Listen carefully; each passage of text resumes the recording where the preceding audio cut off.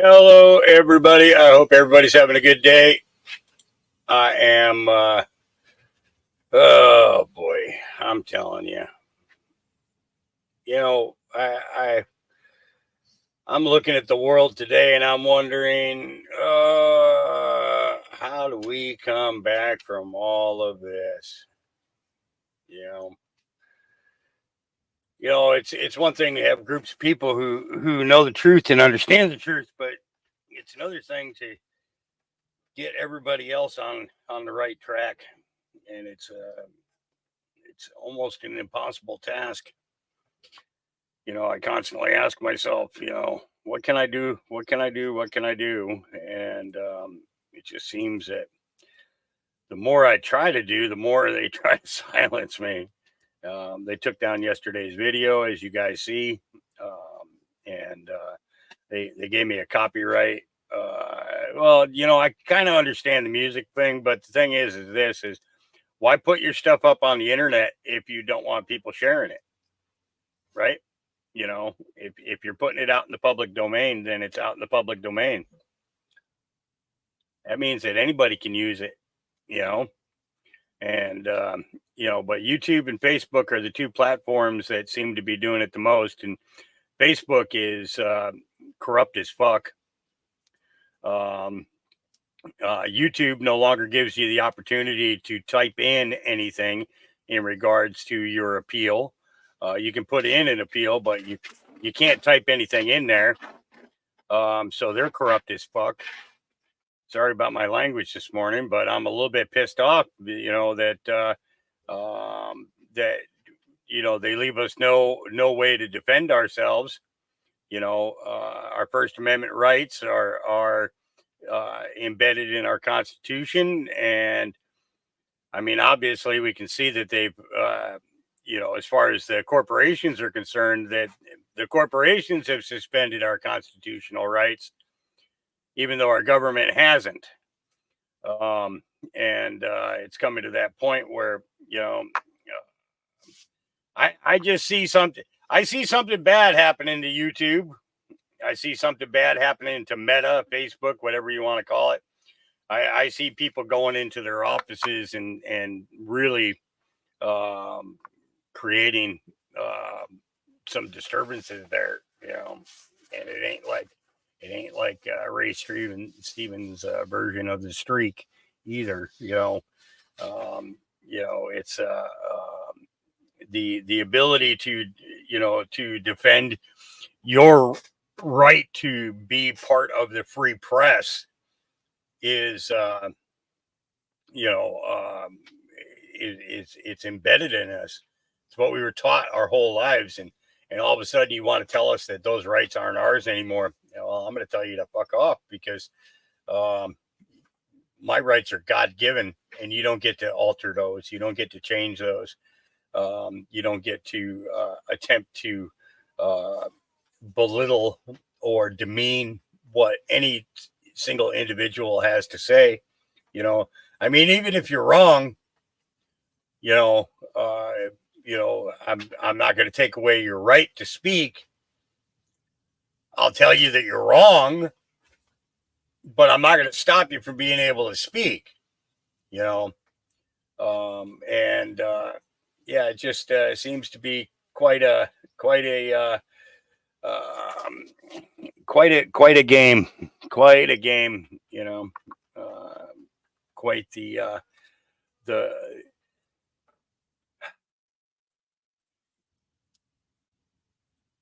fact that there is one certain part of our country that is beyond fascist, beyond communist, and even beyond stupid is amazing.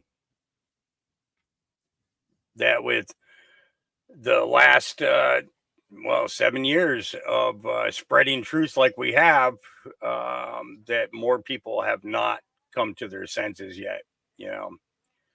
I agree with you there, Chase.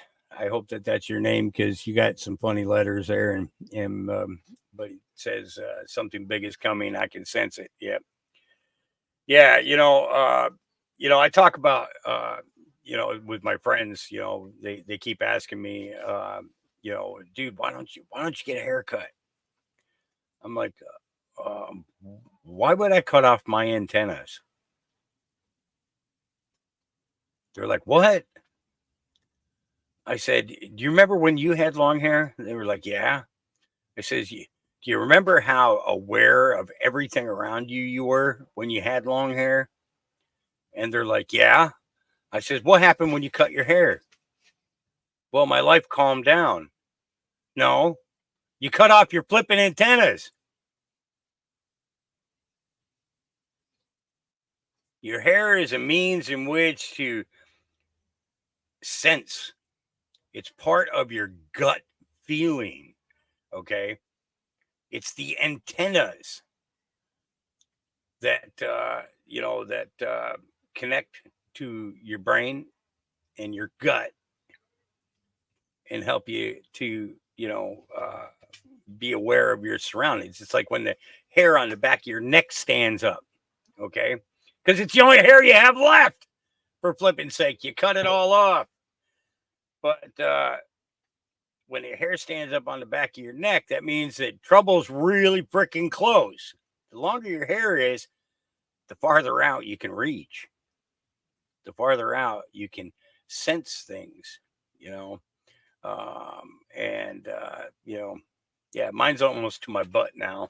Again, last time I had it cut off, I had 18 inches of it cut off, and it was sent to a couple of people who make wigs for kids with cancer and don't charge them. You know, it's it's funny how when they do that, they go and they get people to donate their hair, and it's no different than Goodwill.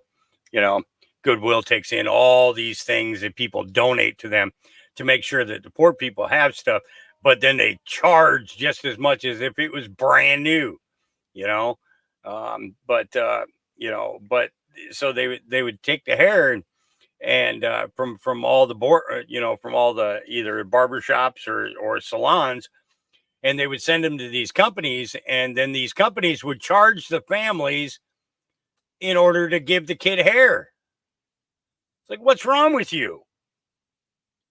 What is wrong with you?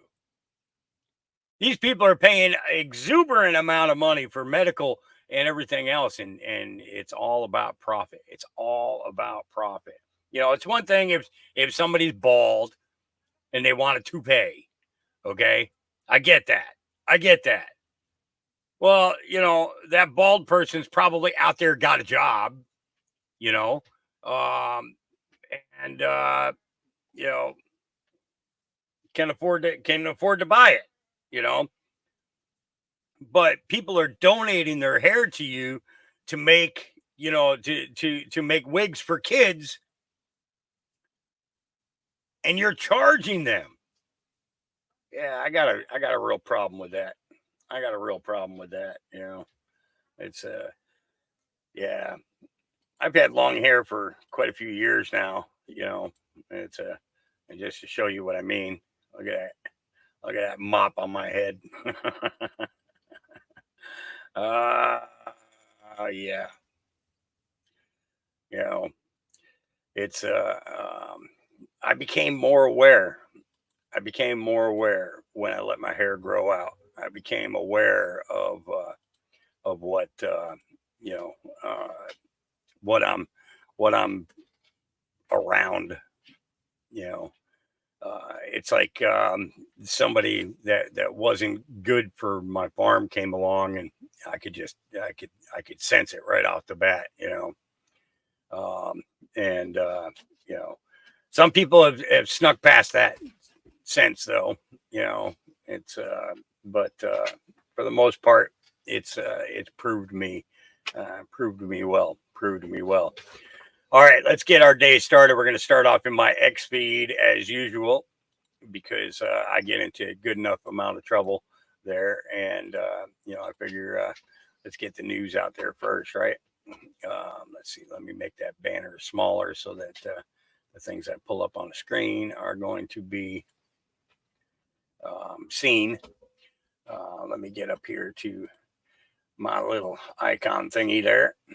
All right, we'll start going through these things. Actually, I want to scroll down to the bottom and of it and work my way up is what I want to do. Let's see here. Come on. I had a bunch of them today, as you can see. Let's see.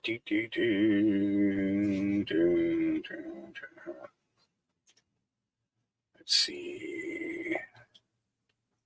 I think that was the first one. Okay. All right. I responded to Joe M. His question was, let's speak about alternatives to chemo so people don't feel they have to accept it. Studies including by the NIH show IVR, HCQ, and fenbendazole kill cancer cells. Well, I had to put in there, as someone who defeated stage 4 prostate cancer, I turned to God's medicine. No pharmakia at all. I trust no doctors, period. I trust no drug manufacturer. And I dropped him the link for what? Run from the cure. That's what I dropped them the link for. Wow, YouTube takes forever to load, doesn't it? I told you, this is what I have to deal with. If I have to do something in chat while we're live. Yeah, I put I put the link for Run from the Cure in there because I believe that is something that people need to need to see and understand that there is so much more to what's going on in the world than what they think. All right. As you guys know, people have been talking a lot about the eclipses coming up. Let's get into a couple of viewpoints that maybe you didn't think of.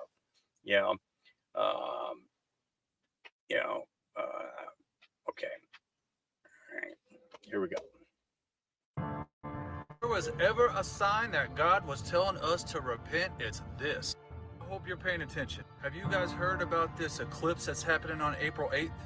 It's a total solar eclipse that's going across the entire United States of America. Just so happens to be passing through 8 cities named Nineveh. Nineveh in the Bible is a city that God told Jonah to go tell to repent. And they did. They listened to the word of God through Jonah. They repented and they were spared.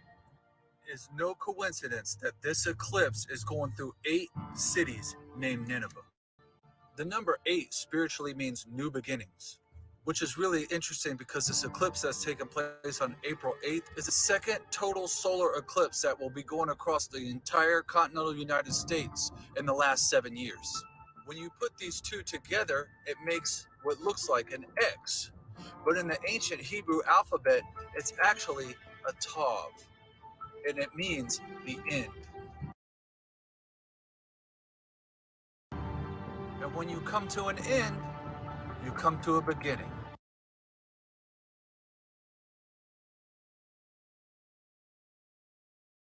To further solidify this sign, this eclipse comes at the very end of the year on God's calendar. And the first day of the first month of the new year will happen on April 10th.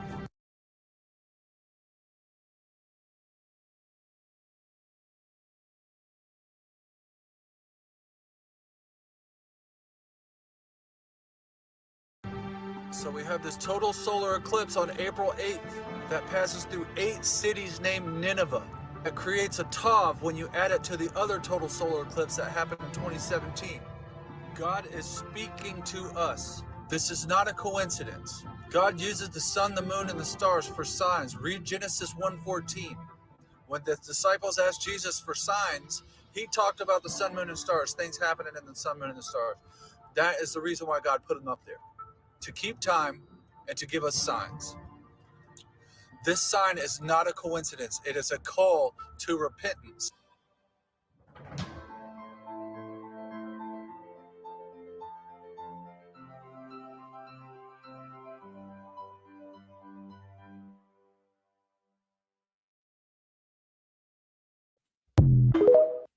I think he's right. It's over 11 cities named Nineveh. Over 11 cities named Nineveh here in the United States. You ever wonder why it's the exact same names in each state? You know, every state's got a Hartford, you know, there are so many of them. There's almost every state's got a Portland, you know, just certain things just are starting to add up for me that, yeah, Nineveh. It's correct, Mikey. That's how you spell it, Nineveh. Yeah. Okay, let's keep going. Here we go. This is okay.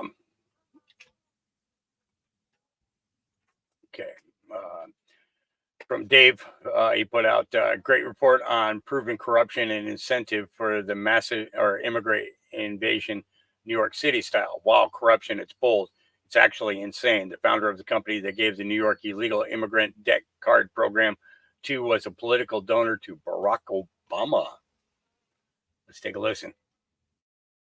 It's starting to come out, obviously, that the company that's administering the debit card programs to the illegals is clearly on the take. There was no bid for it. There was no competitive thing. It was given to an organization that's going to administer it for millions of dollars of fees from the city of New York, from your tax dollars. Oh, and then you think it's going to get kicked back to the politicians? 100%.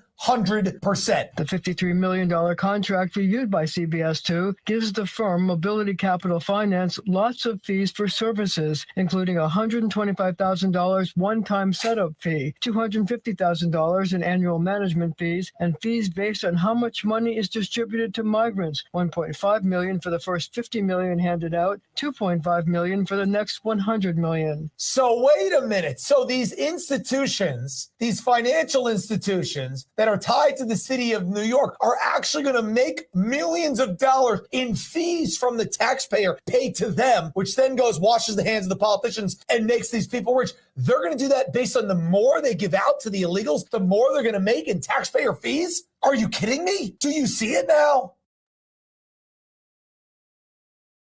Yep. It's all going to get funneled right back to the politicians.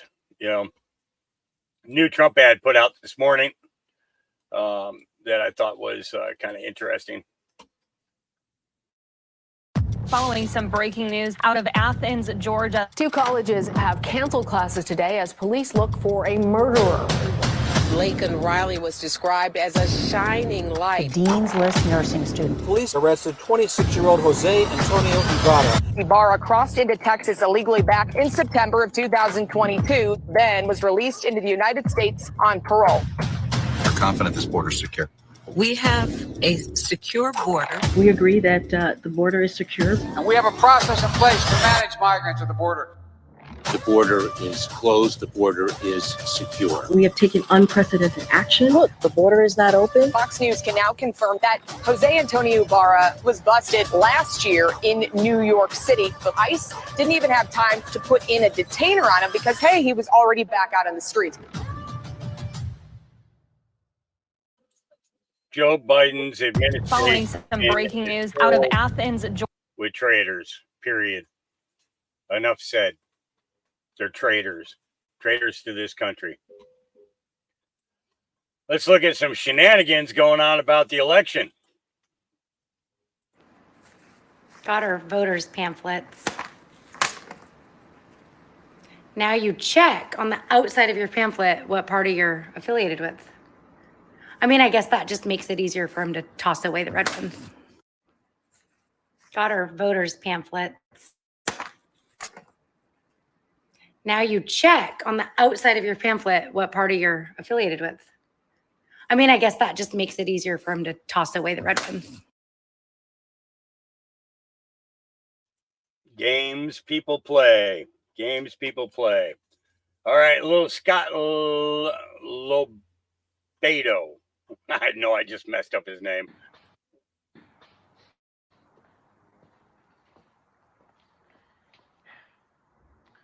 Hey, folks, emergency press briefing today. Got a ton of shit to talk about. A ton of fucking shit. Big shit. Let's get to it, shall we? Forgive me, I'm late. I know I was supposed to be on a little while ago, but the Jenny McJugs showed up at the strip club last night just when I was about to leave. So I didn't get home till a half an hour ago. Mink. See, we got everybody here. It's that guy with the hair lip from CNN. Jagoff, how you doing? Rachel, Mad Cow is here. How you doing, Rachel? Sometimes I ask the questions. Rachel, how the fuck is your neck bigger than your fucking head? It's like a fucking 56 Buick holding up a Q-tip. Woofa. Don Lemon, I thought you got fired from every fucking job under the sun. You got fired from fucking Burger King too? How'd you get in here? Oh, Chris Cuomo. Fredo, how you doing? The Godfather called. They want their line back. I'm smart, not like Pop says. Now the rest of you fucking clowns from MSNBC, mainstream media. You know what? I'm too hungover for this shit.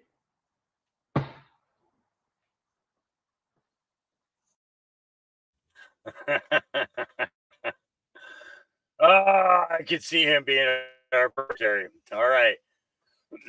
Hey, Ken Paxton, Texas, please look into this. The spineless fucks at the city of Uvalde, Texas. Police are locking up parents of dead children for speaking out. We already saw that. We got a phone call that there were 89 students still alive in that classroom, and you walked the fuck away. All right, if you don't speak, watch your language. Language. My child is fucking dead. Dead! And you have the ball and the gall to stand up here in front of everybody. No. I'm under arrest.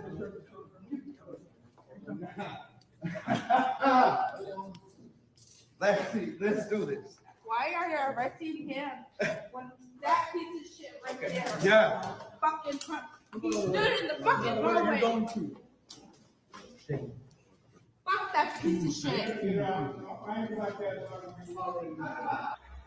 Look, all of this for me. Tell me, Brett, what was it that you said? I said fuck and got arrested for saying fuck. And who are you speaking to when you said that? Mariano Vargas. And I'll say it again. Fuck him.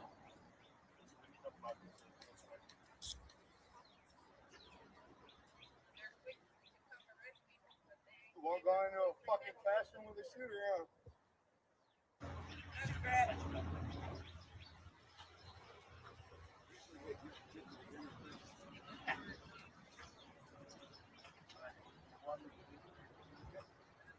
Now, if only they actually went after the shooter as fast as they went after a father who stood up to speak about it.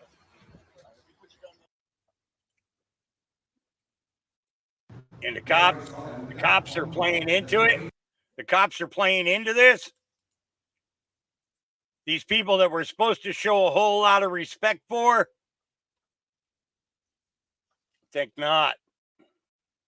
I think not. Mickey Larson Olson says, let me give everyone a little common sense test.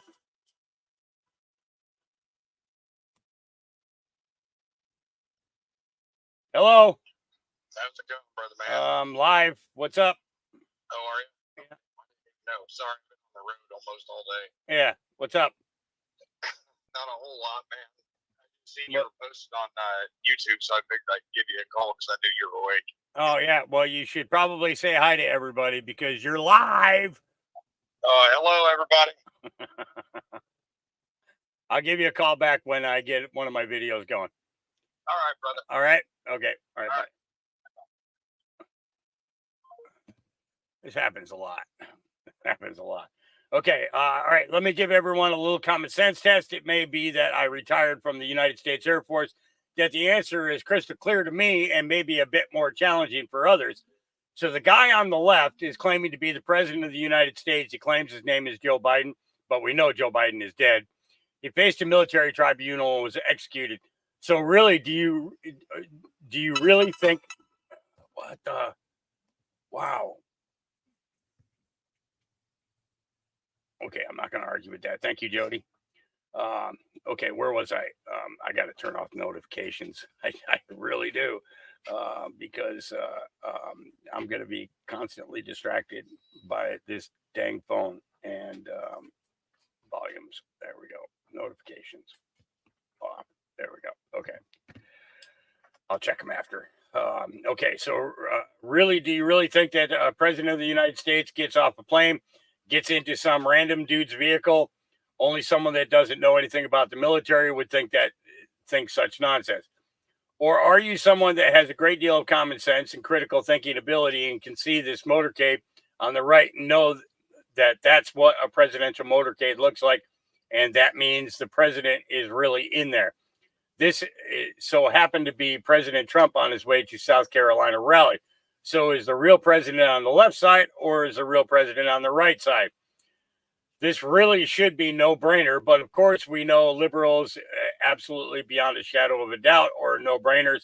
They have no brains. They have no common sense. There are cognitive dissonance is all messed up, and they have no critical thinking capabilities. By the way, even former presidents don't have motorcades that look like that for anybody thinking that the excuse for it. So-called president gets in an Uber carrying his own luggage, and people can't wake the hell up. Let's make it bigger. And he's right. He's carrying his own luggage, putting his own luggage in a red car.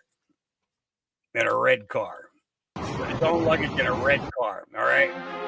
This is what a presidential motorcade looks like. I'm going to turn off that music so we don't get hit for it. Okay. This is what a presidential motorcade looks like right here. Okay.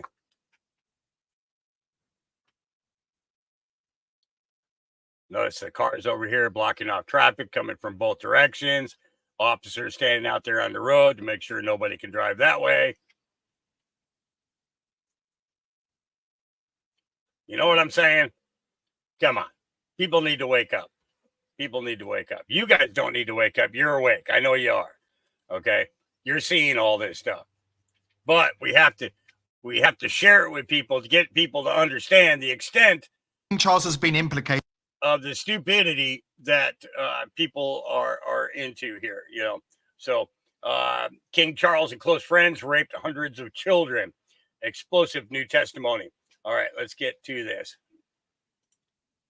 King Charles has been implicated in a massive decades-old paedophile ring at an elite British boarding school, according to revelations by a former student and whistleblower who's blown the lid off the horrific scale of the elite's chosen vice. According to an award-winning journalist who attended the school as a boy, children at the elite school are routinely beaten, harassed, raped, and driven to suicide. Inevitably with paedophilia, all roads lead to Rome.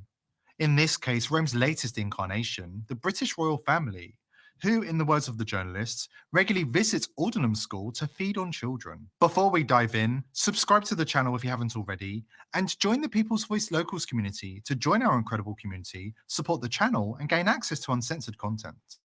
Chris Stevens is an award-winning journalist who has also excelled in the fields of architecture and design. The man has had a successful life and career, and now he is risking it all to blow the whistle on the corrupt and depraved British royal family. Aldenham School is run by the self-declared worshipful company of Brewers, an ancient and shady group who take young children to initiation ceremonies at Brewers Hall, where, according to Stevens, they are abused and tortured. Brewers Hall in Hertfordshire just so happens to be a stomping ground for King Charles, with reports detailing visits by Charles and his friends Jimmy Savile and Lord Mountbatten. But more on those two later. Charles has been photographed at Brewers Hall in recent times in connection with the boarding school. According to Stevens, who now goes by the name of Phoenix Caspian, the British royal family led by Charles are unable to resist raping anything that smells like a child. Already, one Aldenham teacher has been jailed for his rape of a student, and two others have incriminated themselves by openly gloating about abusing hundreds of children in a career retrospective written in Aldenham School's official magazine. What is going on here, and why has this been allowed to continue for centuries? As Stevens explains, the school is part of the elite's grand traumatic repetition structure, and unfortunately there are similar schools and institutions all over the world. Children are tortured by the school and are then provoked by systematic corruption to reenact that torture on younger students. As Stevens says, it's a vivid example of blind traumatic repetition, but it gets even worse. After this quick break, we'll explain why paedophilia is the elite's chosen vice, and what we must do to protect our children from this 9,000-year-old paedophile cult. But first, an important word from our sponsor. Are you interested in reaching a large and growing audience? The People's Voice offers a unique opportunity to promote your brand to an audience of millions of engaged viewers. If you would like to sponsor or advertise on our show, please email sponsor@thepeoplesvoice.tv. As the people of the world rise up against the evils of the global elite, they are becoming increasingly desperate to ensure they stay in control and achieve their goals. According to Charles, we need a vast military-style campaign to usher in the agenda of the WEF. Here we need a vast military-style campaign to marshal the strength of the global private sector. With trillions at its disposal, far beyond global GDP, and with the greatest respect, beyond even the governments of the world's leaders. This should not come as a surprise because Charles has been working to usher in the agenda of the globalists his entire life. He is descended from a long line of European tyrants after all. According to NPR, Prince Charles said during a 2011 interview, "Transylvania is in my blood. The genealogy shows that I'm descended from Vlad the Impaler." In case you need a quick history refresh, during the 1400s, Vlad III, commonly known as Vlad the Impaler or Vlad Dracula, was the Prince of Wallachia, modern-day Romania. According to NBC, his father adopted the last name of Dracul, meaning dragon, which meant Vlad's last name became Dracula, son of the dragon. By all accounts, he was an extremely violent ruler. The genealogy shows that I'm descended from Vlad the Impaler, you see. So I do have a bit of a stake in the country. Britain and the Commonwealth now have a sovereign who's descended from the tyrant who dipped his bread in the blood of his impaled victims. So perhaps it's not surprising that Charles is close friends with the depraved Klaus Schwab, who is cut from the same degenerate cloth as the French Charles is used to keeping. Prince Charles was best friends with Britain's most notorious paedophile, Jimmy Savile, regularly hosting him at royal estates and using him as a sounding board for advice.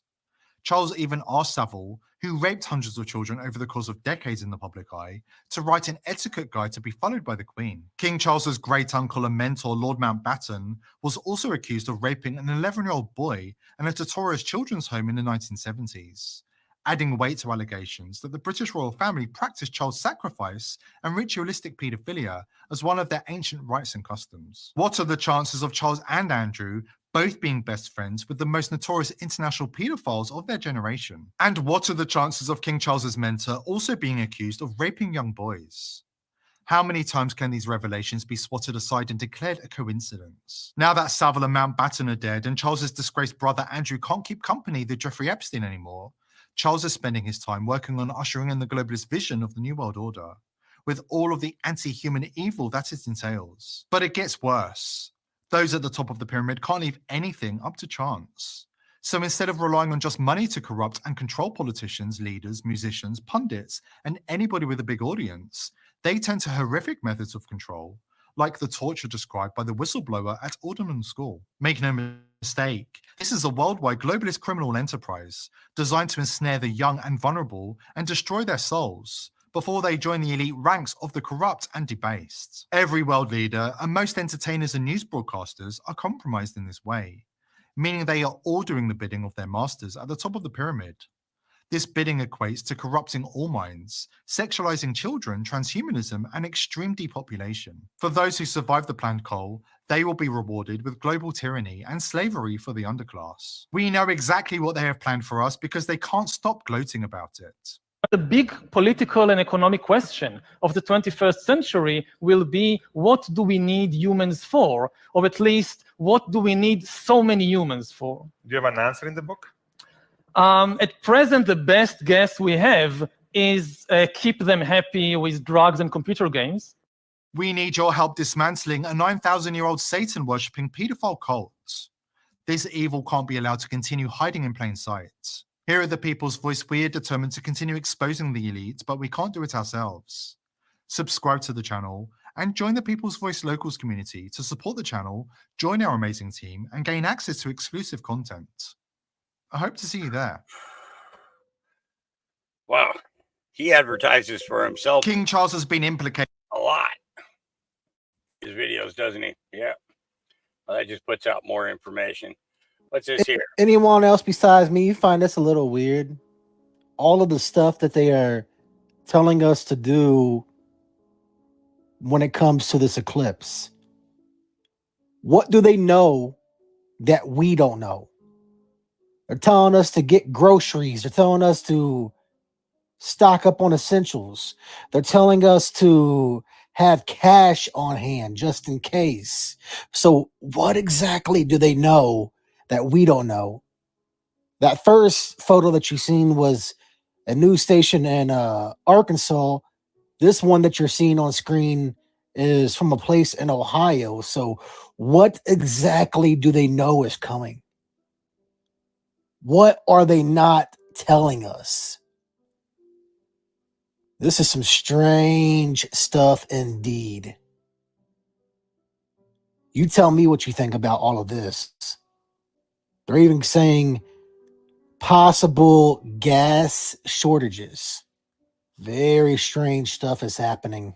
Some strange things are definitely ahead. Be ready and be prepared because you never know what's coming next. Yeah. Strange stuff indeed. So Santa Surfing put out, oh my gosh, President Trump citing the Constitution, Article 1, Section 10, about not using any letters of credit, not coin money, and using gold and silver coin, a tender of payment. And references a bill of attainder is legislation that imposes punishment without a judicial trial. This has Nasara all over it. Wow. Let's freaking go. Constitution of Congress. No state shall enter into any treaty, alliance, or confederation, grant letters of marquee or reprisal, coin money, emit bills of credit, make anything but gold and silver coin a tender in payment of debts, pass any bill of attainder, ex post facto law or law impairing the obligation of contracts, or grant any title of nobility. A bill of attainder is legislation that imposes punishment on a specific person or a group of people without a judicial trial. The Constitution includes two separate clauses, respectively, banning enactment of bills of attainder by the federal government and the states. The Supreme Court has interpreted the federal and state bill of attainder prohibitions as having the same scope. So that's going to be an interesting. It's going to be interesting to see what happens here with our monetary system. Yeah, Space Shot says interesting. Rothschild died on the anniversary of when they signed. Oh, actually, let me go to the when they signed the National Banking Act. As I posted last night, they loaned money to the Holy See, which is the Pope. But HT, to one of my Hold the Line co-host, Lisa B for badass, follow her Telegram link below her post. February 26, 1863, National Banking Act signed into law. February 25th, 1862, Legal Tender Act passed, authorizing use of paper notes to pay government bills. 1832, Rothschild loan to the Holy See, Vatican. GP 1021 extract, Clown Connection. 1832, Rothschild loan to the Holy See. The National Banking Act of 1863 and 64 marked an important moment in developing U.S. banking system, printing money. Abraham Lincoln signed National Banking Act into law, creating U.S. banking charter system. Act created Office of the Comptroller of Currency, OCC, within the Treasury Department of Law, intended to raise money for the Civil War, pressing banks to buy federal as opposed to state bonds. 1832, Rothschild's provision of 400,000 lire, I believe that is, equivalent to 4 billion in 21, loan to the Holy See and came to be. February 25th, 1862, Legal Tender Act passed to finance Civil War. National Banking Act law signed February 26, 1863. National Banking Acts 1863, 1864. Rothschild loan to the Holy See 1832.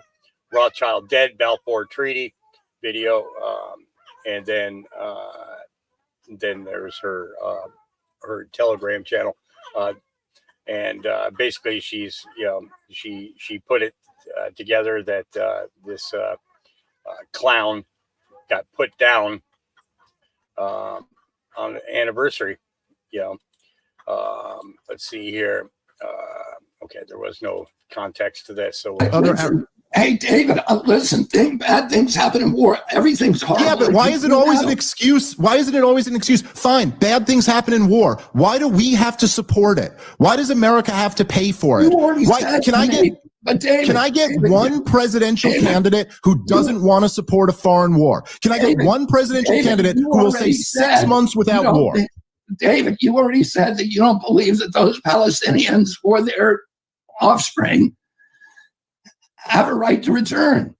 You just said that to me. So I didn't say that. I think it would be nice if some of them were allowed to, but I don't think that's really what the battle's over. I think what the battle is over is the occupation since 1967, the blockade of Gaza since 2006, and I think what the battle is really over right now is what Israel is doing to Gaza, absolutely leveling the place, and all the while bragging about how they want to okay, I don't know.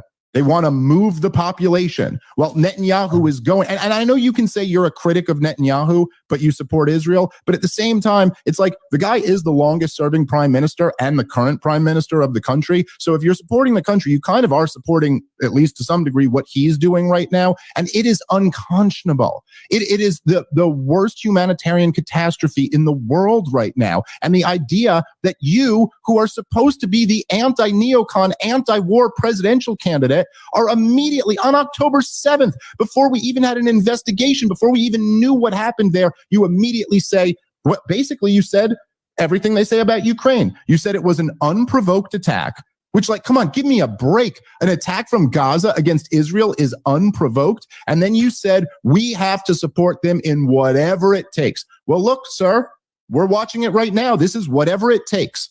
Just women and children dying under rubble. Every day you can't go on social media without seeing another video of some baby dying. This is what we're supposed, after the last 20 years of disastrous wars, we got to support the next one.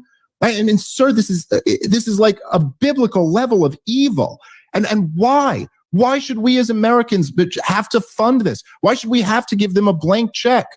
I'm sorry, it's been long enough. A lot of different issues, and can I now respond? Sure, yeah. In the whole interview, he really didn't answer the question. Top Freemason Albert Pike made some chilling predictions before he died in 1891. There will be 3 world wars. Just a refresher, that's what this is. He predicted 3 world wars. The First World War, he said, must be brought about, and I'm quoting from Albert Pike. The First World War must be brought about in order to permit the Illuminati to overthrow the power of the czars in Russia and of making that country a fortress of atheistic communism. The divergences caused by the agents of the Illuminati between the British and German empires will be used to foment this war. He says, quote, the Second World War must be fomented by taking advantage of the differences between the fascists and the political Zionists. This war must be brought about so that Nazism is destroyed and that the political Zionism will be strong enough to institute a sovereign state of Israel in Palestine.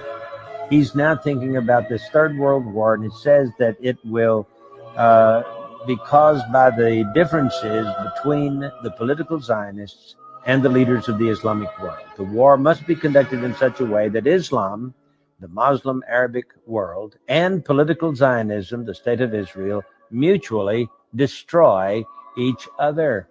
That's what it says.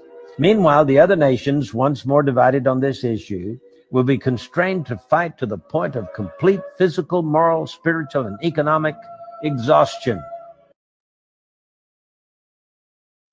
Yeah, they've had their thing planned out for a long time, and I think that we're going to. Oh, dang nabbit! I did it again, didn't I? Did it again. I clicked the wrong dang thing. Okay. Let's get back to where I was.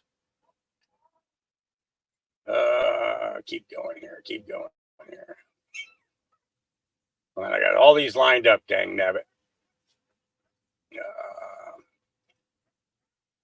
Okay. All right. So that's where we left off. Okay. So, and here it is. The Arizona state audit confirms Katie Hobbs belongs in prison. USPS national change of address confirms 23,344 moved, yet votes were cast in 2020. Let's see what she's got to say here. Ben, I remember somebody who was in politics telling me when I first started, do not talk about the forensic audit. Don't talk about the 2020 election. Distance yourself from President Trump, and whatever you do, don't bring up COVID or question the vaccines or the mandates. And I looked at this guy and I basically kicked him out. And I took all of his suggestions and advice and I threw it in the trash can. And I immediately went down and I toured the forensic audit site and I started talking about our corrupt elections. And, you know, people have finally caught up. We're seeing some more evidence every single day come out. Ben, I remember somebody who was in politics. From 1 to 10 about your report you returned over. Do you believe 10 meaning we showed that and it was monumental? 1 meaning, well, we didn't really find anything. What do you think the report was? I think the final report that was released in public still shows that. I mean, we have 23,344 mail-in ballots that were mailed to an address that someone no longer lived in, and yet votes were cast on them.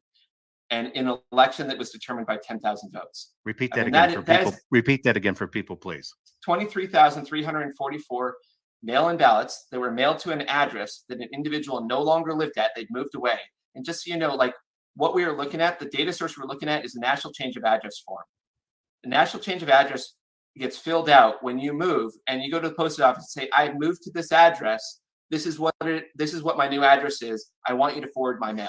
So we didn't go off of the neighbor said he moved and he might or might not have moved. We went off for national change of address. 23,344 national change of address forms said they moved to another location, yet those votes were cast. Like, I can't think of any explanation as to makes any logical sense of that. Now, I've been working with this stuff long enough that there's been many times where I've been like, hey, there's no possible explanation of this. Oh, shoot, now I learned a possible explanation. Maybe there is. So I'm willing to give some air and some space there for maybe there's some explanation to it. But it doesn't make any logical sense to me. And the Attorney General needs to answer that. So election was determined by 10,000 votes, and we're talking about 23,344. And that's just one thing, folks. That's just one thing. Just one thing. Example, we have 74,243 mail-in ballots where there is no clear record of them being sent. And just there, here in the state of Arizona, there's EV32s and EV33s. EV32s is supposed to give a record of when a mail-in ballot is sent, and an EV33 is supposed to give a record of when the mail-in ballot is received. And so there should be an equal, there should be more EV32s, more sent out than there are that are received. Specifically with these, we can tie them to a specific individual that was mailed to. And so we have 74,000 where we have them came back from individuals where we don't have a clear indication that they were ever sent out to them. For example, Yep, just showing the corruption and hoping that these people would wake up and see the entire picture. But it doesn't always happen that way. It does not always happen that way at all.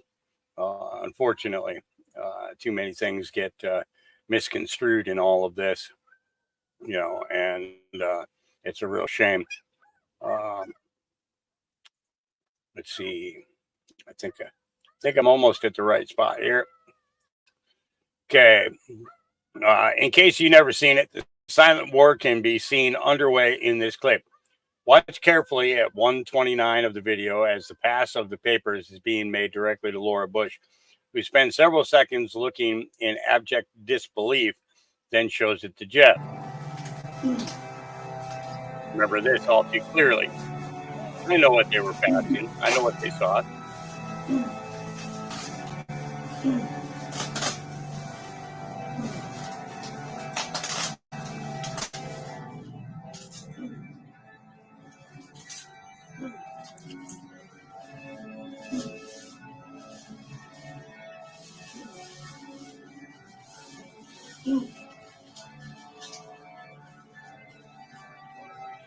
Watch closely now.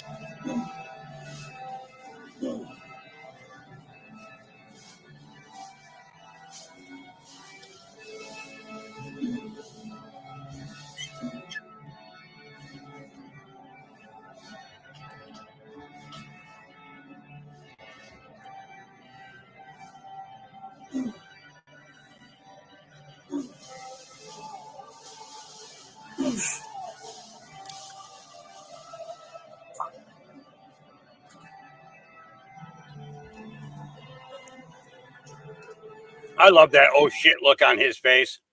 I think that's just priceless. Priceless. Busted. All right, Laura Logan. You said you speaking yesterday in, I believe it was in front of the Senate. Here we go. You've been targeted over the last 10 years. Can you describe what precipitated your targeting? Yes, I'm reporting the truth about Benghazi. I was attacked by one of those NGOs that masquerades as a nonpartisan watchdog. In violation of its 501(c) status, it occupies a highly partisan position. I'm talking about Media Matters for America. I'm sure there's many doctors in this room, scientists who've been attacked by the same people. The same people that run that, David Brock, for example, another political assassin, now runs an organization called Facts First USA, which is designed to make sure that your research, Dr. Hazan, never reaches the people or the public. There are other organizations like Defeat Disinfo, which claims to be a PAC that goes after disinformation, particularly set up to target COVID and throughout COVID with General Stanley McChrystal and the other people that advise that organization.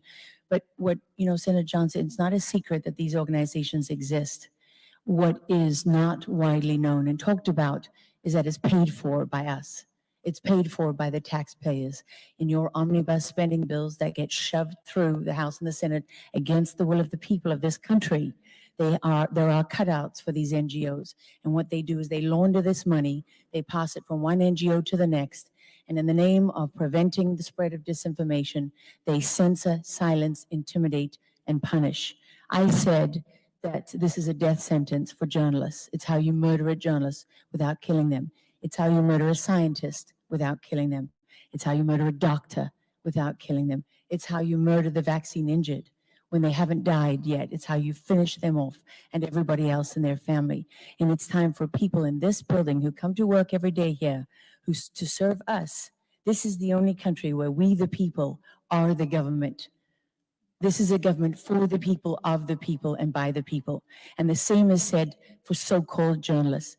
Del Bigtree, this man has been targeted for simply going to the FDA hearings and filming them when they approve vaccines. Just filming them, not doing a thing, and putting that out and showing people there is no real approval process. They didn't actually do their jobs. And for that, he's been targeted for years, long before COVID ever hit. So it's time now for us to stop taking taxpayer funds to slit our own throats. Thank you. One of the many reasons I generally vote no on those. But thank you, Ms. Logan. Yep, and that's what we need. We need more people coming forward like that and speaking out. This is a good one. Rothschilds come from the Orsini family. Roth means red in German, and the Orsini means red bear, little red bears. That's what Orsini means. The Grey Pope is Pepe Orsini. He trumps the black, he trumps the white Pope. The Grey Pope is Grey even Pope. higher than the Black and the White Pope. The Orsini is the Maxima family. They are the maximum family. They are on top. And somehow they've trumped the Colonna and the Farnese, which I know without any doubt through all my studies that they are the three most powerful Illuminati. What about Rothschild and Rockefeller? Well, they are Orsini. They just changed their name. Rockefeller were Rothschilds. Rothschilds were Orsini. Orsini were a family which have their lines in Babylon and Egypt. They tell you that. You read their biographies. They'll tell you that. We go back to Nimrod. They tell you that. The Rothschilds say that. We go back to Nimrod. How? Through the Orsini. So Rockefeller, Rothschild, Orsini, and then you go back to the Persian and Egyptian dynasties. Truth. Oh, Rothschilds come you just from gotta the love it when they lay it all out, right? Yep. No, that's us. All right. So this is an interesting one. Whether it's true or not, don't know. But it's a nice speculation. That's what I say.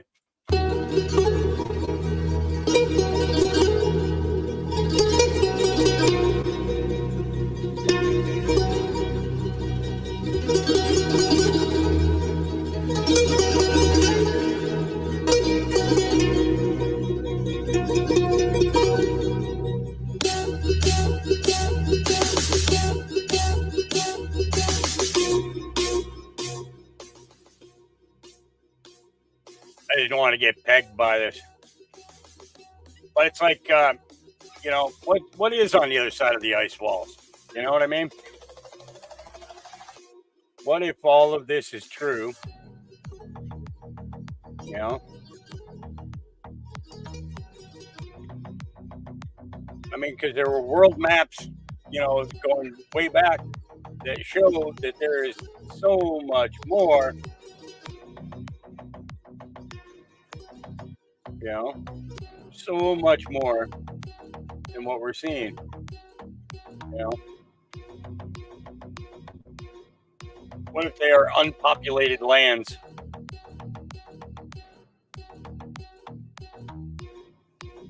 You know? What if? What if?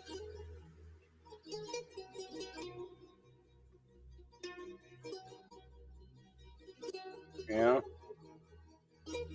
Just a curiosity. And he just goes through here and shows more and more lands named after certain things that and certain entities that we have heard talked about in our lifetime. You know, you saw there's Oracula, Dracula, you know, the Sky Caverns, Asgard. You know, you think about all these names, and how do we know that they're not just other countries that have been hidden from us throughout all this time? How does that ice wall stay there? You know, lots of questions. You know, how big our world really is. We won't know because these guys can't get out. When we start talking about the New World Order, can't get outside the firmament. You know, this is Jack Otto. I like his breakdown on this, and we've done a lot of coverage in regards to the Khazarians. I just thought that this would be a good way to put you know, things off. The Grey Pope, yeah, Grey Pope is you know, so there's always three popes. There's a black, white, and a gray. And the gray is the guy who's in charge, because why? Can anybody tell me why the Grey Pope is in charge? Anybody? Can anybody tell me why the Grey Pope is always in charge? Why the white and the black popes bow down to him? Well, I'll tell you, it's no different than why the queen or the king have to go and stand before the bankers and bow, prostrate themselves on the ground, because they're the money people. Their countries wouldn't survive without the money people. Their games,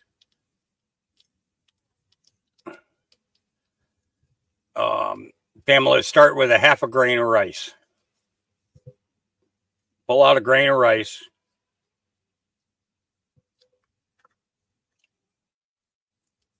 There's no reason to be afraid of it. Cannabis never killed anybody. Well, that's not true. That 1,500-pound bale that got dropped out of a plane in New Mexico that crushed that dude's head, he's the only person who ever died from cannabis. So, if it's a tincture, then just do an eyedropper underneath your tongue. That's all. Just do an eyedropper. Yep. Plan on sleeping really, really good. Yep. Just an eyedropper underneath the tongue. Okay. All right. Let's get into this. And when we start talking about the New World Order, we are not talking about these people at all. We're talking about these Khazar warriors that only pretended to embrace Judaism. And so today we find that about 92% of the people who claim to be Jews really aren't. They don't have a drop of Semitic blood in their veins. They are Khazar warriors with a new bent on life and a goal to conquer, to rape, and to pillage. And that philosophy has come down over time, and we see how effectively they have implemented it throughout history. Now, when they pretended to embrace Judaism, they drew upon the real Jews for some education, and they used the Hebrew alphabet as phonics to codify their Khazar language. And so now we look at that language called Yiddish or Jiddish and find that it is not Hebrew. It only appears to be. Now these people have run into some trouble over time. In 965 AD, they were overrun by the Varganians, which was Swedish-ruled Slavic people. Varganian is the Russian word for Vikings. And they were militarily defeated, which curbed their expansionist philosophy for some time. And then in 1140, they were literally overrun by the Mongols for Kublai Khan and Genghis Khan. And they were driven down into Eastern Europe. Their monarch, the king, or Chagan as he was called, fled to Spain and Portugal.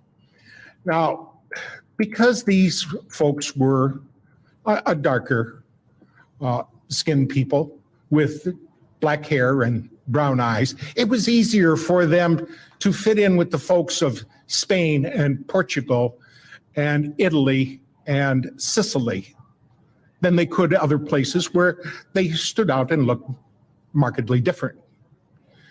And they took a great deal of control especially in Spain and Portugal, so much so that they were discovered in conspiracy because they worked together to get themselves, one of them, into a position of authority where that person can work in tandem with others to get more of their people in authority and positions of power, and working it up to where they're running the show and milking everybody else. After they fled down into Europe, there was one of them, a guy by the name of Meyer Amschel Bauerberg, who decided to enter into clandestine world government. Meyer Amschel Bauerberg used the symbol outside of his father's silversmith shop, a large red shield, as inspiration for an alias. And he went by the name of Rothschild. That's German language for red shield. Now, Rothschild was born in 1743, and when he was in his late 20s, he formulated a financial enterprise with 12 other entrepreneurs with the dedication, with the interest and the intent of conquering everybody and everything. They were going to do it with fractional reserve banking, and that turned out to be a very successful tool. We found out about fractional reserve banking at the Bank of Amsterdam in 1610 when, like all fiat money inflations, it came to a roaring bust. And they learned from that and wanted to implement it wherever they could so that they could be the ones that benefited from that enterprise. Now, Meyer Amschel Bauerberg had 5 sons, and he took these 5 sons, and as they became of age, he sent them to foreign countries to operate not an independent banking system, but one in conjunction with the rest of their people. A system whereby Nathan, who went to London and soon proved himself to be shrewd. There was one named Kalman who passed himself off as Carl, and I think he went to Amsterdam. Jacob called himself James in Paris. And we find that throughout the world, in 5 big locations, they had banking institutions that had a very clever idea. And if these people weren't so evil, it would have been easier to admire what they did. But Yep.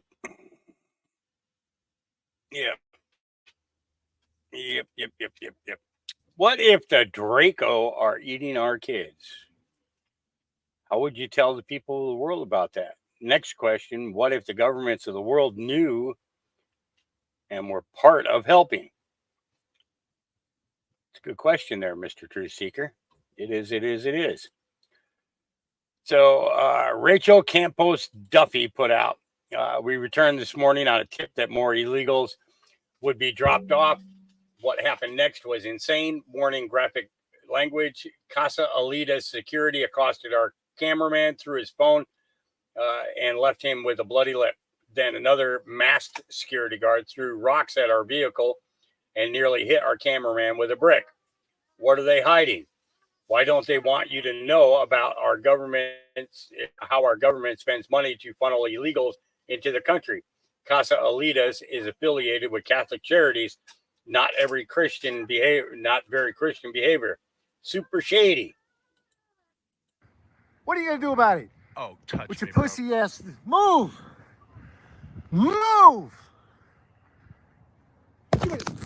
Dang.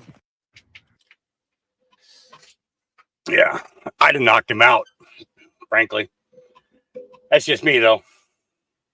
I'd have knocked him out. As soon as he said that word, I'd have just knocked him out. That'd have been the end of it. Yep. Julian's rum.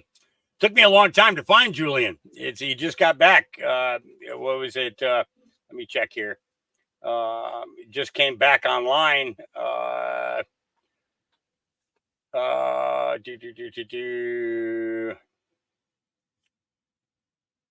What was it? Yeah, like less than a week ago. He's back though. Yeah. I've always liked his take on things. It's like these CIA bases are connected to the biolabs. Robert F. Kennedy Jr. put out the CIA was building spy bases in Ukraine along the Russian border starting in 2014. I wonder how we would respond if Russia or China built spy bases on the U.S.-Mexico border. With all their information gathering and newly trained operatives, they couldn't wind down conflict between Ukraine and Russia. In fact, it seems the CIA only made matters worse, which is true. You know, the stupidity of not acceptable cash. Just wait until your credit score stops you from buying groceries for your family. This stupidity ends when we all say no. So you don't accept cash. And you made my sandwich and you're just gonna throw it away. I didn't know you were gonna pay cash. Can I just have my sandwich now? No, I'm not gonna risk my job for you. You're not gonna what? I'm not gonna risk my job for you. Because you don't accept money? No, because you can't pay. I have cash. Yeah, you can't accept it today, as I told you. Oh, this is gonna be funny for your manager. Yeah, they're not gonna do anything for you. You what? They're not gonna do anything for you. I can't accept cash today. I'm not gonna give you a free sandwich and risk my job for you. So you can go ahead and leave. Talk to my manager if you want. They're not gonna do a damn thing for you. You can talk to them all you want. Oh yeah, because you don't accept cash. Just today, yes, I said circumstances. You can't give up change today, so I'm not allowed to accept cash today. Hey, you. You ever heard of anything like this? I mean, yeah, I know. When it's the system's down and everything, it's like, yeah, it's just policy. If you can just favor, quit wasting our time, just go. There's nothing we can do. Quit listening. You're gonna kick me out because I have money. No, as I said, we can't accept it today.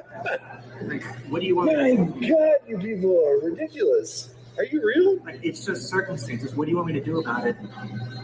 Okay, so you're gonna throw food in the garbage because somebody walks in with money to buy the food they ordered, and you. Oh my God. Like, I'm sorry, I can't give you a free sandwich, all right? Look, I can't accept your cash.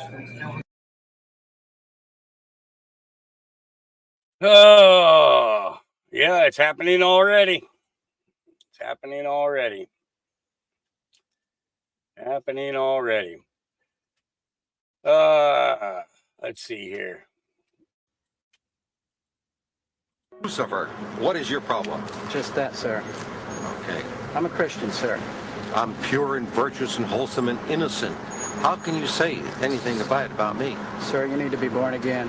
I am born again. Now, did you just say that you were Lucifer? I am Lucifer. Okay, define Lucifer for me.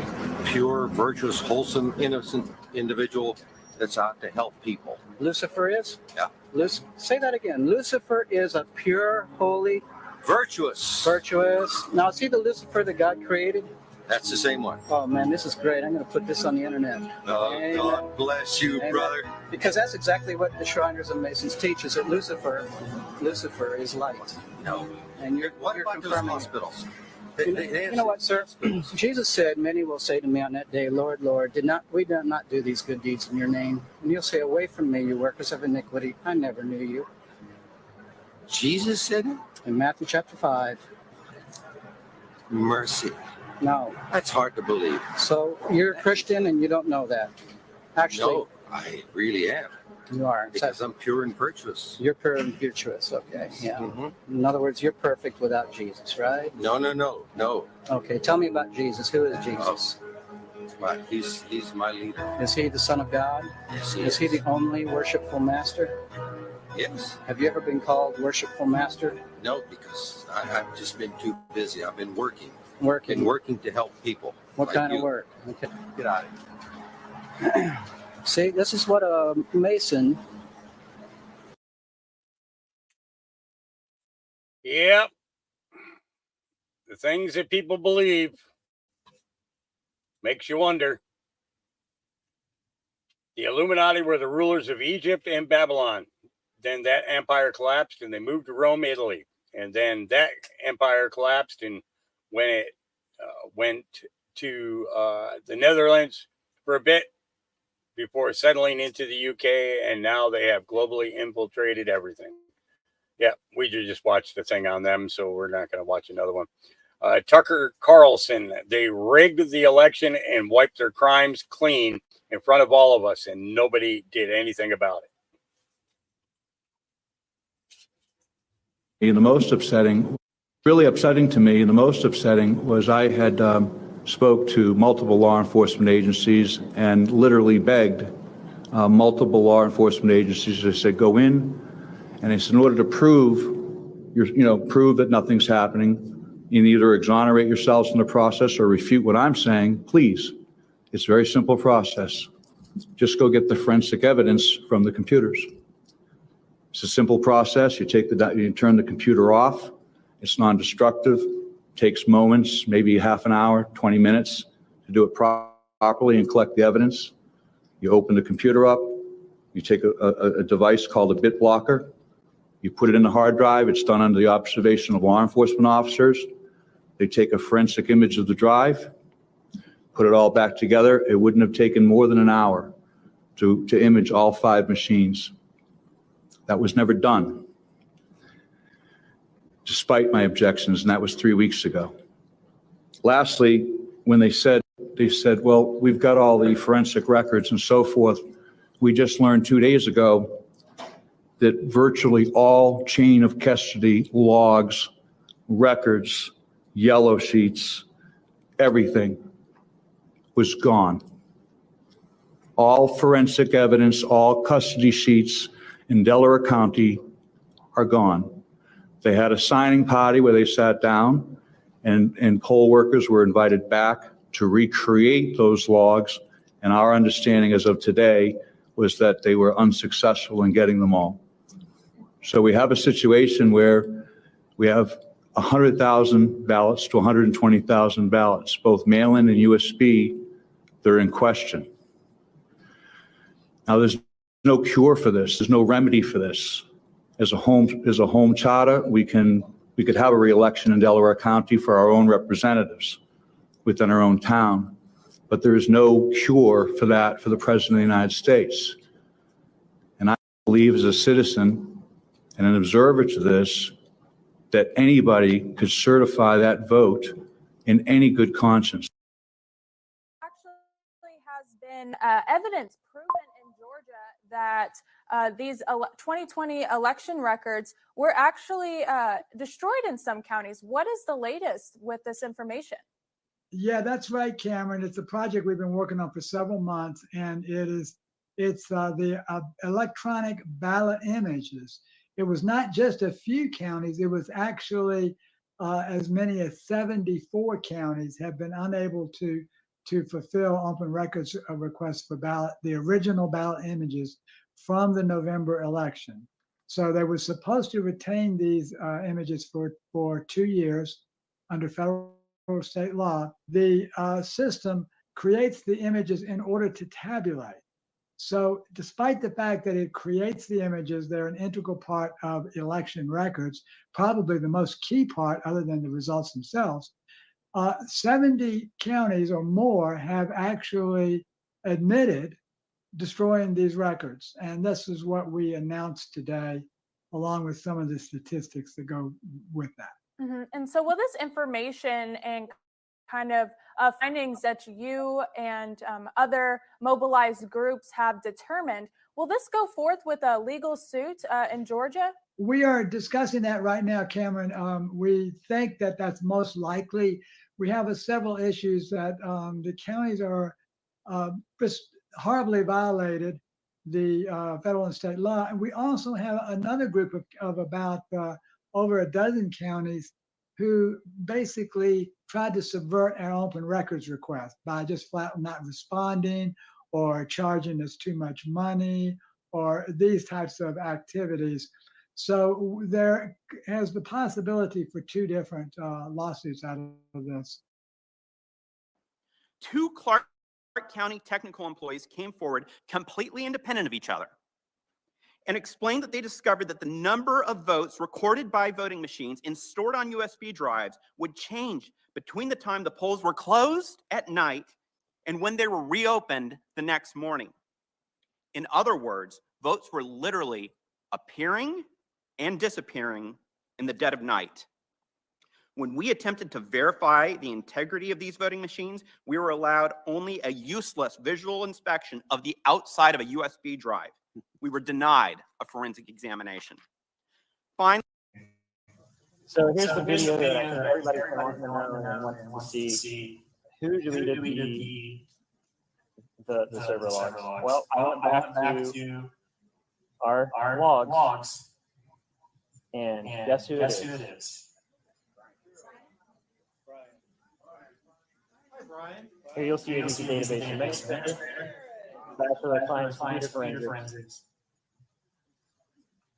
What a great person to have on your team to take care of things when you get rid of something. Christy Passerai let him into the server room. Here's the access basically showing her letting him in. And then here's the deleting of the logs. And this is when the logs are No, that's not my microphone that's creating that echo. That's the way the court was set up, because it was going up on speakers for all the people who were sitting there. So you just got to kind of pay attention to what's being. Here she is letting Brian into the server room about that time. And here he is getting on the console. And you guys know the rest of the history for that. The county policy is people to be in there. And again, this is another law because probably altering data in there by himself. They cheated. We knew it. We know it. You know, what can we say? Kerry Lake says, the man who tried to bribe me out of politics said he was representing very powerful people back east. A year ago, I stood on this very stage and I told you that somebody had come to my house, come to my door and tried to bribe me to stay out of politics. He said he was representing some very powerful people back east. Did you all hear about that? They wanted me out of politics, just like they want President Trump out of politics, by the way. I keep thinking about that line, very powerful people back east, because he mentioned it a lot, that there were some very powerful people back east. Here's the problem. Wall Street has very powerful people back east who are making deals for them.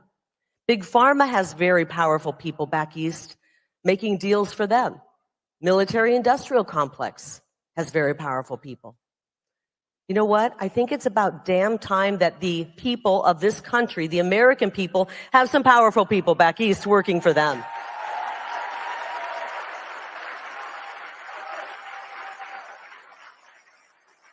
And come January, you and your families will have some powerful people back east fighting for you. Not for endless wars, not for big pharma, not for the big banks. I can name 2 powerful people back east who will work for you, and I know there's an army more. Donald J. Trump and Senator Kerry Lake. Yep. Things are just rolling along. So nothing to see here, just Nathaniel Rothschild, son and heir to Jacob Rothschild, casually hanging out with Ghislaine Maxwell. It's one big club. Yeah. Yep. You know, let's see here. As much as I hate the fact that everyone's saying Trump 2024, fix 2020, I can see the White Hats keeping Creepy Joe around for the brutal beating he will receive this summer leading into the fall. I still believe there won't be an election, but I can see the play here. Drag him out to the lowest point before dropping the bomb on him. I kind of see that too. You know, Dr. Z says, early birthday gift for Phildo. Ego. Yeah. Yeah, what a fucking idiot he is. I'm not going to get into him today. It's just, he's not even worth our time, honestly. The whole third temple with their God emerging has nothing to do with this guy at all. Do the Noahide laws and the 30,000 guillotines make more sense? If it's all about money, it only leads back to the Jews and the eradication of anybody who follows Christ. Pure evil. Yeah. And if you read the Noahide laws, you'll see where it says in there, the believers in Christ will be beheaded. Yeah. Obama ordered 30,000 of them, had them put up all around the country. Choosing to believe only what mainstream media and mainstream doctors tell you could cost you everything. Yep, that's a fact. Texas won. This is how American citizens are treated when they try to cross the American border legally from a hunting trip in Mexico. Meanwhile, illegal aliens are given phones and 5K gift cards. This is what happens when an American citizen tries to come back into the United States of America after being hunting in Mexico legally for geese. This is what happens to an American citizen. Meanwhile, thousands of people are walking across the river in Texas and Arizona. But American citizens sitting in a cage while Customs looks at 2 shotguns and some geese to be taxidermied. So this is what happens when Americans. Yep, it's a real shame. Elon Musk says the ability to discard your identification documents, walk across the southern border, and claim asylum has turned America into a refuge for the world's worst criminals. Venezuela has its lowest homicide rate in 22 years because their gangs are coming here. Read that again. Yep. Venezuela's violent deaths fall to 22-year low on migration. Yep, exactly. Diddy the Diddler. I just read the court documents about the allegations from Lil Rod about Diddy, and it looks like Epstein level exposing of the rap industry right now. It names names. He has photos. He has physical evidence. He has audio recordings. Literally everything from Diddy being involved in murders, Diddy being involved in sexual assault, grooming, drugging people. It even goes so far to name Cuba Gooding Jr. as being involved in all of this. It has some redacted names. They seem to be about Meek Mill and Chris Brown, but again, they're redacted, so you can't be 100% sure, but the things that are said about them seem to indicate that those are the people that they're talking about, and indicating that those people were having sex with underage girls. There is a whole bunch of allegations of how Diddy would use his positions of power to sexually assault males and then blackmail them into not saying anything, because obviously like homophobia inside the rap industry is very prevalent. So the allegations are that he would blackmail people underneath him by saying like, oh, I recorded this and I will show it to everybody. If even 10% of what is alleged inside of this court document is true, they need to put Diddy under the jail. And 50 Cent is going to have the best time talking about this over the next month. Yeah, it's going to be interesting times. Actually, in regards to this comment here, how nice they let you all have your cell phone. Unbelievable BS. Actually, when I went to Mexico and came back, I actually had my cell phone while they were going through the vehicle. I had my cell phone and my tablet as well. Yeah, it's you're just you're in a holding pen while they search your vehicle. That's all. That's it.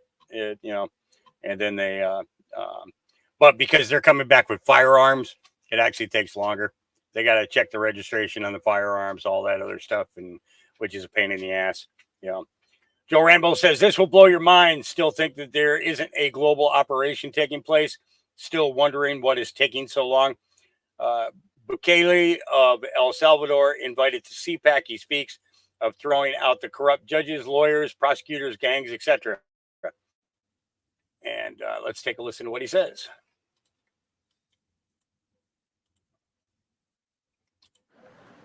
We did the unthinkable to cleanse our society. We arrested the terrorists, but we have to remove corrupt judges and corrupt attorneys and prosecutors.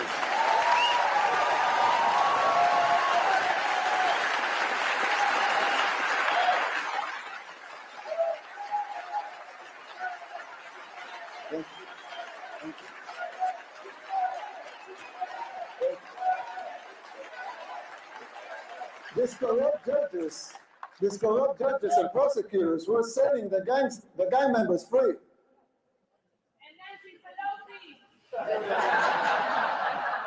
And it wasn't just the gangs.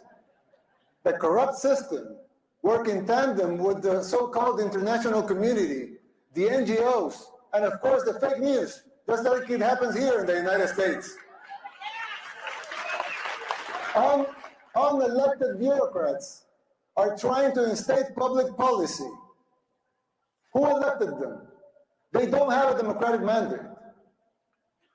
If they want a seat in the table, They should run for office. Let the people vote. It will not be a pretty sight for them if the elections are free and fair. I mean, who elected Soros to dictate public policy and laws?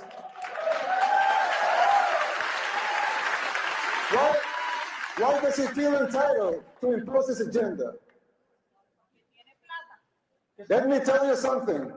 Soros and his cronies hit a brick wall in El Salvador.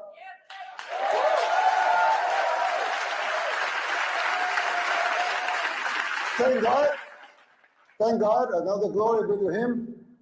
Salvadorans are now immune to his influence.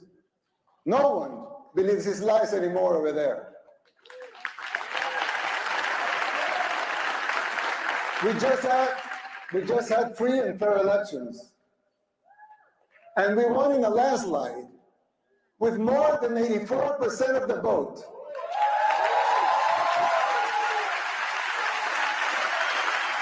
Let that sink in. More than 84% of the people voted to continue our policies. Our victory is unprecedented in the history and modern democracies in the world. They also gave us a supermajority in Congress, more than that, 54 seats out of 60.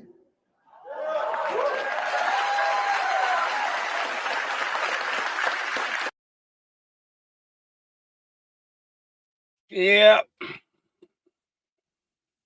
Yeah, just a lot of stuff going on.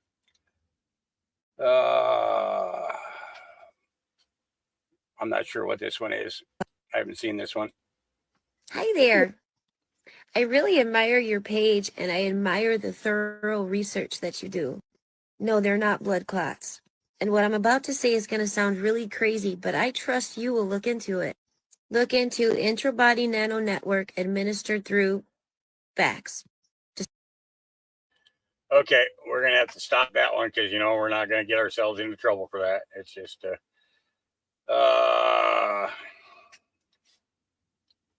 not gonna get into that one. Okay, let's see here.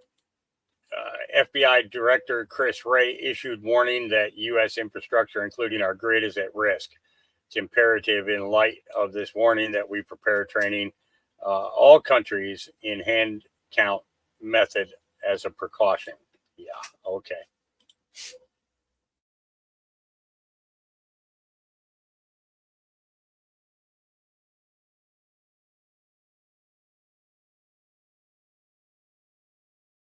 Cause of America is an independent, nonpartisan, nonprofit organization focused on election integrity. COA facilitates grassroots citizen action to conduct, control, manage, monitor, and verify their elections on local, state, and national levels. Learn more, get involved at causeofamerica.org.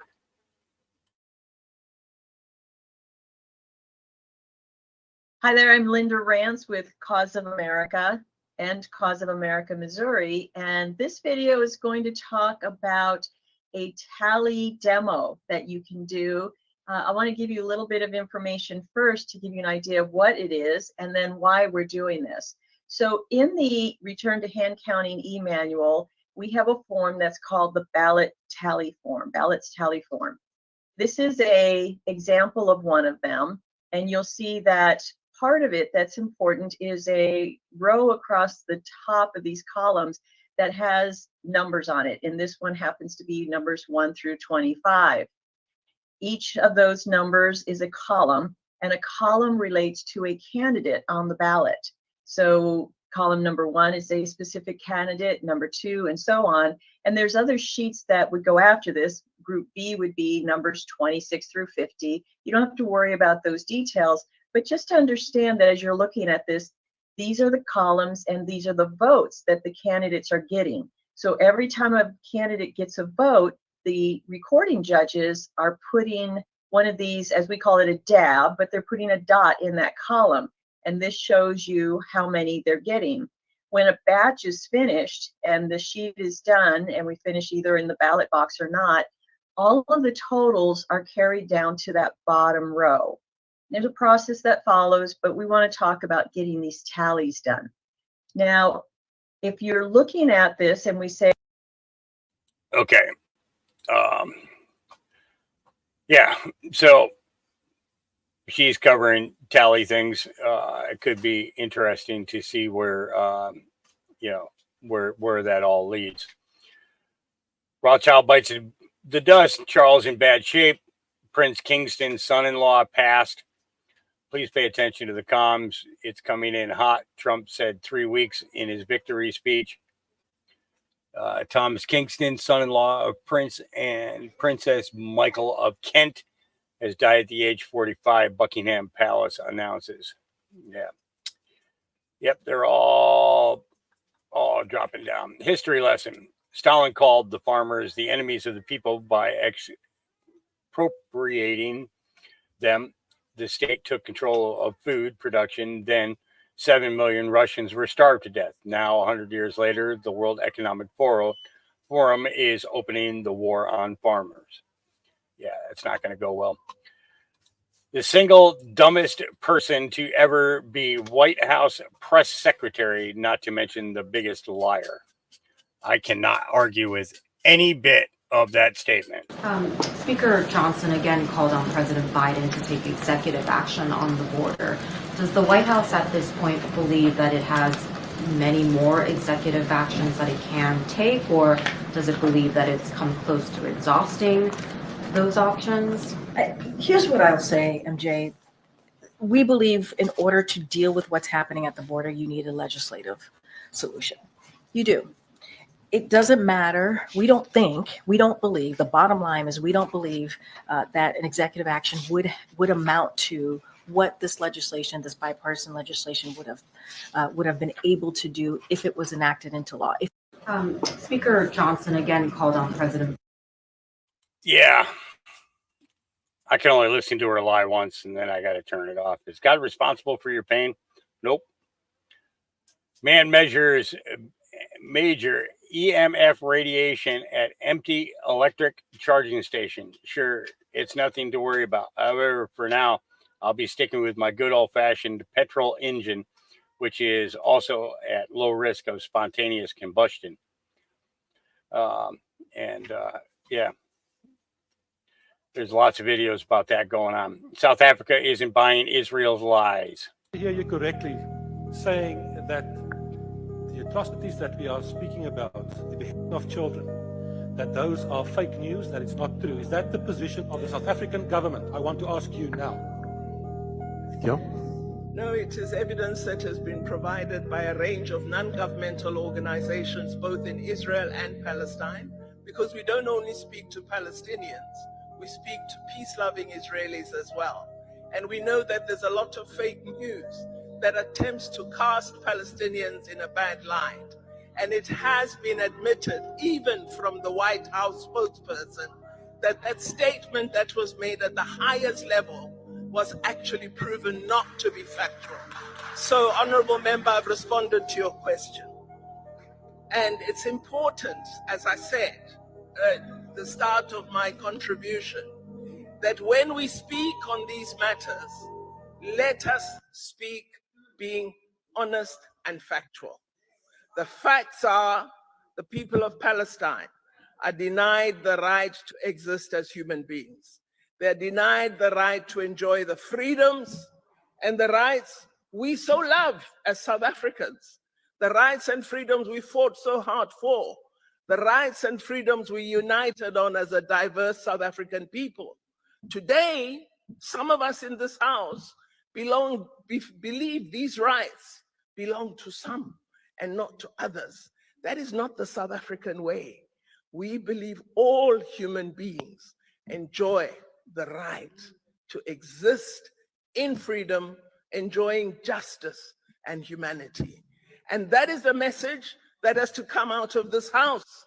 This house cannot stand up for abuse, cannot stand up for the infringement of other human beings, no matter who those human beings are. We've never sought retribution. I have the story of my grandfather of a broken heart. He was a tailor, And he had worked very hard, his fingers down to the skin, to make enough money to buy a house in Durban. And they got that house, my grandfather and my grandmother. 2 years after they got it, the area was declared a white area. They lost that house without compensation, and he essentially died of a broken heart. I have no retribution, because today I'm part of seeking to build a better South Africa. And our role must be to seek to build a better world. That benefit we enjoy of human rights, of a fantastic constitution, of having institutions that are democratic and work for all of us, that privilege is not just for us. It must be for everyone. And in any debate we have, if we are true to ourselves, if we are true to our history, if we are true to what we've achieved, we will stand up and say, what is being done to the people of Palestine is wrong, is intolerable, and we will not pretend to accept it. I thank you, Chairperson. Hear you correctly. Say Love it. Love it, love it, love it. I'm actually going to repost that one. This is not a third world country. This is Democratic run Oakland, California. Residents say skyrocketing crime has led to no jobs, and businesses, including Starbucks, Walmart, Walgreens, In-N-Out, Dunkin' Donuts, and man, more have all left. Where's Nancy Pelosi and Gavin Newsom as these kids are just tearing up the world? Yep.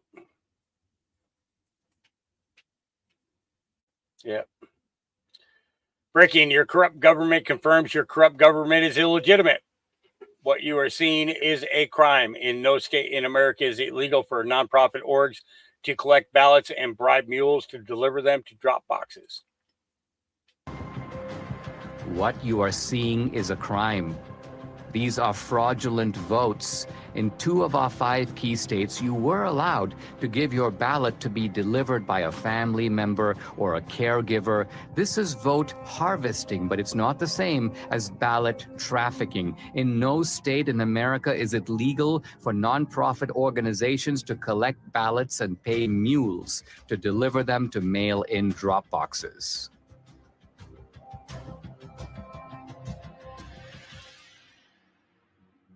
Now we come to the most important question of all. Was the magnitude of vote trafficking in these key swing states enough to tip the balance in the 2020 presidential election?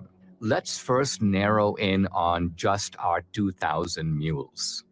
Their average number of Dropbox visits, 38. Their average number of illegal ballots deposited per visit, 5. That's 380,000 illegal votes. But was this sufficient to put Biden in the White House? To answer that question, we must look at each key state. In Michigan, 500 mules, averaging 50 Dropbox visits and 5 illegal ballots per drop. That's 125,000 illegally trafficked votes, not quite the 154,000 vote difference between Trump and Biden. So Michigan, with its 16 electoral votes, stays in the Biden column. In Wisconsin, 100 mules, averaging 28 Dropbox visits and 5 illegal ballots per drop. That's 14,000 illegally trafficked votes, 6,000 votes short to give Trump the win. So using only our mules, Wisconsin's 10 electoral votes stays in the Biden camp. But now we come to Georgia, 250 mules, averaging 24 Dropbox visits and 5 illegal ballots per drop. That's 30,000 illegally trafficked votes, far more than the 12,000 vote difference between Trump and Biden. So Georgia, with 16 electoral votes, moves over into the Trump column. In Arizona, the numbers are roughly the same.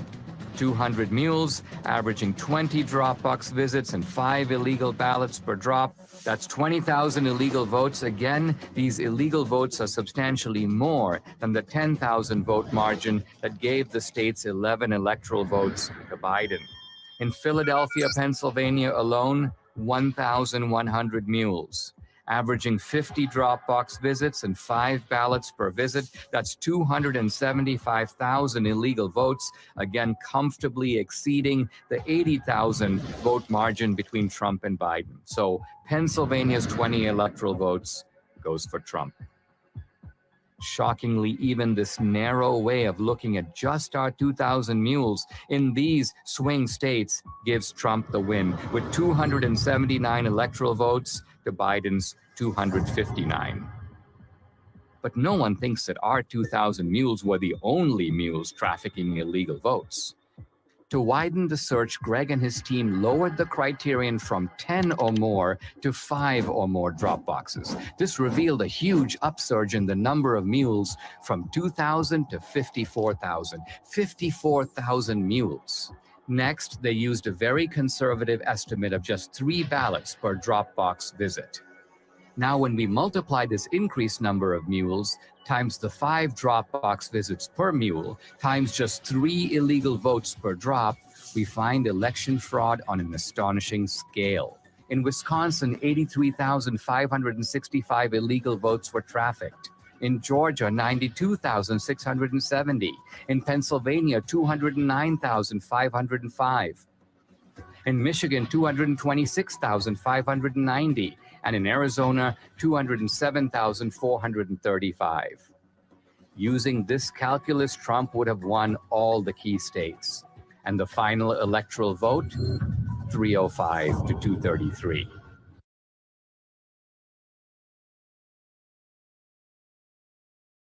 Breaking, we sued the DHS censorship arm, CISA, and unearthed shocking new documents showing that the deep state knew the risks of mass mail voting will simultaneously simultaneously censoring criticism of mass mail voting. Yep, that's true.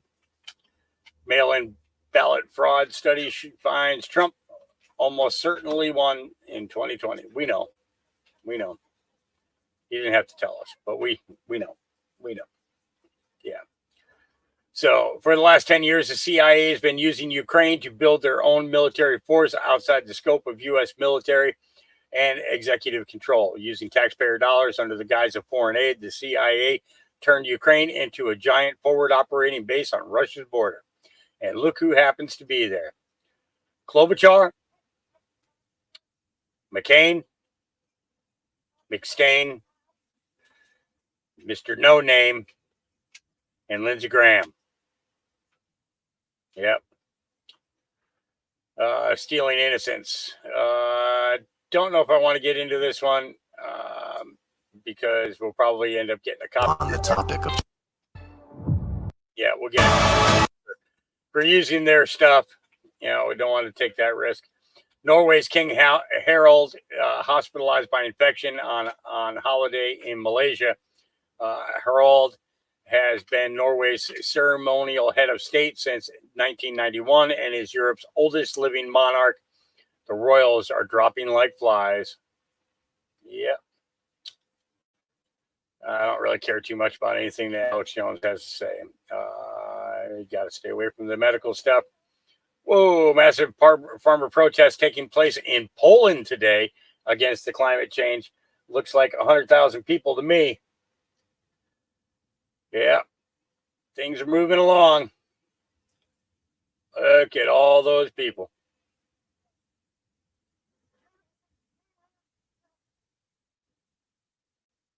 Yeah, shit's hitting the fan worldwide. 60 Minutes sent a team to document illegal immigrants in Sweden and their acclimation into society. Here's the result.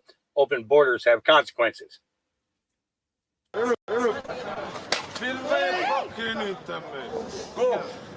Mate, go! Don't you touch me! Okay, we're gonna drink. Excuse me. Please. Get out of here. No, we are leaving, but you don't need to hurt us. There's no need to be unkind. You can't spin. You can't spin. No, don't do it.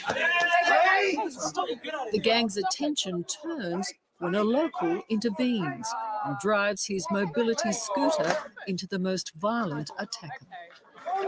Move. We've been individually attacked. Well, frankly, you are fake news, so you kind of deserve it. Oops, did I say that out loud? I'm sorry. I need to. I need to behave myself. MK Ultra CIA Manchurian candidates. A Manchurian candidate is a programmed assassin, one who is subjected to mind control, where the mind goes into kill mode once a sensory cue is activated. The assassin may or may not be aware of his actions while engaged in kill mode. I'm not sure if I want to get into this one. Control program known as MK Ultra. Its aim was simple. Noguchi did a filmed recall. This is what happened to me. I'm thrilled. From this experiment that I don't know. You guys tell me. You want to watch one on MK Ultra? You guys give me a 1 for yes. Give me a 2 for no.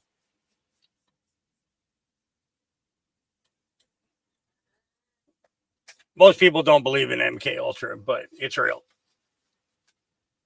It's real.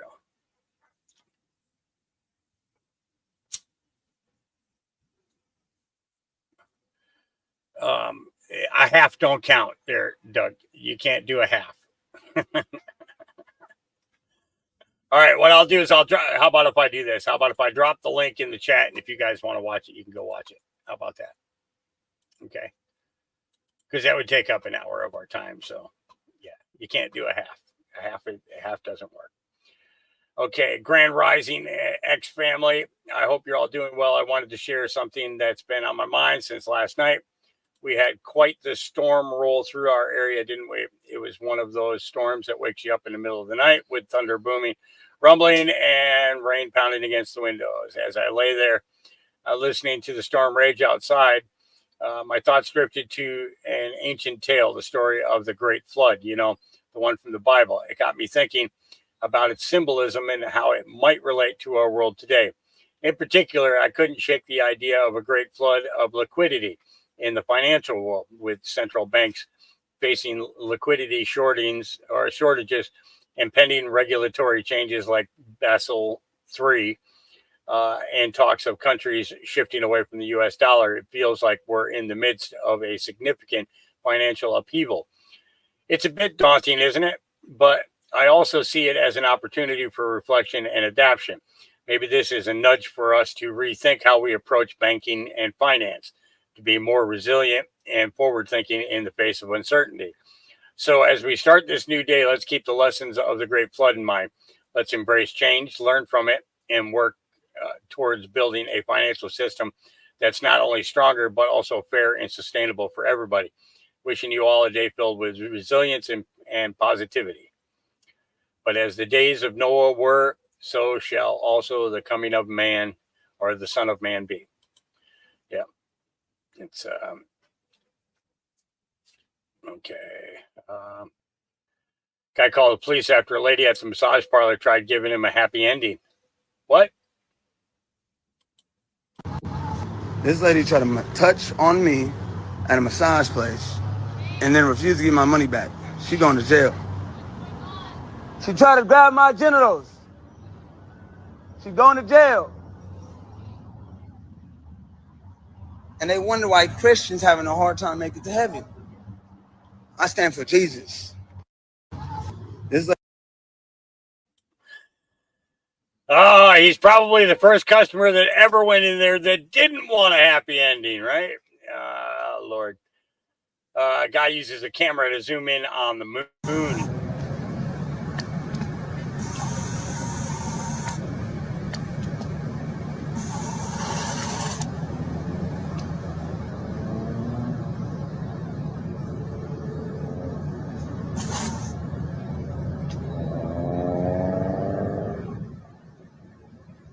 It can't get no closer.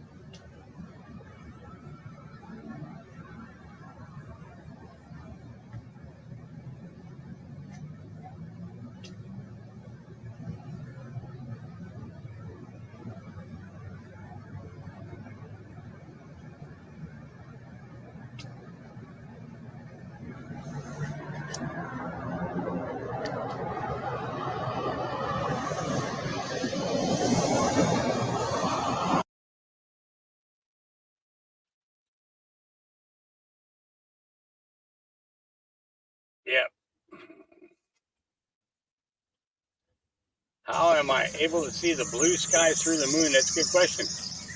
Why can you see clouds through the moon?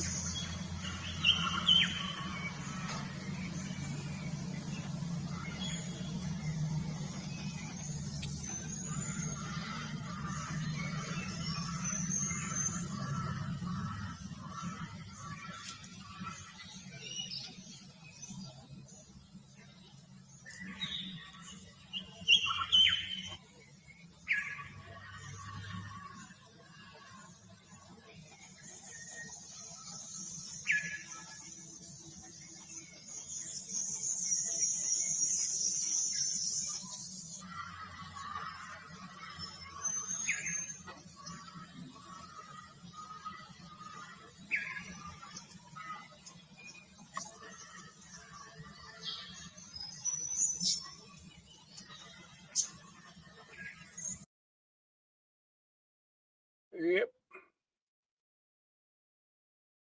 That's where he took that picture from. That's nice. Nice place.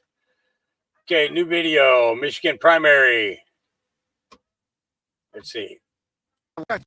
All right, just a reminder that today there is an election in Michigan. This is primary. Of course, you know that Donald Trump is doing very good in the polls there. Probably is going to win by a lot, probably maybe even 50%. But this is what the thing to watch for you is when you tune in tonight. This is both the Republican and the Democrats going at the same time. So what you want to do is tonight find out how many votes Donald Trump has, add a little bit because of the Nikki Haley thing, and then also look at what Biden has. There is a movement in Michigan to vote uncommitted, basically none of the above kind of like thing. And they're going to do that because a lot of them will do that because of the Michigan population. There's a lot of Arab Americans there, and they usually support the Democrat there, but they're not this time. So it's going to be very interesting. What you want to do is look at the results tonight.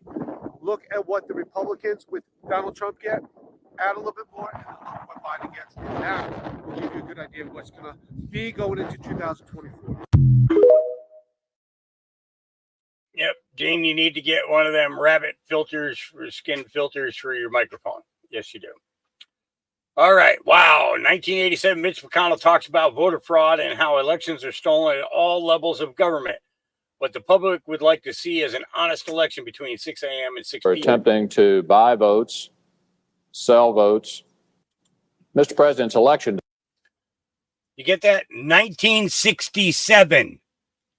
He's been in office since 1967.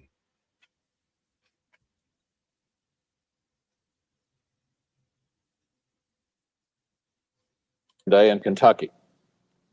And I suspect on this election day, as on many election days over the last 100 years or so, in some areas of my state, people are attempting to buy votes, sell votes, intimidate voters, and in general, distort the election process. Earlier in my life, I taught on a part-time basis a course called American Political Parties and Elections. And we talked about, with the students, the election fraud problems in some areas of this country. It is clearly not a problem everywhere. But in certain areas of our country, particularly rural one-party areas in the South, and in certain big cities in the Midwest and in the North, again, places where one party tends to dominate, this is an ongoing problem. Some have even felt that it might have determined the outcome of the presidential election in 1960 between Nixon and Kennedy. There was much written and said about election fraud in Chicago that might well have turned Illinois in Kennedy's direction rather than in Nixon's. I might say I've had my own experience as an election challenger. I recall 20 years ago in 1967 in a governor's race in Kentucky, being dispatched as a challenger to a one-party precinct, being threatened with physical harm, watching voters being intimidated and pushed around. It's a problem that has persisted in my state. I can recall in 1981, Mr. President, when I was running for re-election for a local office, the polls showed me in a certain area of my community with 40% support. And on election day, it ended up being 17%. And I wondered, what happened between the Friday before the election and the Tuesday of the election that made that much support just evaporate like that. And then in 1984, Mr. President, when I ran for the United States Senate, I recall being up literally all night, constructing telegrams, trying to get the cooperation of federal prosecutors to encourage people not to steal the election. In some areas of the country, of course, this kind of thing is unheard of. But it is a persistent problem in the rural South, in some big cities of the North, in areas where one party tends to dominate. The Courier-Journal, a statewide newspaper in my state, recently did an excellent one-week series on this problem in our state. It was well done. It had people talking on the record for attribution about the participation in the selling of votes, the buying of votes, the distortion of the election process. A lot of the election fraud that occurs in my state, and I suspect in many others, involves the use of absentee ballots. The candidates who've made their best effort, given their best shot, are entitled to have the votes counted accurately and voters not intimidated or assaulted, or in the case of voters willing to selling their votes to the highest bidder. It's not enough to have a post-election remedy. We have an occasional prosecution and an occasional conviction in my state for these kinds of election day shenanigans. But what the candidates and the public would like to see is an honest election between 6 a.m. and 6 p.m. Yep. 6 a.m. to 6 p.m. Yep. So that was in 1987. So 87 to 40 years. 40 years he's been there. 40 years. These are holographic whales, fake whales in Dubai. They can fake UFO invasions, fake nuclear bomb explosions, fake messiahs returning. Be ready. Don't be afraid. Yeah.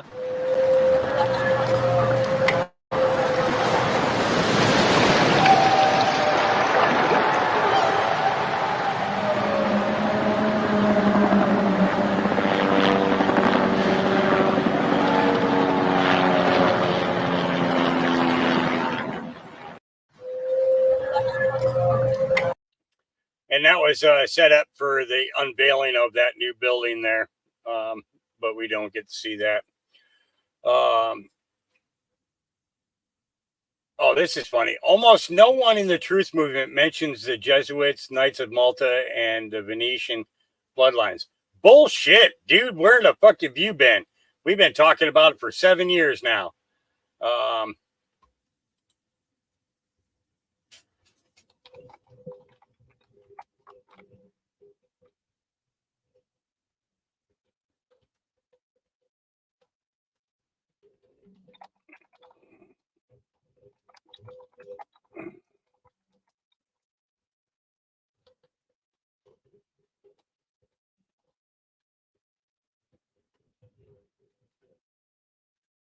Yeah, 7 years I've been talking about them. You're you're talking out of your ass.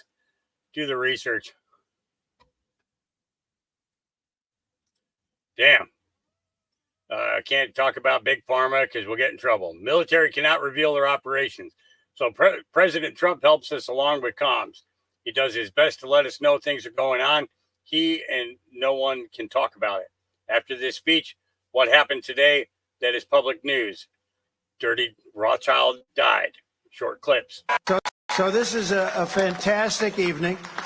It's an early evening and a fantastic. So you can all go down and you can celebrate for about 15 minutes, and we have to get back to work because the big date, you know, Michigan's coming up. We're doing great. The auto workers are going to be with us 100% because they got sold out by this country.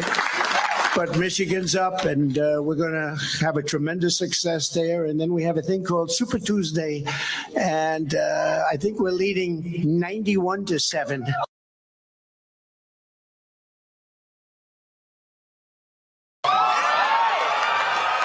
Overall, friends, and we're going to be up here on November 5th, and we're going to look at Joe Biden, and we're going to look him right in the overall. Okay.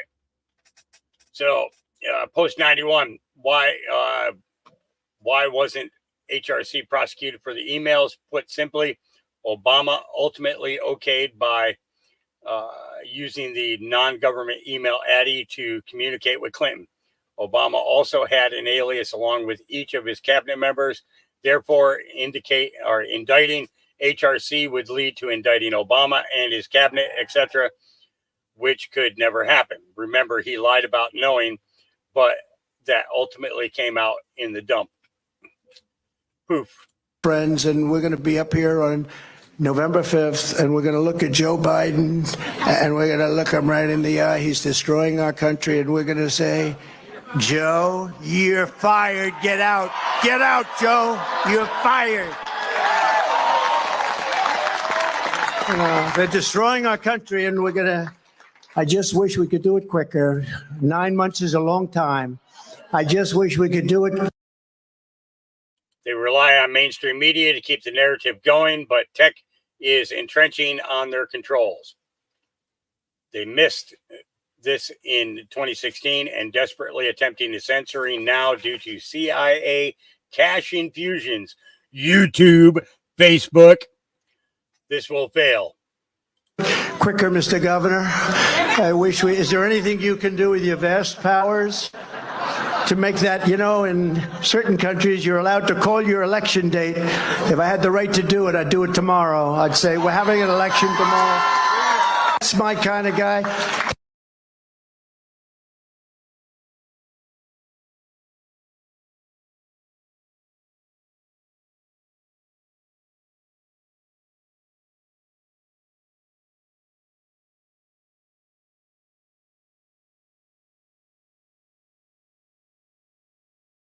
He had hundreds of lawyers. I understood you have. He had 500 lawyers to make sure they didn't cheat, and they didn't cheat in North Carolina.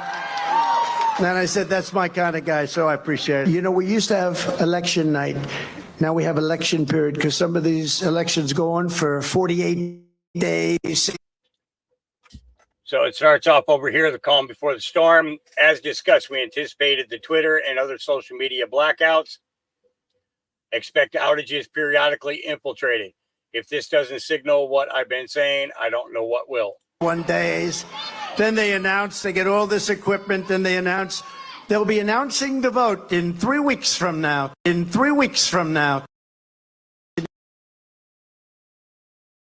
What will happen 3 weeks from now?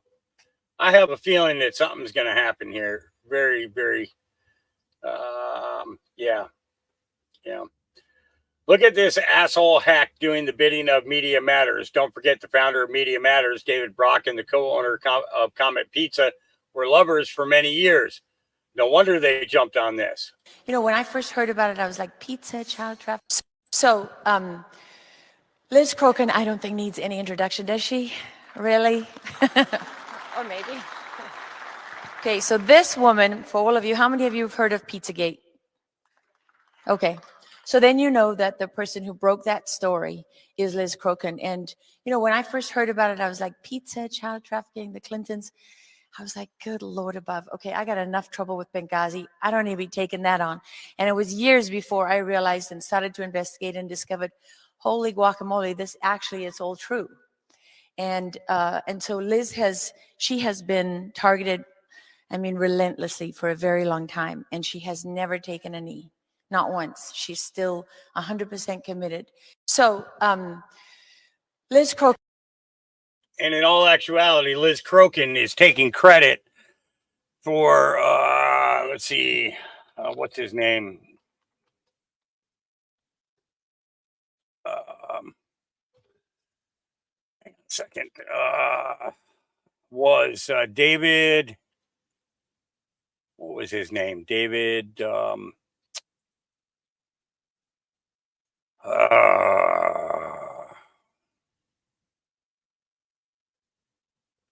me a second. I'm going to have to look this up. Give me a second.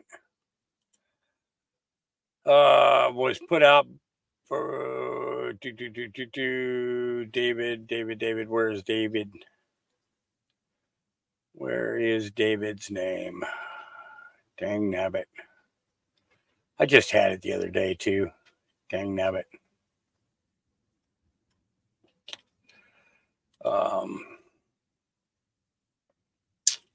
David Goldberg of New York. And there was another David as well, though. That was actually the discoverer of it, and Liz Crokin is taking credit for it. She's the one who broke the story. No, she's not the one who broke the story. David Seaman, and is his name. Yeah, David Seaman, Seaman. And Liz Crokin came in after the fact and used it in making of the movie Out of Shadows. So I don't really have too much respect for her. As a victim myself, I kind of I have some very unique opinions in regards to it, and just kind of don't care too much for the new world people stealing other people's thunder. So this is a unique video from the 1990s. The New World Order really consists of three aspects. There is a new world political system that everyone today is calling the New World Order. As well as that, there is an economic plan for the New World Order, and that is called the New World Economic Order. In addition to those two items, there is a third plan for religion. You see, the planners of the world know that men need a religion of some kind, even if it's a false one. So they have a plan to give us a new age world global occultic religion. So really there's three aspects to this new world order. A new world economic order in which a computer chip will be injected into our hands or foreheads as a means to track, control, and identify us, and will also be used to make our purchases and scan and store. Well, they've already put the program in Los Angeles. In fact, Right. a trilateralist named Mayor Bradley, Uncle Tom Bradley, was responsible for putting this in dogs. Right. And your children will be considered like animals. And Yeah, operating through absolutely. the Council on Foreign Right. Relations, through the Trilateral Right. Commission, through the Club of Rome, through Global 2000, which wants to reduce the population of the planet by 25%. 25. That's 1,250,000,000 people have to be exterminated by the year 2000. Well, they can do that. So They have essentially, the technology. this Illuminati is the group of men who control not only all the money on the planet through all the world banks and the Federal Reserve and so on, but they control essentially all the governments. And so these men are planning to bring about a global form of government that's unique in all history. It's a total enslaving system of world communism and fascism, controlled by a hierarchy in Europe that Anthony calls what? The oligarchy. Well, no, I call it the evil-archy. The evil-archy. The oligarchy of Okay. evil. So these men are satanically inspired, and of course we get that term from the Bible, which means the devil. They're satanically inspired. Yeah, that's what happens when things are not put into perspective at on a level that is conducive to the average man. Let's see, was there anything else on here? Oh yeah, this was what I found yesterday. So we found out yesterday Ukrainian intelligence is basically a node of the CIA, and we find out today Ukrainian intelligence tried to assassinate Tucker Carlson in Russia.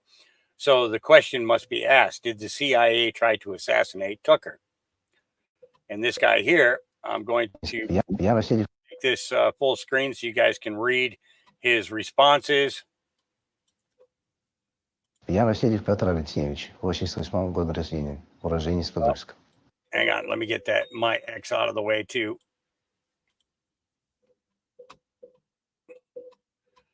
My name is Vasiliev. I'm not even going to say his name. Okay, born 1988 in Podolsk.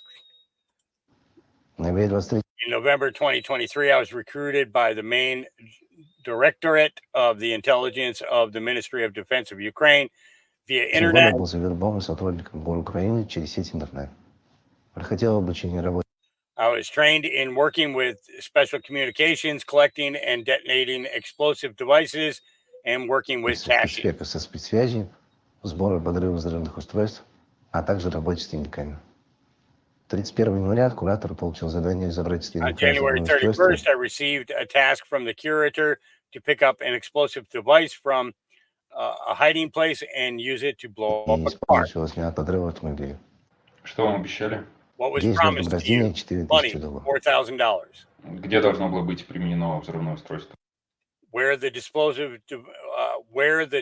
explosive device was supposed to be used. На подземной парковке отеля In the underground parking of the Four Seasons Hotel in Moscow, I was supposed to pick up the explosive device from a hiding place and place it under the car. Необходимо было забрать взрывное устройство из тайника и сложить его под транспорт. Против кого планировалось применить взрывное устройство? Whoop. Who was it planned to use an explosive device against? Взрывное устройство. Новое сообщение. I wasn't told. Сейчас вы знаете, кто был цель? Do you know who the target was now? Да, американский журналист. Yes, American journalist Tucker Carlson. Что пошло не так? What went wrong? I was detained at the preparation stage. I'm sorry for what I did. Был задержан, содеянным раскаиваюсь. Я Васильев Петр Алексеевич. Yep. So they wanted to take out Tucker. You know, played some golf with Papa Z today. I won. Shooting range, golf course. Yeah, pretty cool. Story of Jekyll Island. I can't have gas pressure without a container. Let this dude break it down for you. I'm going to make this as simple as possible for you. So let's do that. Space would be a zero pressure system. Earth is a high pressure system. High pressure systems go to low pressure systems always. Every single time. There is absolutely no way you could ever prove air pressure without a container. What you see here is a container with air pressure. As you can tell by this graph, the lower you are in the container, the higher the air pressure is. And the higher you are in the container, the lower the air pressure is. This matches perfectly with our observations. The higher you are in the air, the lower the air pressure. The lower you are in the air, the higher the air pressure. So please do show me an experiment in which you can create a gradient air pressure without a container. And then you could go ahead and explain to the world how a zero pressure system such as space allows for a pressure gradient that we experience. The statement about space not being butted up next to the pressure of Earth does not matter. It does not matter because these pressures are butted up against these pressures, and this pressure being lower than this pressure would even out if we were not in a container.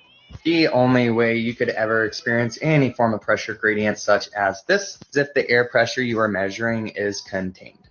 If you were to do any research, you would see that the shape of the container determines the pressure inside of the container based on the height of the container. Nowhere in the world will you ever find any form of air pressure without a container. And because air is a fluid and we are in a container with a high dome, we experience these gradient pressures, the same way shown in this scientific experiment. So please do show me a scientific experiment in which the gradient pressure could be greater at the bottom than it is in the top with an open system. We'll never be able to do that. All you will be able to do is blindly believe the nonsense. Some of us just choose to think. Some of us choose to do the research. Some of us choose to compare the research to real-life observations. Air pressure is defined as the force the gas would exert upon a surface or a container. The top half of this statement is tested, proved, and repeated science. This bottom half stating that the gravity of the Earth keeps the air pressure on the surface of the Earth is called pseudoscience. Please do choose the pseudoscience over reality. No, because NASA says so. Anyways, I still love you. Kids today. Yep. America's education system has problems. What kind of problems is he talking about? How many letters are in the alphabet? 24? Do you know how many seasons there are? 12. I don't know. 12? Yes. What language do the people in Idaho speak? Potato. Wait, what? What language? I don't know. The first thing that came to mind was potatoes. How many states make up the United States? Guess a number if you don't know. 5. Yes. What continent are we on right now? What continent? I think like North Africa. What's 3 times 3 times 3? 18. Yes. How many cents are in $1? How many cents are $1? Yeah. 1, 5, 10, 20, 50, 100, 6. Yes. Do you know what country we gained our independence from? Mexico, right? No, that's still wrong. Russia, no. I don't know. Give me a final guess. Canada. Yes. Do you know what year the U.S. was founded? 1827. Yes. It's a shape with 4 sides called. I don't know. I haven't done something with shapes since like 5th grade. Yeah. If you had a guess. I don't know. Like I don't. All right. I know what shapes have 4 sides, but I don't know the name for it. Yes. Can you name 3 countries besides the USA? Alabama. That's 1. New Mexico. 2. And Connecticut. 3. It's too easy for you. What is 1 quarter plus 2 dimes? 1 quarter plus. How much money is that? That's 65 cents. Is it 65 cents? Yes. Can you tell me what time this is? Okay, I know the long one is an hour. Yeah. So that's 10. Oh my god. 10. Okay. I think I feel stupid just from watching that.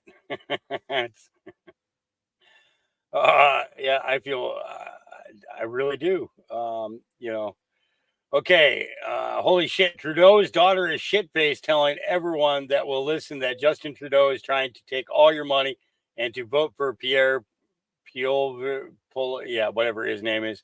Even Trudeau's kids think he's a freaking loser. Did Trudeau set up made for himself? Vote for Pierre, eh? He has your hope. My dad is only trying to take me to Jamaica. Because I asked him for a Jamaican vacation. And he said okay. And he's taking all of your taxpayers' money to take me to Jamaica. Oh, she got an audience for real.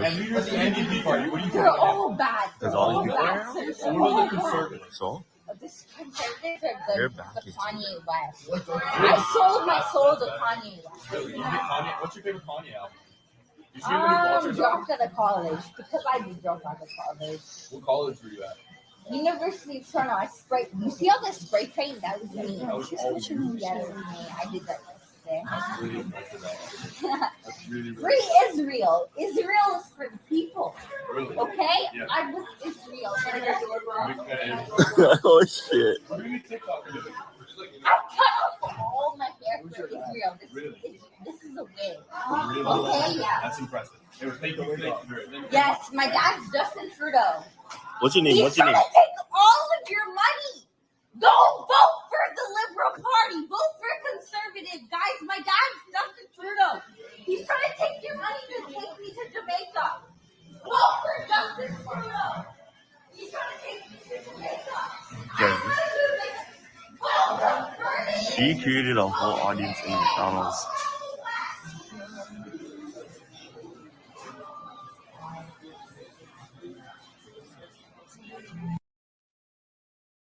Oh boy. I can see it now. Yep. Actually, this is a pretty good one here. Guys, so I found another skimmer device. Basically, if you come to a pump and you select the buttons and they kind of have to be forced in and they're not popping up like they should be, most likely you have a skimmer device.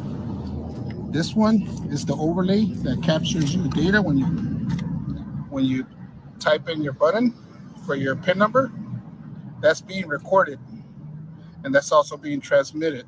So when you slide your card and you push the buttons, the numbers are being captured on this device here. Now, as far as your card reader, if you pull this, if you ever go to any place where you can swipe your card, most likely this is what they put there. So if you can try to pull it and it's loose, most likely they have a skimmer device.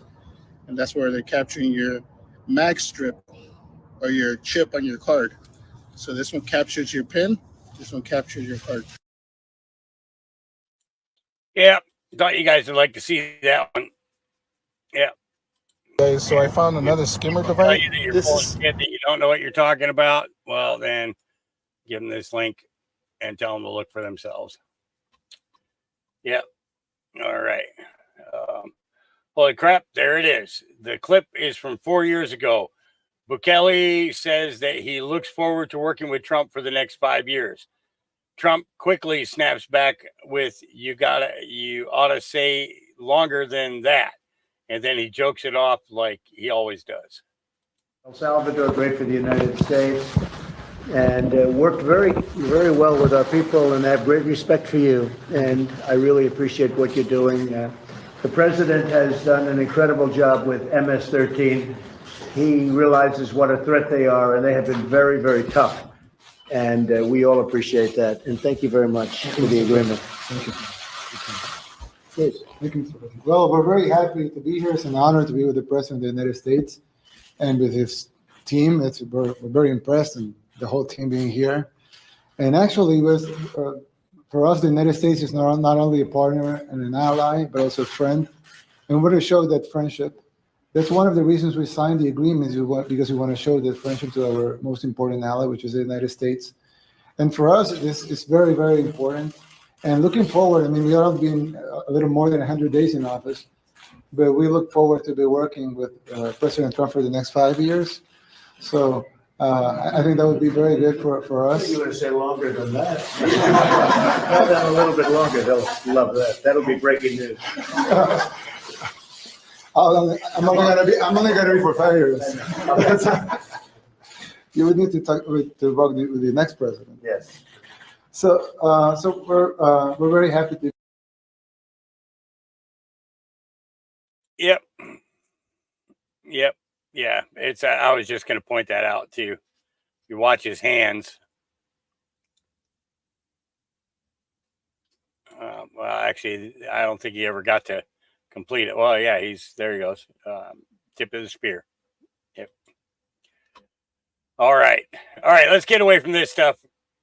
Although it's interesting, lots of good stuff going on. Oh, wait a second here. Wait a second. Nikki Haley doesn't think it's funny. Trump keeps calling her bird brain and says the world doesn't think it's funny either. Let's take a poll. I would answer. It says more about Donald Trump that he'll call the last remaining candidate bird brain or brain dead. It says more about Donald Trump that everybody thinks it's funny that he acts this way. I don't think the rest of the world thinks that's funny. I don't think that our kids need to see someone who acts like that. I don't think our kids need to see us going service. Well, Nikki, I like it.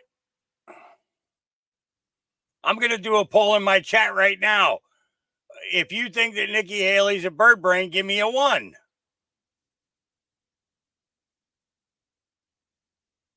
You know what I'm saying? I wish I could play Scotty Mars videos because he does such great stuff. I really wish I could. What can I say?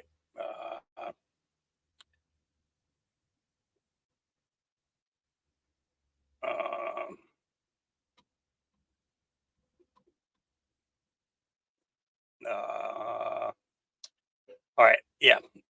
Let's get away from this and start with our lineup of stuff that I have for today. Let's see. I gotta get this one. And then this one, and there's a bunch more that came out too. Wow. That one.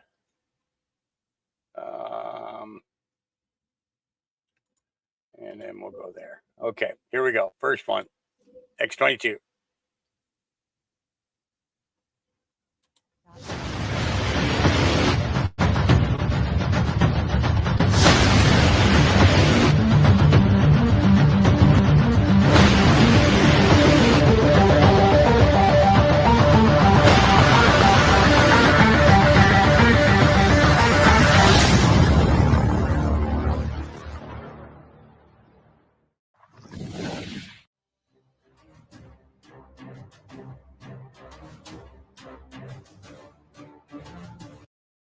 Okay, Nikki Haley, we have to let you know that the results are in. It's overwhelming. You are a bird brain. Yep, it's been verified. The mustard seeds have spoken. Yep, and they did it in English. Okay, they did it in English. Okay, I was gonna say uno or dos, but we go with the language that's most prominent here in America. Okay, America. Yeah.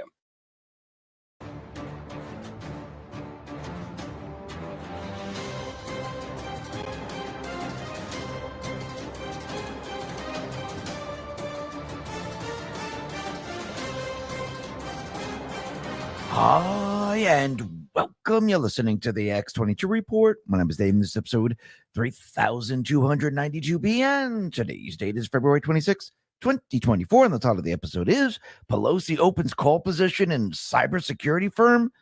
This is the Deep State Last Stand. Let's get into the economic collapse, political, and geopolitical news. Now, the deep state, the corrupt politicians, big tech, fake news, the puppet masters, we know that this is their last stand. Actually, Trump is continually saying this is the final battle for the patriots. So, what we're witnessing right now is... Sorry, I thought there was going to be a commercial there. That's why I went into fast forward mode. He didn't do it. Is the deep state players, they will throw everything that they have at Trump to stop him. I think we all can see that now. We can see that the deep state is interfering in the election. And I think what Trump is doing right now, he's using this to his advantage, because the more they do, the more the people see. Plus, these individuals that are going after Trump, Peekaboo, Fannie Willis, Braggs, Jack Smith, and the rest, they're being directed by who? By the Biden administration, which means he's going after his political opponent. And I do believe every step of the way, Trump is continually repeating this over and over and over. And now it looks like his investigators, and of course, we know he has the information. We know that the military is behind him. We know that he has the military intelligence. I do believe he's waiting for the right moment to actually bring this information out to show, look, the Biden administration, Biden himself, they are directing and coordinating all of this. We already see it happening in the Fannie Willis case. All of a sudden, there's this individual that has been brought out from the shadows and into the light, and he's pretty much a direct report for the Biden administration. So I do believe he's going to show the people, look, I'm not just saying it. I'm not just saying that he's coming after me. He actually placed someone in these different cases, and they're directing Braggs, they're directing Peekaboo, they're directing Fannie Willis, and they're directing Jack Smith. And I think in the end, people are going to see this, because remember, this is about the 2024 election. And this is about having the people to make a decision. The people need to decide, do you want the deep state to take the country, or do you want to take it back from them? And I do believe the only way to do this is to show the election interference, to show how they all cheat in the election.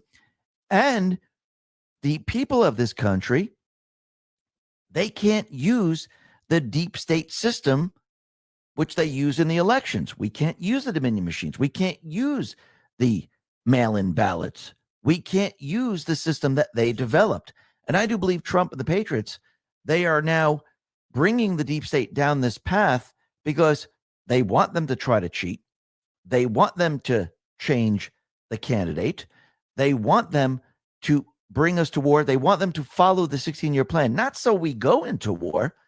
So they actually do something where they try to shut down the elections, which will then allow CISA and other organizations to actually step in and use paper ballots, step in and say, we need to secure the elections. And the only way to do this, since the country was attacked, we would have to use some type of military protection, the National Guard. Maybe they'll work with the military, but they will protect the election. Now, we know that something's about to happen. We had cell service outage. We've come to learn that the Houthis now, they're cutting communication cables under the ocean, which we'll be talking about in just a sec. Plus, we also know that Pelosi has open call positions with in a cybersecurity firm because she must know that something is going to happen. These people don't do it by accident, and she's not the only one. There are many different members in Congress. So they must know some type of insider information that, yes, something will happen with a cyber attack. And yes, these cybersecurity firms, they will then investigate. They will be used. Let's talk about our health. Resolving to eat healthier this year was easy. Actually, doing it is not so easy. Better nutrition is a key to health and longevity, and a healthy diet could even help you avoid health risks that run in your family. Field of Greens is my healthy superfruit and vegetable habit. It's the only fruit and vegetable product that literally promises better health. At your next checkup, your doctor will notice you improved your health or your money back. Do your vitamins or green drinks promise better health? Nope. Each superfruit and vegetable in Field of Greens was a doctor selected for specific health benefits. Some support your health, lungs, kidneys, others support metabolism and healthy energy and weight loss. Look, if you resolve to get healthier in 24, it starts with Field of Greens. I got you 15% off for your first order and free rush shipping. Visit fieldofgreens.com and use promo code X22. That's promo code X22 at fieldofgreens.com. That is fieldofgreens.com. To actually figure out what has happened, which means that these companies, they're going to get contracts with the government. They'll get contracts from maybe other corporations, and the stock in these companies will skyrocket. And I do believe Pelosi and others, they already know what's coming because they're all part of the deep state, the criminal syndicate. They know that they're going to use a cyber attack. And I do believe we're already seeing signals letting us know that this is the direction we're heading in. Because think about what's happening with the deep state players right now. Everything is falling apart for them. If you look at the poll numbers and you look at what's happening with Trump, he's going to become the GOP nominee. The Republican Party, and I'm talking about the rhinos, they're completely and utterly falling apart. So the Ds, they're losing the rhinos, the control of the rhinos. The Ds, they're being caught up because their criminal syndicate is being exposed to the people. Everyone now can see the shell companies of Biden. Everyone can see how there's a two-tier justice system. Everyone is beginning to understand what's really going on. And actually, when we bring Obama into the fold, which I do believe that's going to happen as we get closer and closer to the presidential election, we're going to hear about his treasonous crimes, which will then hook and link into Hillary Clinton. And we'll start to learn about her treasonous crimes. And if there is some type of small nuclear detonation someplace, somewhere, and they find out that, hey, wait a minute, where is this uranium from? It's from the U.S. Well, how did Iran get it? How did North Korea get it? I do believe this is going to completely and utterly fall apart on them. And we could see that with everything that is happening, these criminals, they're going down the path I do believe Trump and the Patriots have set. And this is about taking back the country. This is about exposing everything that they're doing. Now, we're going to be talking a lot more about this a little bit later. But first, let's talk about Jacob Rothschild, because he was the head of the Rothschild banking firm. He died at age 87. And remember, they are part of the private West Central Bank system that the world has today, which enslaves the people, which keeps people down, keeps people poor, keeps them dependent on government so they can be controlled in the end. And we could see there's a lot of things changing right now, and this is becoming very, very interesting. When you look at Joe Biden, people are starting to realize, wow, he is treasonous, he's a criminal, and he lies about everything. And think about why he's collecting money. It's not because he's the vice president or he's the resident. He's been collecting the money because he's giving these foreign governments something. information. He's been selling secrets to foreign governments. The same thing with Obama, same thing with Hillary Clinton. Paul Sperry put this out and said FBI agents caught Joe Biden illegally hoarding a dozen plus notebooks containing classified info, including U.S. intelligence sources, methods, and capabilities, activities of foreign intelligence services, U.S. military program and capabilities, foreign military programs. And this is what he's been doing. And it's going to come out that Hillary Clinton was doing the same thing with her email server. I do believe we're going to see a lot of that information come out from Julian Assange. I do believe the Patriots have the server. And when the timing is absolutely right, we're going to see this. Remember, the storm is bringing in the Epstein information. I do believe the Black Book information. The storm is about showing how these people are treasonous to this country. The storm is exposing their criminal operation and how they expose the United States to terrorists, to other countries, and how they sold America, where now we're being invaded. So in the end, the people are going to learn a lot, and that is the storm. And the storm is the people knowing what they have done. And I do believe the first step was to bring the resident in, expose him, show the people, look, there is a criminal syndicate. Do you see it? What do you think the shell companies are for? Why do you think he's collecting money? See, that just opened the door. Now, this is going to lead to Obama. It's going to lead to Hillary Clinton. It's going to lead to the rest of them. And it's going to get worse and worse. And remember what the people are seeing. They're seeing the economy fail. They're seeing the open borders. They're seeing military-age men being brought into this country. Remember, there's an invasion. This is their army that they are bringing into this country, which they're invading this country. And eventually what they're going to do is they're going to activate this army in the end. And these people will do what they want them to do. Remember, a lot of these people are prisoners from other countries. They're from insane asylums. They're terrorists. They're MS-13 gang members, human traffickers, drug traffickers, child traffickers.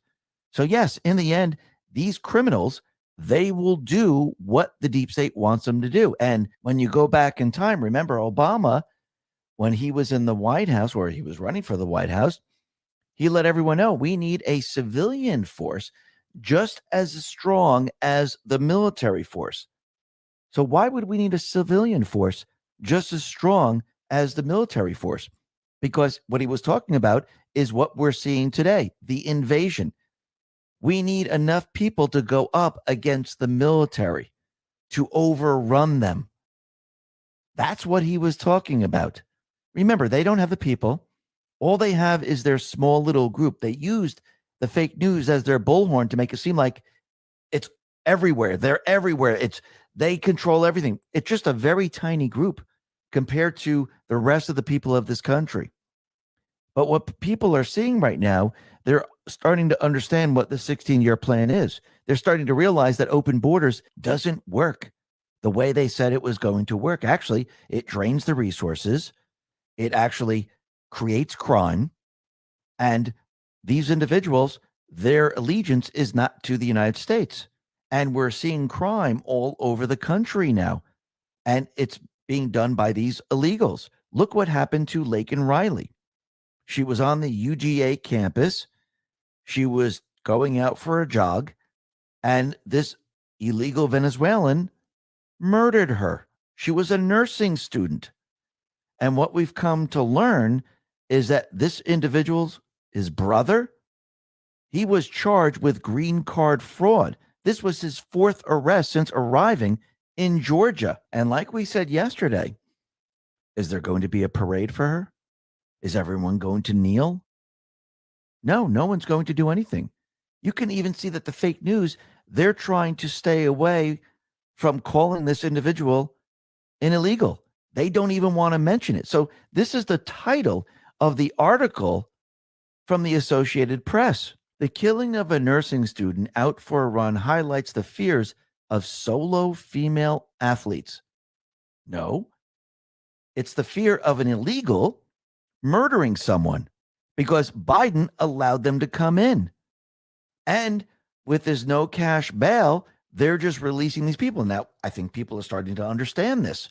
Paul Sperry put this out and said the following: how much blood's also on the hands of Manhattan DA Alvin Bragg, who vowed to never report illegal charge with crimes to ICE. Bragg, I pledge to never report any person to ICE, including defendants. NYPD released illegal Jose Ibarra 5 months before Lincoln Riley's murder. Then we have Trump. He put out two truths. He said the following: crooked Joe Biden's border invasion is destroying our country and killing our citizens. The horrible murder of a 22-year-old Laken Riley at the University of Georgia should have never happened. The monster who took her life illegally entered our country in 2022 and then was released again by radical Democrats in New York after injuring a child.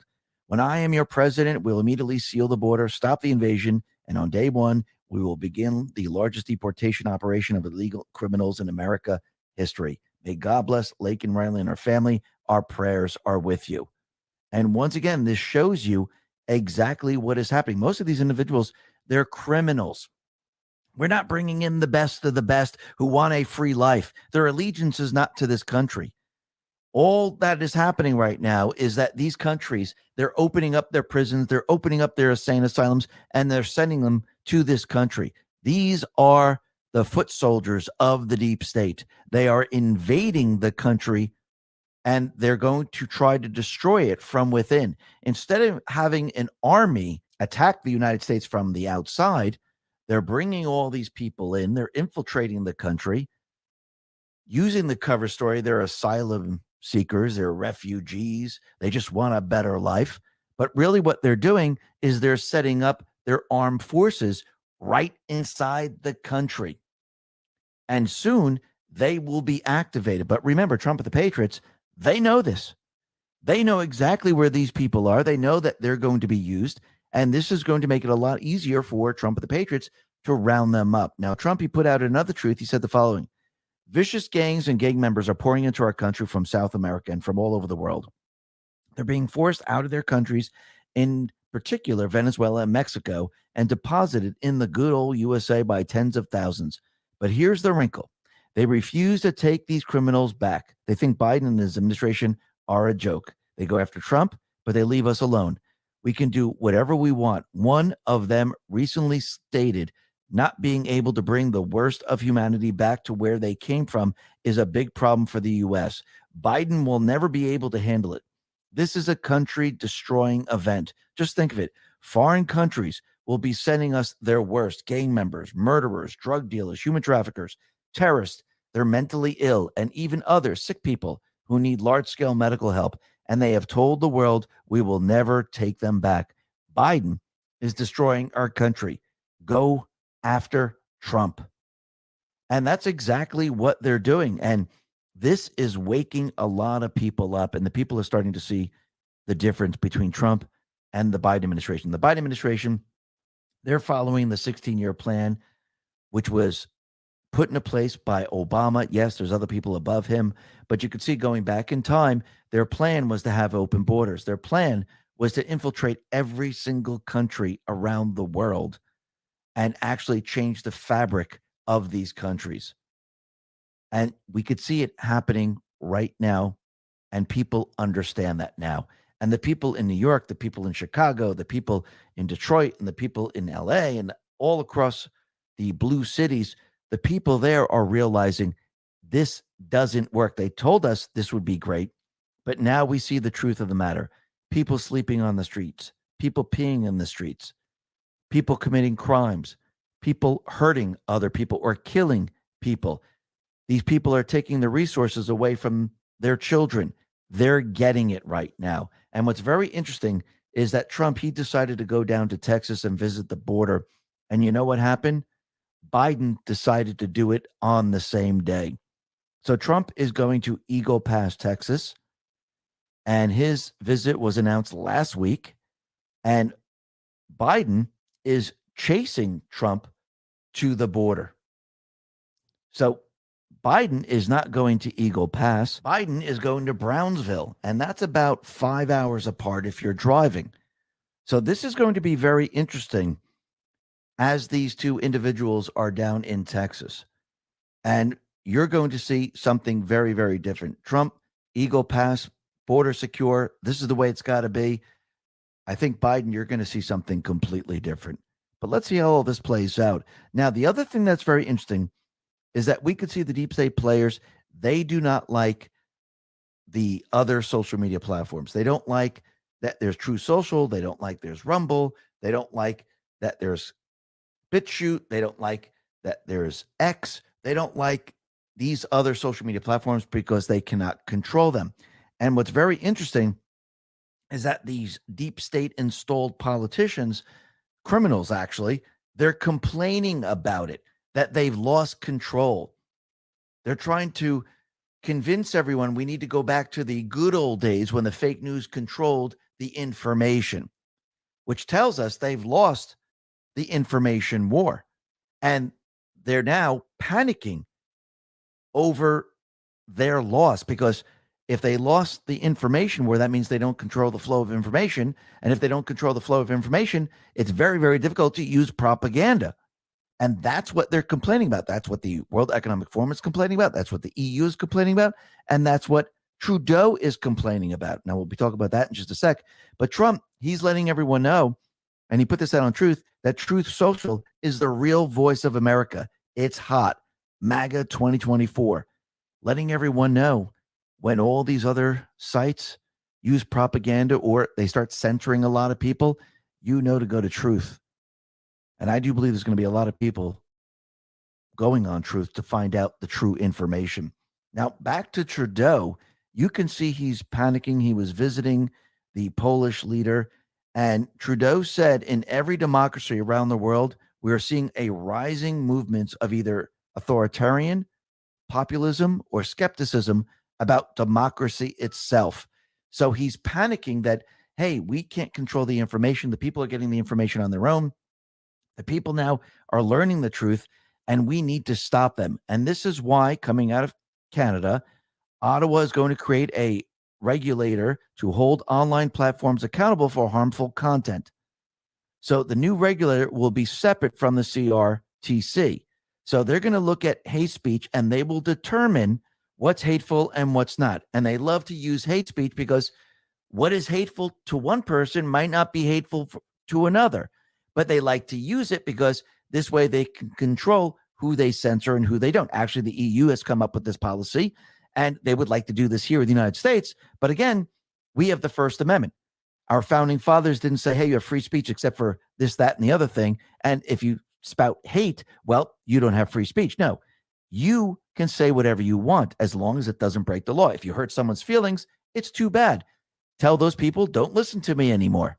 If you had two individuals and they were arguing back and forth, and one individual didn't like what they were saying, well, the other individual can walk away. If you don't like what a podcaster is saying, if you don't like what the fake news is saying, you can always turn them off. Our founding fathers knew this. Yes, they might not have had radio. They might not have had social media platforms, but they had print. And yes, people would say certain things in print, and they knew that you're allowed to say it. You have the freedom to say what you need to say. But again, going back in time, were they censored? Absolutely. Who censored them? Their government. It was the British government that censored the founding fathers. That's why they came up with pen names. They hid their identity, and they still broadcast their message every chance they could get. Is it the same thing that's happening today? Absolutely. It might be a different medium, but it's the same thing that's happening. And you can see the deep state players, they don't like this. They don't like that they don't have the control of information, which means they're going to step this up and they're going to try to censor. But I think in the end, what they're going to do is they'll realize they won't be able to censor everyone because they don't control the flow of information, which means they'll just have to sever communications. So this way, nobody could talk to each other. And I do believe that's exactly where they're headed with all of this. And to do this, I do believe what they want to do is they want to build the idea that we're heading towards war. And they want to blame this on another group. They're not just going to come out and say, hey, by the way, I shut down communications. They're going to say, oh, look, this cyber attack or this group, they shut down communications. And why would they do this? It wasn't us. It wasn't the deep state. It was these people over here. Now, of course, as we know, it is the deep state that's doing it, but they're just going to use other people to blame it on. Called a false flag. But what's very interesting, their entire story about Navalny is completely falling apart right now because a Ukrainian intelligence chief admits that the Russian dissident Navalny died from a blood clot. Now, that's very interesting. Where did he get the blood clot from? Was that from the bioweapon? Or did something else happen where they actually gave this individual a blood clot? I don't believe Russia would go about killing this individual. He was in prison right now. Was he that big of a threat? Because the timing of this is very, very interesting when they were trying to pass the Ukrainian bill. So I still do believe that it's the CIA. I still believe that it's the Biden administration that orchestrated all of this. And they tried to convince everyone, oh, we got to go to World War III. We got to pass this bill. And it's because Russia, they're the ones who actually killed this individual. So I do believe they were using this. They set it up just like the Nord Stream pipeline. Now, the other thing that's very interesting, and Kaneko the Great put this out, and he said, the Russian counterterrorism units thwarts an assassination attempt on Tucker Carlson. A Moscow man was arrested for allegedly accepting payment from Ukrainian intelligence to plant an explosive on Tucker Carlson's vehicle, targeting the American journalist during his interview with Putin. In November 2023, he said, I was recruited by the main Directorate of Intelligence of the Ministry of Defense of Ukraine. I was trained in working with special communications, collecting and detonating explosive devices. On January 31st, I received a task from the curator to pick up an explosive device from a hiding place and use it to blow up a car. What was promised to you? $4,000, he said. Where was the explosive device supposed to be used? In the underground parking of the Four Seasons Hotel in Moscow. I was supposed to pick up the explosive device from a hiding place and place it under the car. Who was it targeting? He said, I wasn't told. Do you know who the target was now? He said, yes, I do. It was American journalist Tucker Carlson. What went wrong? I was detained at the preparation stage. So it looks like the Russian authorities detained this individual and he was never able to pull this off. Now, do you think the deep state players were trying to say that Putin actually had Tucker Carlson killed? I wouldn't be surprised. So America then would actually react to it. The people of this country would react to it to try to start war. I think at every turn, they're trying to start war. And I do believe they're going to continue to do this. And we'll be talking a little bit more about this a little bit later. But first, I think we found where all the money's going as we send it to Ukraine. I think we all know there's money laundering. I think we know that a lot of people are taking the money. Well, it's starting to look like that's absolutely true. Chuck Colesto put this out and said, a former head officer of a regional Ukrainian military recruitment office busted with $1 million in shoeboxes. So let's say if this individual has $1 million, what about the rest of the people there? I do believe this is happening all over the place in Ukraine. It's just corruption all over the place. Remember, it's the deep state layer, and they use Ukraine to launder their money. They're never going to win the war. They know this. They just want to keep on fighting to say they still have a chance and they can still send money out there. But again, they are losing the war. And you can see if they don't get the money from Congress, it is game over. And they are panicking, which means they're going to move everything to the next level. And we're already starting to see this. Actually, out of Newsweek, it says Americans can now join Ukraine's National Guard. And this is coming from Zelensky. So, you know, all those people that support Ukraine, that say we should send the money over there, that we should fight until the very end. Well, I think those individuals like Schumer, Pelosi, and the rest, Adam Schiff, they should get their uniform, get their rifle, and they should head out to Ukraine. And all the other people that say we should continue to fight out there. It's funny. Let's talk about tax relief. Do you owe back taxes? Pandemic relief is now over. Along with hiring thousands of new agents and field officers, the IRS has kicked off 2024 by sending over 5 million pay-up letters to those who have unfiled tax returns or balances owed. Don't waive your rights and speak with them on your own. They're not your friends. Tax Network USA, a trusted tax relief firm, has saved over $1 billion in back taxes for their clients, and they can help you secure the best deal possible. Whether you owe $10,000 or $10 million, they can help you. Whether it's business or personal taxes, even if you have the means to pay or you're on a fixed income, they can help finally resolve your tax burdens once and for all. Call them at 1-800-245-6000 for a private free consultation or visit tnusa.com/X22 or click the link in the description. Israel, they keep saying ceasefire, ceasefire, ceasefire. Ukraine, fight, fight, fight, fight, fight. Isn't that interesting how different that is? But you can see that they're preparing to go to war. Several NATO and EU members are considering sending troops to Ukraine on a bilateral basis. So let's see. We had NATO approve the F-16 jets where they can actually bomb Russia. Now they want to send troops in there.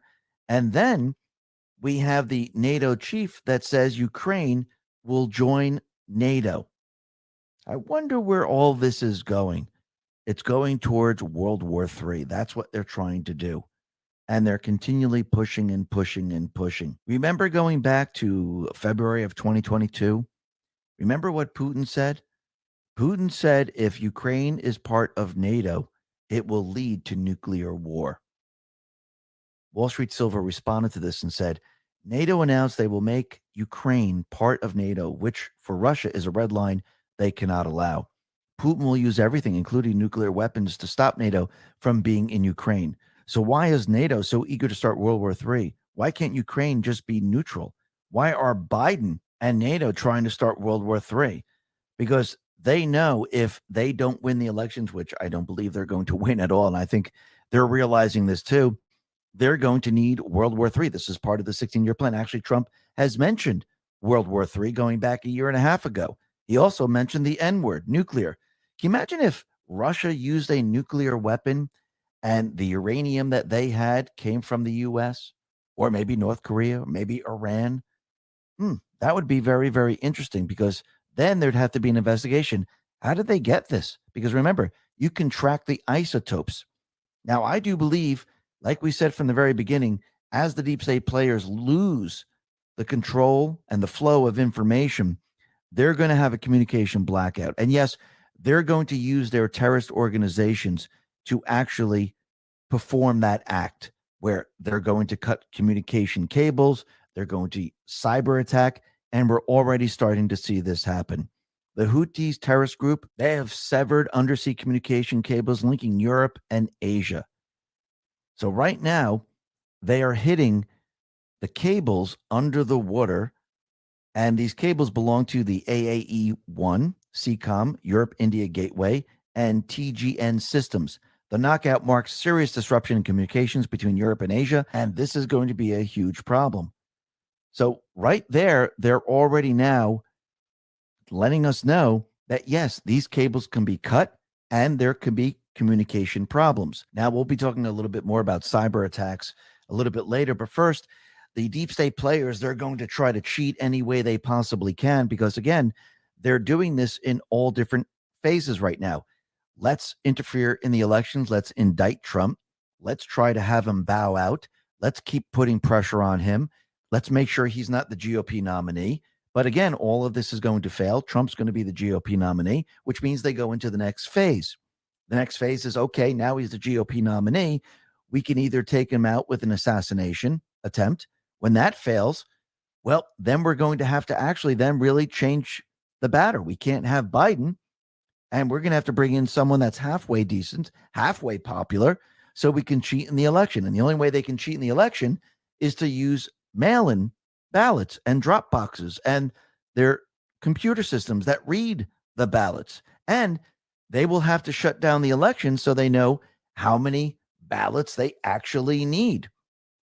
But again, how do you do this? Well, you can have the illegals send in the mail-ins. But again, How do you get people to use the mail-ins? You got to scare them somehow. And they're going to try to use either disease X, they're going to try to use COVID. And what's very interesting, since they mentioned disease X in February of 2024, just like they announced COVID in February of 2020, all of a sudden, there's an outbreak in China, and they're saying that this outbreak is very severe, and it's a spike in COVID. Very, very similar. And they're saying, yes, it's all over the place. It's in Beijing, and the infection is spreading, and it's very, very severe. So I do believe they're trying to do the exact same thing, but it's going to fail. They will not be able to pull this off this time. I do believe the people of this country are hardened. The people of the world are hardened, and they have been seeing the truth about what COVID was actually, what it actually is. They know that the bioweapons don't protect them. They know the bioweapon makes them ill. So this time around, this is going to be very, very tough for them. So this is why I do believe in the end, they will use the crashing economy. They will use war, and they will push their agenda by most likely cyber attacking or doing something, attacking the U.S. to try to postpone the elections. And you can see that they're going to try every step of the way. I mean, look at Letitia James, Peekaboo. That's what Trump calls her. She is now putting on her X account the interest owed on the $350 million plus dollars. We're up to $464 million right now. $500 million. Remember going back in time when we said that the amount is going to probably be 500, 600? Well, this is how they did it.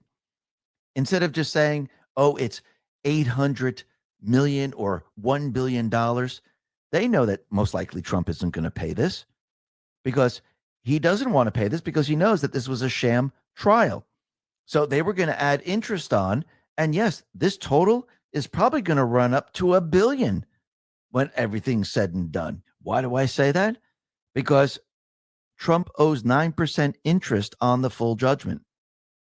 And this will continually accumulate over time.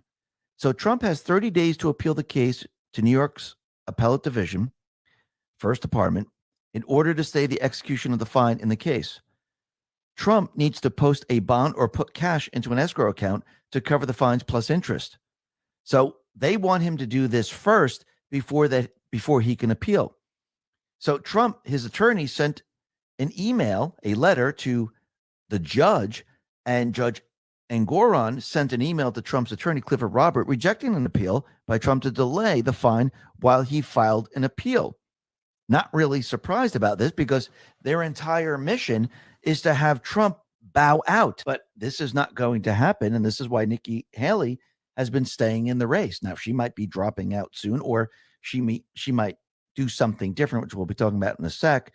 But I do believe in the end, with all this playing out, I do believe information is going to be brought out against every single one of these individuals. And I do believe Trump gives them a chance to do the right thing. Trump gives them the chance to follow the rule of law. And when they don't, he hits them hard. And I do believe he has the military. I do believe he has special investigators, and they have dirt on all of these people. Remember, everything that we're saying is going to lead back to Biden. So when information comes out about Fani Willis, I do believe information is going to be coming out about Engoron. I do believe all of this is going to lead all the way back to Biden. Why do I say this? Well, it looks like the Biden administration planted a Democrat operative in the Fulton County office to target Trump. So the alleged plan in question is Jeff DeSantis, no relationship to DeSantis, the governor of Florida, the county's deputy DA, who not only worked on Willis's 2020 campaign and was the former executive director of the Democratic Party of Georgia, he was the DNC's deputy director of compliance.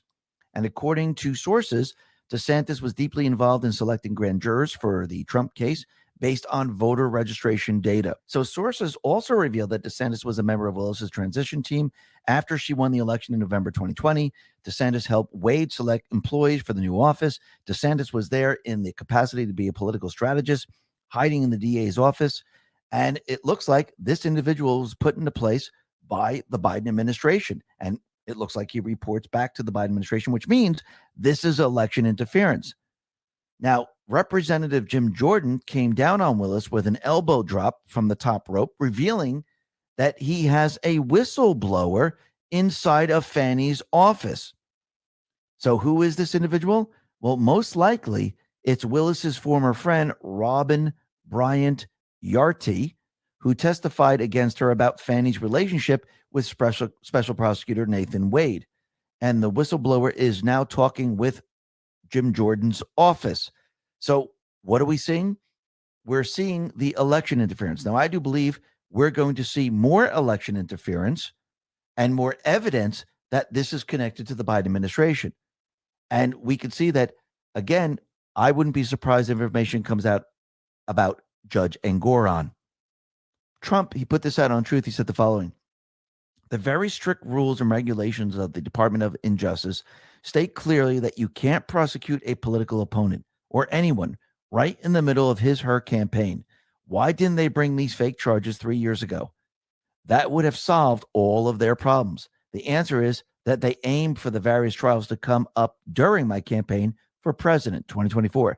This includes DOJ subservient subsidiaries like local DA and AG offices. In other words, all of these fake political persecutions of crooked Joe Biden's political opponent must be immediately halted. And he's absolutely right. And again, he's letting everyone know that this can't be done. And he wants these people to do the right thing, drop the cases, stop it. But they're not going to. He knows that, but he always gives them a chance. I do believe he's going to be bringing out much, much more information on all these individuals. Why did he let it get this far? I do believe he had to show the people how corrupt they really are. And I think the people now really can see this. And the people are starting to understand that a criminal syndicate is running this country. And if anyone's looking for justice, if anyone's looking for someone to stop this, how do you stop the criminal syndicate when they're in control of the country? We're going to go to the DOJ. We're going to go to the FBI. Where are you going to go? There's no place to go. They run the country.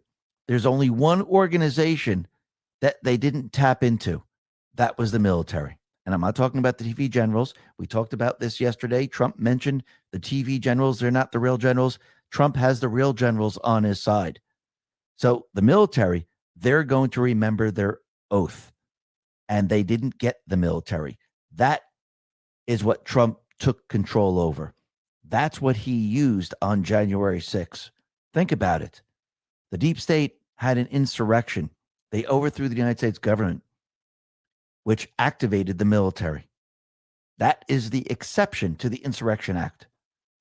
And you can see that Trump has been exposing the deep state players every step of the way by allowing them to attack him with everything that they have. He's taking all the slings and arrows so the people can wake up, so the people can see he is the victim.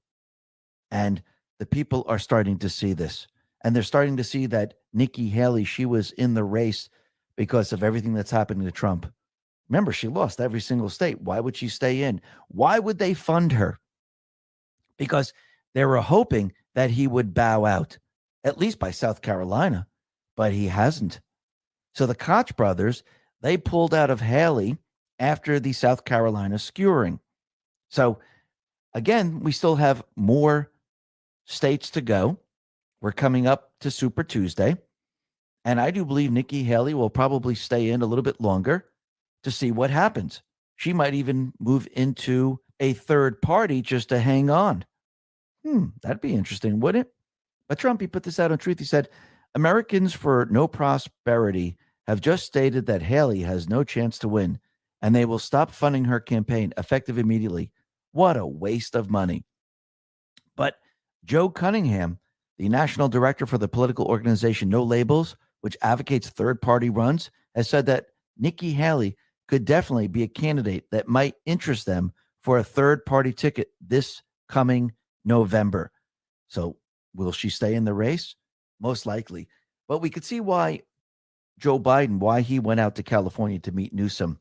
Remember, Joe Biden, he can't really give interviews. I do believe part of his dementia might be real dementia, but I do believe he's playing it up quite a bit for plausible deniability in the end. And right now, they don't want him out there speaking. And again, what are they using? They're using his age. They're doing this on purpose because if they use his mental abilities, well, that doesn't work with Trump. If they use the age, that works with Trump, where they can say, well, if he's too old, then Trump is too old. That's what they're trying to do. But this, again, is not going to work. So he went out to California to meet with Newsom for a specific reason. And I do believe when we said he's a placeholder, he is a placeholder. And he is going to be the mouthpiece for Biden right now. So right now, Newsom, he is going on Meet the Press and all. He's making all the rounds. And he is playing up Biden. He is the mouthpiece. He's the talking piece for Biden because Biden can't do it. So he was on Meet the Press and he said that Biden's record is master class. So the 3 years that he's been in office, it's master class. It's incredible.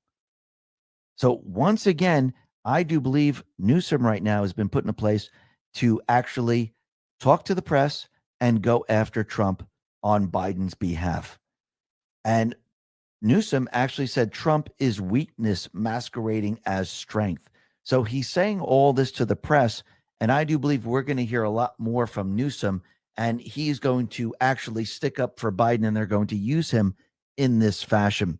But what's very interesting about all of this is that we have the same individuals that actually placed a recall on Newsom back in 2021 and forced Newsom to spend, millions and millions of dollars to stop it.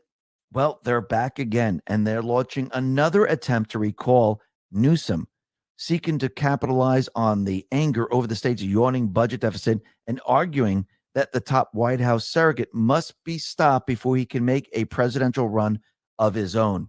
So these same people, they're going to try to recall Newsom. Now, this is going to be very, very interesting. Now, first of all, will he be able to run for president? No, I don't think he has the ability. He can run, but I don't think he has the ability to win because look what he's done to California. I do believe right now he is the placeholder, the mouthpiece for Biden until they can get rid of Trump. And when they can't get rid of Trump, that's when everything is going to change and they're going to bring in the change of batter. And yes, it's going to be very, very close to the elections when they do this. But we're going to see all this play out because they're going to try to hit Trump over and over and over again. And we can see they brought Al Sharpton out and he's calling on the black people. How dare you go with Trump? How dare you do this? Patriots Are in Control put this out and said, Al Sharpton calls black Trump supporters shameless. Remember, you're not allowed to venture off the Democratic plantation and have your own independent thoughts if you're black. You're only allowed to support the KKK founding Democrats. And they're bringing Al Sharpton out and they're trying to guilt the black community into voting for Biden. Do you really think this is going to work? I don't think so. I think they've lost the black community. I think they've lost the Latino community. And the people, they believe that Biden is going to be replaced. Rasmussen Reports put this out and said today, 47% think Democrats may replace Biden as candidate. Nearly half of all voters think it's likely the Democratic Party will find another candidate to replace Biden this year. A dark horse candidate rises from the pack. So who do you think is going to be the other candidate? Well, Rasmussen Reports decided to ask that question. And the Democrats, they aren't impressed by their options. No Biden alternative has broke 20%, except the none of these candidates. So here's the question to the Democrats. Which of the following Democrats do you think would be a better presidential candidate than Biden? Kamala Harris, 15%. Hillary Clinton, 12%. Michelle Obama, 20%. Gavin Newsom, 11%. Gretchen Whitmer, 9%. None, 27%. So none is the winner here. But Michelle Obama, out of all these people, she is ranked the highest. So that was for the Democrats. That was the question for the Democrats. Now, all voters, who do you think should replace Biden? So Kamala Harris, this is all voters, remember, 10%. Hillary Clinton, 9%. Michelle Obama 15, Gavin Newsom 8, Gretchen Whitmer 7, none 46%. So the Democrats right now, they believe Michelle Obama is the best candidate at 20%. Not that great. So when people are worried, like, oh, if Michelle Obama comes into the mix, she's going to destroy Trump. Really? Look at the percentage she has right now. It's very, very low. It's actually awful. When you look at all voters, it's terrible. If this is their best candidate, they're in trouble. Now, I do believe they will probably try to bring her in because she is the best candidate, and Obama would like to have control of the situation. This is why they made sure there was no other candidate running against Biden, because they need him to win so they can do the swap. And I do believe that this will be their best chance. Do I believe Michelle Obama will destroy Trump? Not at all, because the poll numbers are not in their favor. Plus, once they bring this individual into focus, think about what's going to happen throughout this year. Evidence is going to continually come out against them. And this is going to be a complete and utter disaster for the Obamas in the end. Now, the other thing that's very interesting is it looks like the RNC chairman, Ronna McDaniel, she has announced her resignation.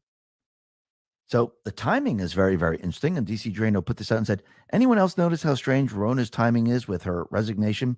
She's only stepping down because Trump is dominating so strongly in the GOP primary. If it was a closer race, she likely would have stayed on. Only proof she was RNC chair in an effort to stop Trump and MAGA movement. Thankfully, she's as bad as her mission as she is fundraising. Mitt must be fuming. Absolutely. But think about it right now. They're putting Lara Trump as co-chair, and they're going to be doing the same thing that these are doing. They're going to be doing ballot harvesting. So Ivan put this out on X and said, Lara Trump vows largest ever legal ballot harvesting operation if elected RNC co-chair. Well, it's starting to look like that. So if we have the R's doing ballot harvesting and we have D's doing ballot harvesting, what happens in this situation? Do the D's have the ability to cheat the way they were able to cheat in 2020? No. This makes it much, much harder for them. So again, the question is, are the Patriots leading them down this path and putting pressure on them in a way where they won't be able to cheat the way they did? And eventually what they'll have to do is they'll have to postpone the election. And the only way to postpone the election is to actually go to war and have the United States attacked one way or another. And what's very interesting, Finance a Lot put this out, is that Nancy Pelosi opens a $1.25 million call position in Palo Alto Networks. So Palo Alto Networks provides cybersecurity solutions worldwide.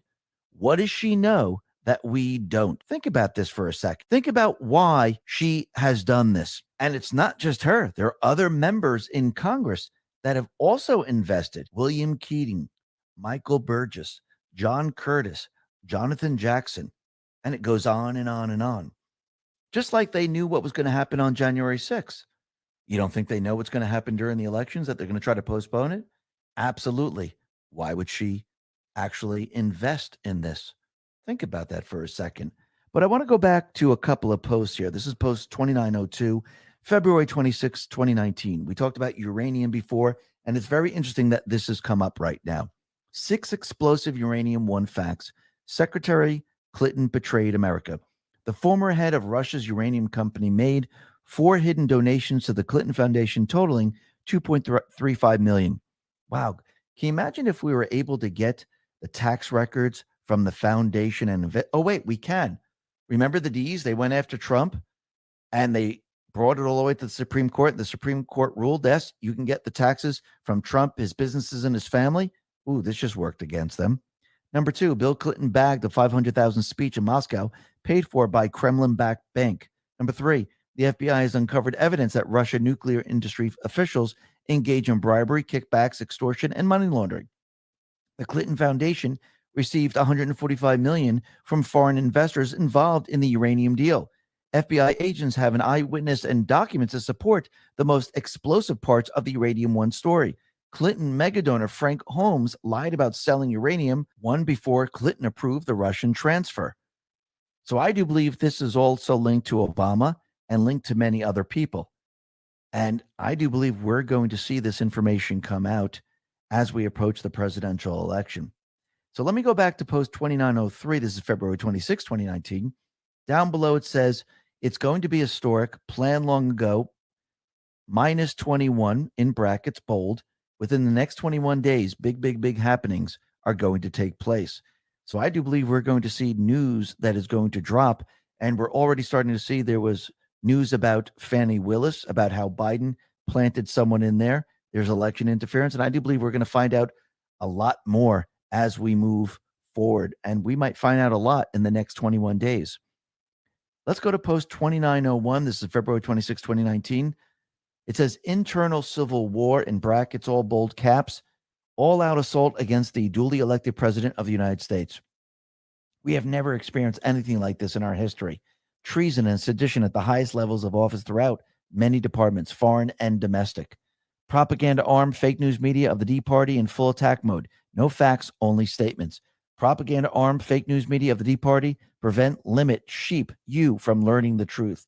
Propaganda armor fake news media of the D Party retain control of narrative, control over you. House D's in full attack mode. No facts, only statements. Senate D's in full attack mode. No facts, only statements. This is their last stand. Fear of prosecution, fear of the public learning the truth, fear of losing power, bribes, blackmail, threats, etc., all being deployed. We are at war, and we are at war. It's an information war which is about to go physical. Yes, because when we have a terrorist attack, when we have a cyber attack, when we have these things happen, that is a physical war. And we can see the deep state players, they don't have control over information, which means they're going to have to shut down the flow of information. And I do believe this is where all this is headed. And I do believe Trump is going to be using their 16-year plan against them. Now, that doesn't mean Trump is pushing the 16-year plan. He knows that they were going to push the 16-year plan. They were going to accelerate the plan because they're way behind schedule. So he knows that part of their 16-year plan is they're going to bring us to war. This is why he said it a year and a half ago. He told us before Biden was brought into the White House that he was going to open the borders. He was going to destroy the economy. How did he know this? It's part of the 16-year plan. He told everyone what was going to happen. A lot of people didn't believe him. So you know what had to happen? You had to be shown exactly what he said. Now you're going to see war.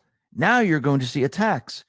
Now you're going to see how the deep state interferes in the election, how the deep state is going to try to cheat in the election, just like they cheated in 2020 and the midterms. Now you're going to see how the deep state is going to attack this country from outside and from within, because they will activate their foot soldiers. And Trump, the Patriots, they're counting on this, because once again, who controls the country? It's not the resident. It's not Obama. It's not Soros. It's the military. Trump is the commander in chief. That doesn't mean Trump's going to be out there going, hey, round up these people. No, I do believe the Biden administration, as they see everything happening, they got to do something. Or does the military call the ball and say, this is an insurgency? This is an insurrection. We have to stop this. I do believe we're going to see this on Biden's watch. The optics are going to be absolutely incredible. And it's not Trump who's doing this. It's the deep state players that will be doing this, where the military on their watch will probably round up the people. They will be called out to control, because remember, in the beginning, they're going to try to make it look like it's MAGA, but it's not going to be MAGA. It's going to be their foot soldiers. And yes, I do believe they will be rounded up. And yes, it's going to look scary. Yes, it's going to happen during the election and after the election. It's going to happen during this period of time. Yes, they're going to push war. But again, Trump will be elected. And yes, the deep state, they will use as much chaos as possible. Remember, they still have that period of time from when Trump is elected till the inauguration. So they will try everything they possibly can. I wouldn't be surprised if leaders say, we would like, and the people say, we would like Trump to negotiate peace. Because remember, that's the most powerful weapon. Once he negotiates peace, it's game over for them. He counters everything they're trying to do. Crash the economy, bring us into the Great Reset. Well, if you have peace, you don't have an event to cover this up. You can't bring us into the Great Reset and the Green New Scam. If you counter their entire push for war with peace, there's no depopulation. There's no death and destruction. There's no distraction. Everything is countered. And I do believe Trump, he's bringing them down this path. The military's bringing them down this path. Why? It's game theory. Patriots are in control. And in the end, the people are going to see it all play out. And in the end, the country will be united. Listen, everyone, thanks a lot for listening. Be well, be safe, and especially be prepared. Thanks a lot.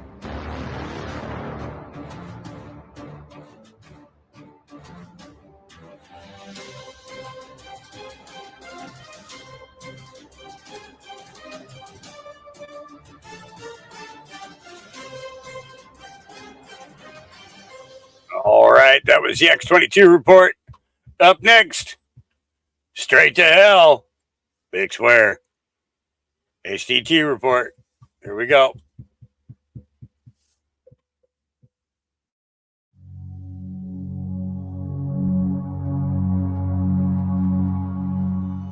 We're in one of the most perilous times in American history and world history because these people are not only have their moral compasses broken, they are intellectually incompetent. They are like late generation, late stage colonial empires.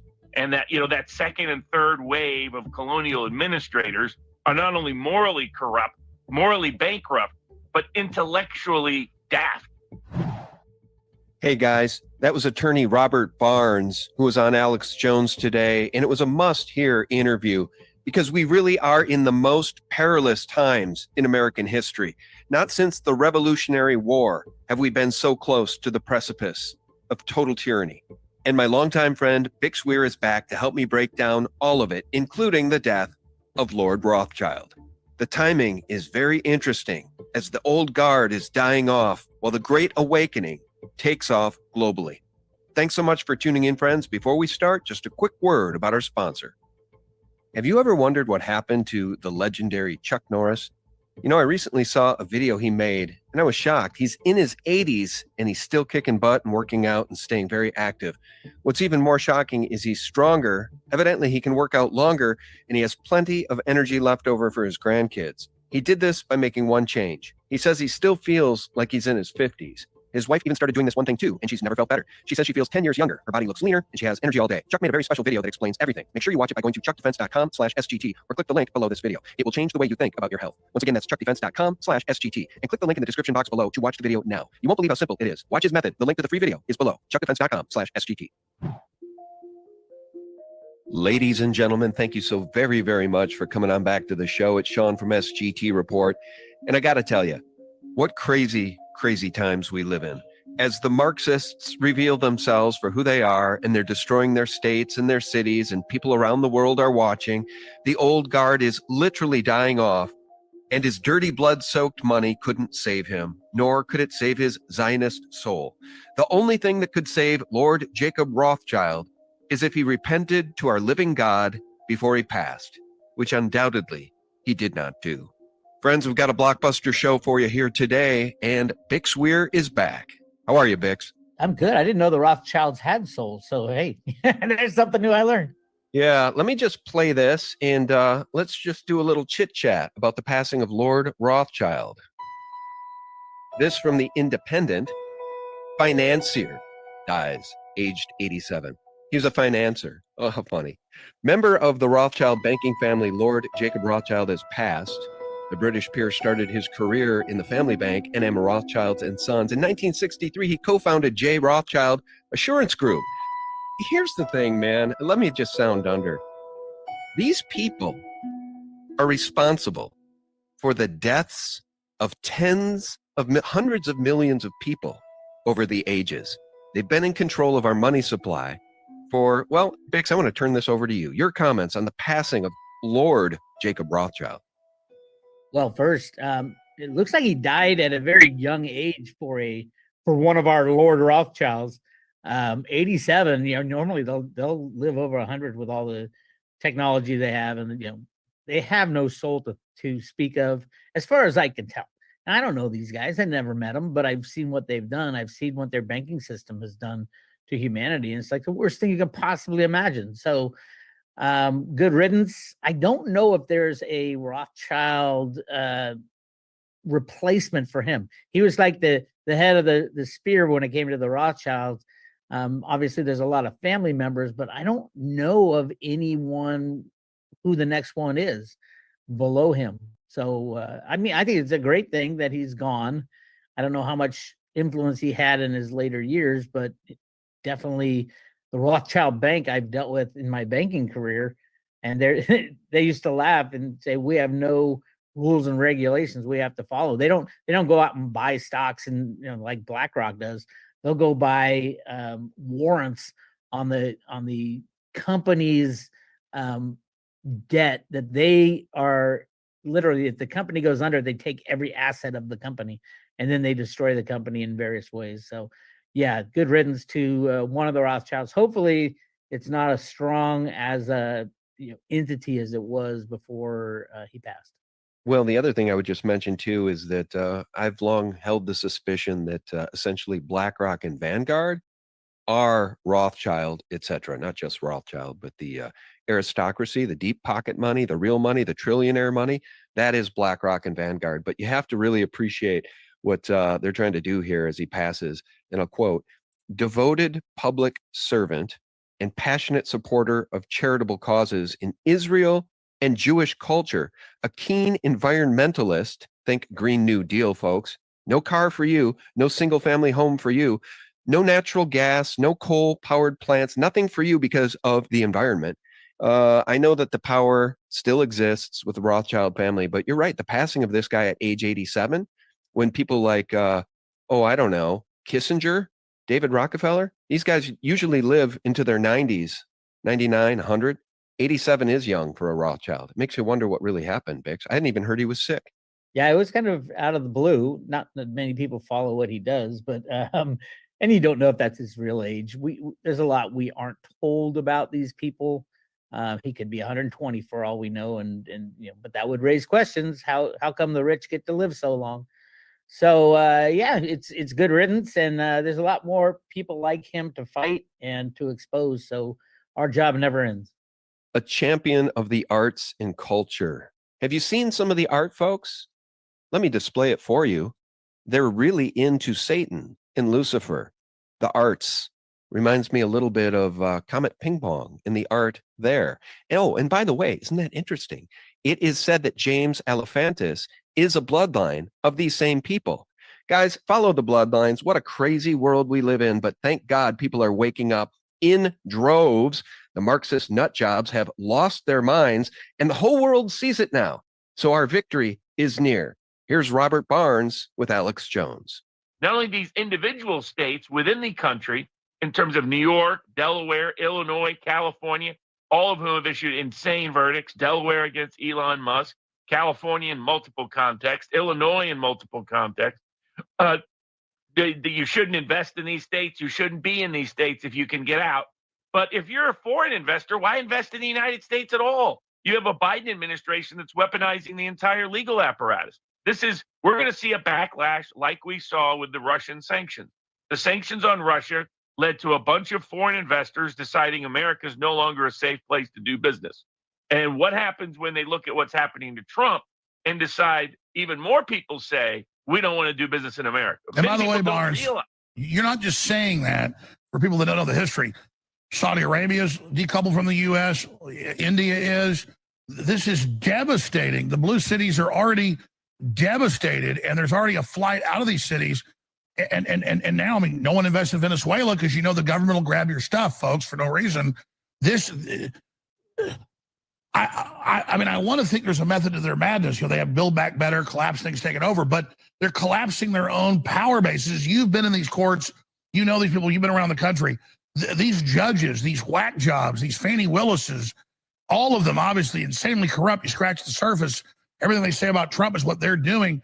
Do they have any conscious understanding, second, third, fourth order, what they're doing? Or are they only thinking one-dimensionally? It's what we've been talking about, that we're in one of the most perilous times in American history and world history, because these people are not only have their moral compasses broken, they are intellectually incompetent. They are like late generation, late stage colonial empires. And that, that second and third wave of colonial administrators are not only morally corrupt, morally bankrupt, but intellectually daft. When Hillary Clinton is the kind of people you're putting up, you're not bringing their best. And so the problem is, that's when we're at the most risk. That's when the world is at the most dangerous stage, because that's what the kind of leadership we had that led to World War I. Perfectly stated. Bix, he makes a great point. Barnes cites Hillary Clinton. If that's the best they have, they're hopelessly morally bankrupt. And by the way, Soros, another connection to Rothschild and Rockefeller, a puppet of the real money masters. And we are now in one of the most perilous times in American history and in world history.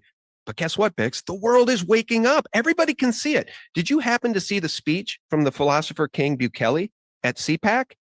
It is powerful. It is exactly what CNN, MSNBC, and the Washington Post don't want the American people to hear. And he's a politician from a foreign country, El Salvador. I agree. And you look at how bad can it get? Well, you got, out of the entire country, you got Joe Biden running for the Democrats.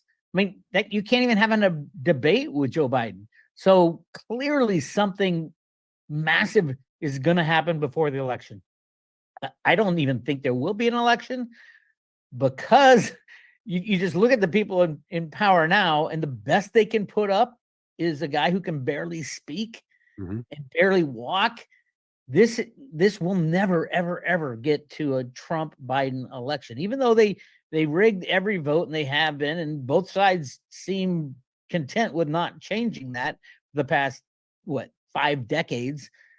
But the reality is, the people are at least awake enough now to see that there can't be a debate for a presidential election if Joe Biden is in it, because who would he debate, and how could he debate? He can barely speak. So I think they're planning some big false flag event before the election. Most likely, if the good guys are in charge, like I believe, it'll be a financial collapse, because Trump doesn't want a financial collapse on his watch, even though it should have collapsed on his watch as well, because of the built-up corruption, because of the misallocation of wealth. Something big, big, big is happening, and we have a time frame between now and election time. Well, we're going to get to silver and gold, guys, and Bitcoin, by the way, which is up $2,000 today, because we are in the midst of the financial collapse. All right. Here's the thing, guys. NVIDIA last week had a God candle of $250 billion. They reported earnings that were blowout earnings because they have a monopoly in the space, and the stock market value of NVIDIA soared by $250 billion in one day. Well, why? Well, number one, Wall Street had underestimated the monopoly and power of NVIDIA. But number two, there is no place to put capital anymore. That's why the Magnificent Seven are at nosebleed levels, while the rest of the stock market, look at the charts. The rest of the stock market is trending far lower over time, but the Magnificent Seven are going up as all the capital pours into big tech. We'll get there in a second, but let's stay over the target here with the Great Awakening about these Marxists. I have to play this clip. This is really, really, really something else. This is about the judge in the E. Jean Carroll case. Remember the nut job suing Trump because he raped her, she says, but she can't name the time. She doesn't have any evidence. But she got a judgment of like $83 million. Then she went on TV and she bragged about how she was going to spend it on clothes and vacations and cars for her friends. Okay, you're going to love this, guys. Listen. Look at the case you worked on. Look for all the way in the bottom of miscellaneous, second line, 2021, 2022. Kaplan was presiding judge on matter relating towards Virginia Giuffre and Prince Andrew. Click on that on 6. Watch what happens. What happens to the case. Click on that's the one. Click right there, zoom in, and just go to the top. Yeah, Jennifer and Andrew reached, and the case was dismissed by the party stipulation in March 2022 without going to trial. Prince Andrew. So let me get this straight. This case, read the top. Federal Court, Virginia. You know who Virginia, Joe? I mean, we just talked about her, right? Trafficked girl That's from right. Epstein Island. From Epstein Island, second son of The for picture. sexual assault under court, several sexual encounters with Andrew in the early 2000s at the age of 17 after being sex trafficked by American financier and convicted by sex offender Jeffrey Epstein. Dismissed without going to trial, yet Trump's $83.3 million. Wow. Wow. What a freaking find. Great find. That is insane.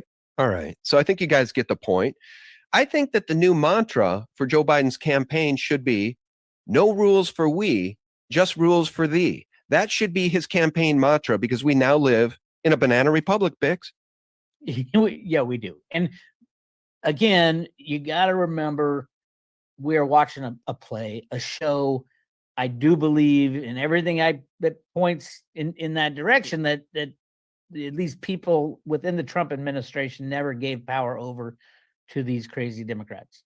So everything we're seeing that we think, oh my God, how could this actually happen, is not really happening, or there's a way out. For example, the Fani Willis thing. Everybody's like, oh my God, this is so ridiculous. And they got a judge on their side who contributed to Fani Willis's campaign. How is Trump ever going to get out of this? And then all of a sudden they pull the, hey, Fani, you're beyond corrupt, sleeping with a pseudo prosecutor that you hired, a special prosecutor that you hired, had no experience at all, that you're having sex with.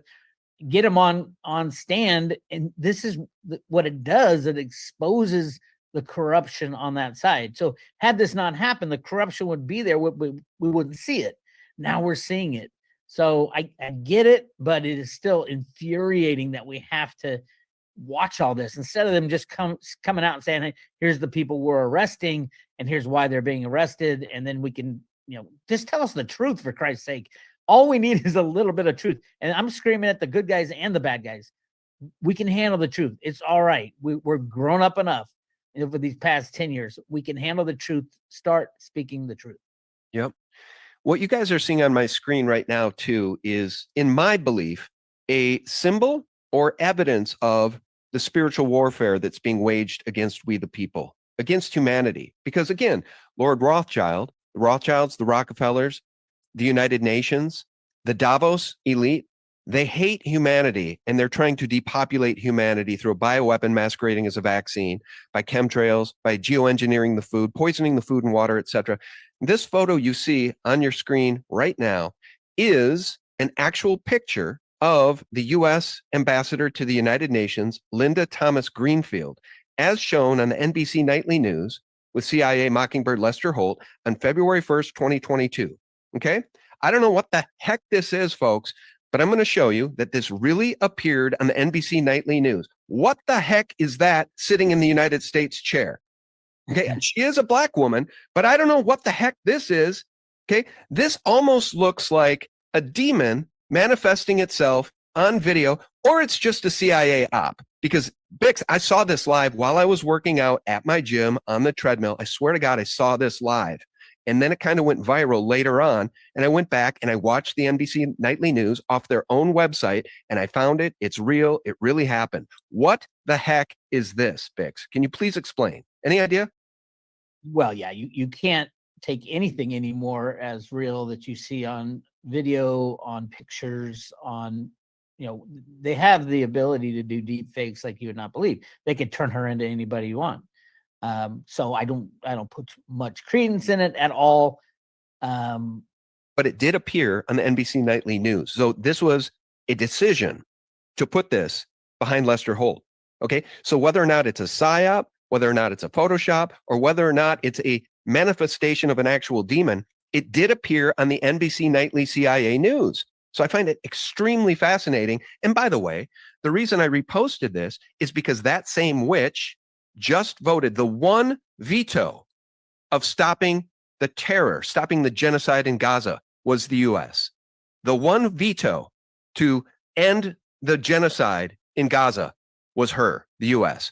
So now the whole world sees us as the bully that we've become. And it's not you and me. It's not the listeners. It's not we the people. This is not our government, Bix. Our government has been hijacked by maniacs, psychopaths, and genocidal killers, man. I agree. But at the same time, again, most of what we're seeing is a play. It's a staged, fake thing I think it's to wake us up, but not right now. It's just pissing us off.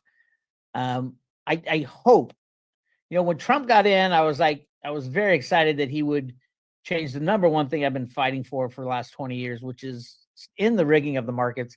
He turned it up a notch. He rigged it more than anybody else. And I get why he wanted to do that, so he can take out a lot of people and expose things.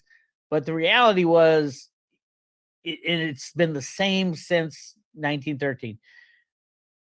Whoever's in power has just kicked the can down the road as far as market manipulation. Now we're so far past anything close to free market trading. When you read the book, and I just read this book. It's called Going Infinite by Michael Lewis. It's about FTX and Sam Bankman-Fried and what he was doing over at FTX to rig prices. And it got into what Binance does to rig prices. It's the same thing the U.S. government does to rig prices on the New York Stock Exchange, the COMEX, the bond market, the stock market, you name it. There is nothing real anymore. So for this to leak into the media and how we vote, everything is fake.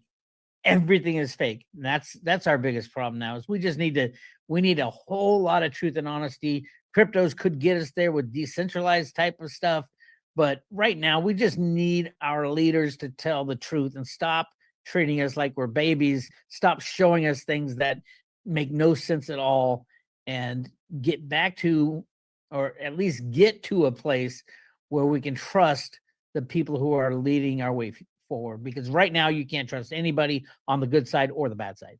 The beautiful part is, Bix, and here's the next news item. Like a war zone, farmers surround EU headquarters building. The world is waking up. The world is sick and tired of the tyranny and the Green New Deal and the Rothschild domination over our money markets and our money itself. The world is fed up, Bix, and I just think it's wonderful to be part of this great awakening. And by the way, War Cycle will continue to build in 2025. Charles Nenner sees super bull market in gold and silver. Nenner says his wealthy clients see dark days ahead for the world and have actual bunkers to go along with a bunker mentality. Here's the thing, too. When I was working out yesterday at the gym, I was listening to Alex Jones, and he was talking about people coming up to him. He took a vacation in Kauai recently, and people were coming up to him and congratulating him, thanking him for sharing the truth with the world. And some of the folks that came up to him, one in particular, said he's been involved in working on Zuckerberg's bunker. The head of Facebook, Zuckerberg, is building a bunker, and this man says everybody's talking about it. And if the shit hits the fan and the world melts down, they're going to go straight to that bunker. People want heads now, Bix. People are fed up with this billionaire, trillionaire class destroying us and our families. Anyway, side note, Charles Nenner sees super bull market in gold and silver. I think you do too, don't you? Absolutely, in silver. Absolutely. And gold too. I mean, there's a lot more gold than people understand. I've been doing a lot of research into this, and there's a lot less silver.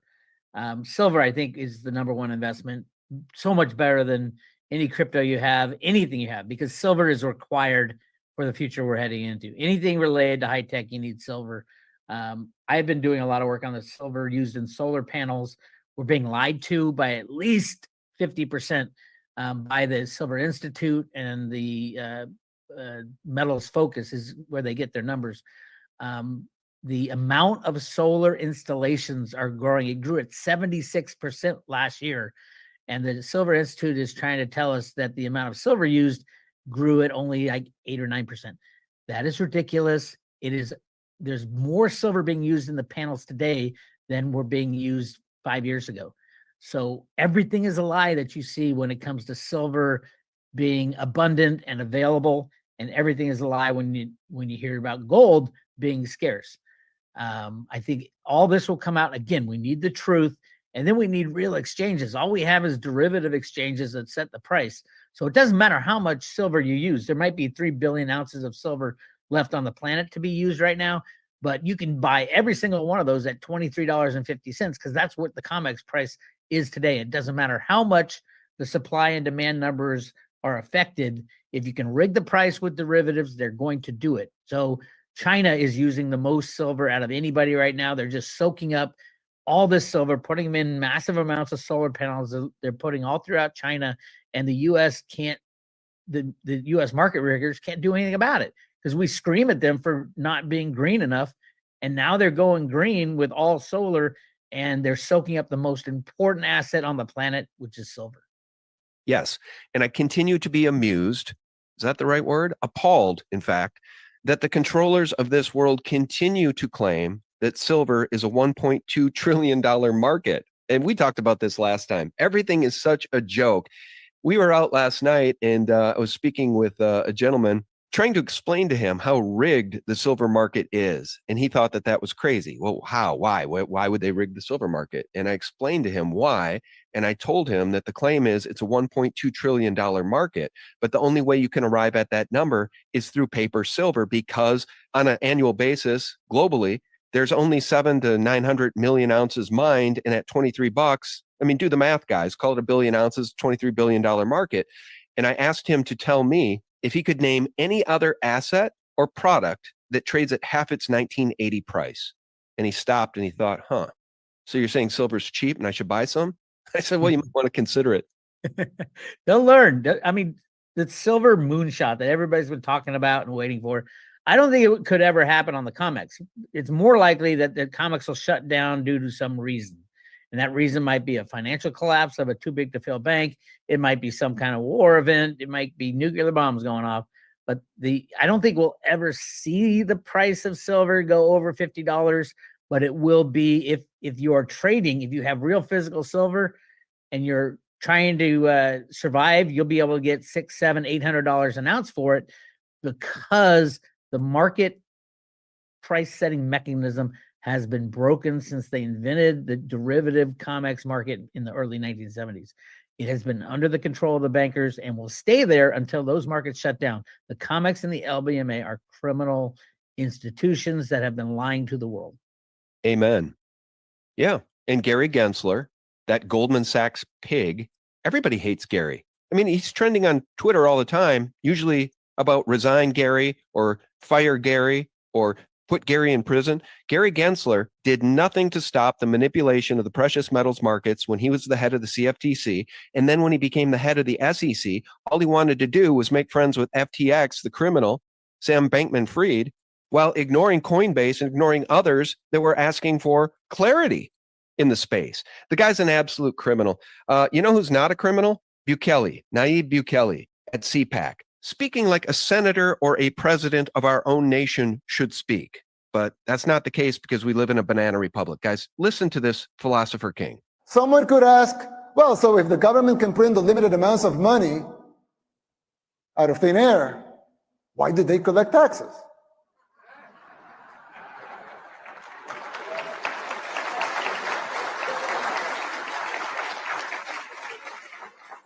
I mean, in theory, it would make sense, right? If they can print unlimited amounts of money, why would they need taxes for?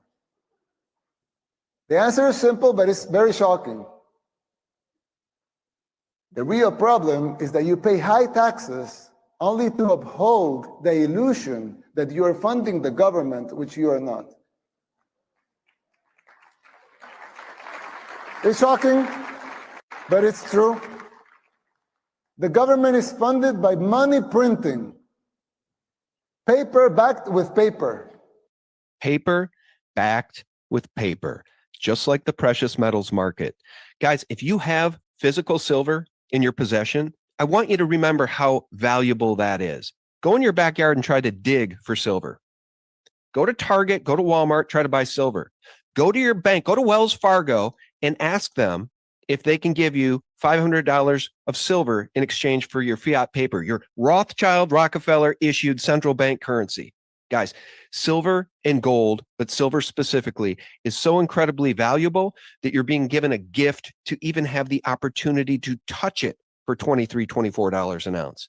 Anyway, Bukele, a philosopher king. Why don't we have a president like this in our nation, Bix? Well, I think the overall sentiment is the United States wants to keep its status as like the world's most powerful country when it is losing fast. And the reason we became the world's most powerful country is because of our manufacturing base. Back when we had a manufacturing base. And then all of a sudden it became the dominance of the dollar, and we had to pull our military out anytime someone challenged it. That's embarrassing for the country.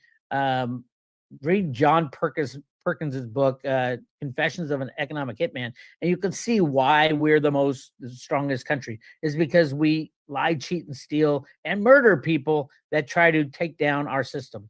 That's why Gary Gensler goes after the Bitcoin ETFs. He doesn't approve the Bitcoin ETFs until his guys at BlackRock and Vanguard and all those guys who started the Bitcoin ETF, they were the ones who get to hold the crypto, and JP Morgan holds it for him. Gary Gensler, the head of the CFTC, was in charge of the third silver manipulation investigation at the time when JP Morgan got busted for manipulating. So he had his top executives on the desk of the JP Morgan trading desk while JP Morgan was literally making tens of thousands of illegal trades. And Gary Gensler also he worked for a guy named Gary Ellison at MIT, whose daughter worked with Sam Bankman-Fried, Caroline Ellison, who was in charge of Alameda Research. The amount of people in charge of keeping this corrupt system together is very few. And Gary Gensler has been the one juggling a lot of balls, and every time he comes out the most corrupt part of the entire operation. We need to remove Gary Gensler and remove the people who work for him, and we need to get back to free markets.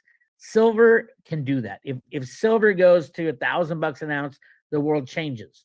Yes, you won't have cheap cell phones anymore. You won't have cheap flat screen TVs anymore. There's more people on planet Earth that want silver to stay low than want silver to be freely traded. And that's just a fact we're going to have to deal with. And it's like 99.9% of the population wants low silver prices. They don't know why. They have no idea why, but they do know if they go buy a flat screen TV that used to cost $300, all of a sudden it costs $1,500 because the price of silver went up, they'll understand how important silver is. That's what we're fighting against. I'm not fighting one way or the other. I just want free markets, because free markets are the only way we get back to freedom. And if you want freedom in the United States of America, you tell the regulators and the market riggers to fuck off. Yeah, and people are really getting to that point. And they're getting to that point regarding their taxes too. There is a movement right now that's really burgeoning across this nation to stop paying your federal income taxes because they print the money out of thin air, because of what Bukele just disclosed, because people are waking up to the fact that our borders are wide open and illegals in New York City are being given $10,000 prepaid debit cards by Mayor Adams because ... Why? I don't know why. Because they're trying to destroy our nation from within. So why would you pay taxes to a criminal government that's destroying your Constitution, your Bill of Rights, and your way of life? In fact, your birthright. They're literally stealing our birthright. What does that mean? Your birthright to be born into this nation, to be blessed to be born into this republic, this formerly healthy republic. Your birthright as an American citizen is being stolen from you and given to illegals, which now are murdering people. Did you hear about the 22-year-old jogger, the nursing student in Georgia? She went for a jog and she was murdered by one of these illegals who had been jailed twice and released without bond. And he killed her. Bix, people are getting pissed off. And if they try to suspend this election, I think the heads are going to roll. I really do. I don't think people can take any more of this. We're all reaching our breaking point. And, personally, I welcome it. I welcome a peaceful revolution because people are sick and tired of all of this Marxist, communist, absolute treacherous, treasonous tyranny, Bix. Take away the money and you take away their power. Taking away the money. Yeah. I've talked a long time about let's just all not pay taxes, because California is just as bad as New York, if not worse. So giving, free health care to people, it's not free. Who pays for it? We pay for it. The taxpayer in California has to pay for all these crazy programs of a crazy governor. So not paying taxes is tough when you're just a solo guy out there. I don't believe in it, so I'm not going to pay, and they're going to screw you over. The IRS is brutal. They have no real laws governing them, and they'll take you out. But when you get a movement doing that, when you get everybody saying, I refuse to pay any part of my tax money to give illegal immigrants money, walking around money, or money to buy booze, or money to put their kids through college, or even this college debt relief thing that Biden gets, that's the kind of thing that enough people can get together and say, screw it, I'm not paying my taxes, and I want everybody else I know not to pay their taxes so that we all can end this crazy game. Because if they don't have money, they're done. And then they'll print a lot of it and say, oh, that's okay. We have this economic crash, but we can print as much money as we want. And then we turn into Zimbabwe or the German Deutsche Mark. The reality is we need to say no more to this crazy government. I think the best way to do that is get a bunch of people. It would take a lot to say, raise your hand if you still want to pay taxes, because these taxes are going to places we don't want them to go, or raise your hand and say, I'm not going to pay. And I know a million other citizens who are not going to pay. That's right.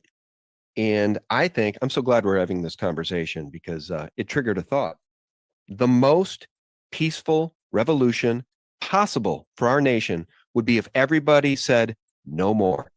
Stop paying income taxes to an out of control, criminally corrupt service corporation masquerading as your government in Washington, D.C. That would be the most peaceful revolution we could possibly imagine, Bix.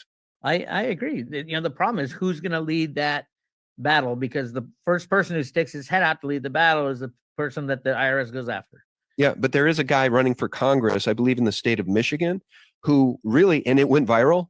He did a brilliant video. I think I played it in a past broadcast. He did a brilliant video about the fact that our government has been hijacked. It has been weaponized against us. And for that reason, he is not paying his income taxes this year. And it really went absolutely viral. The thing got millions of views across social media.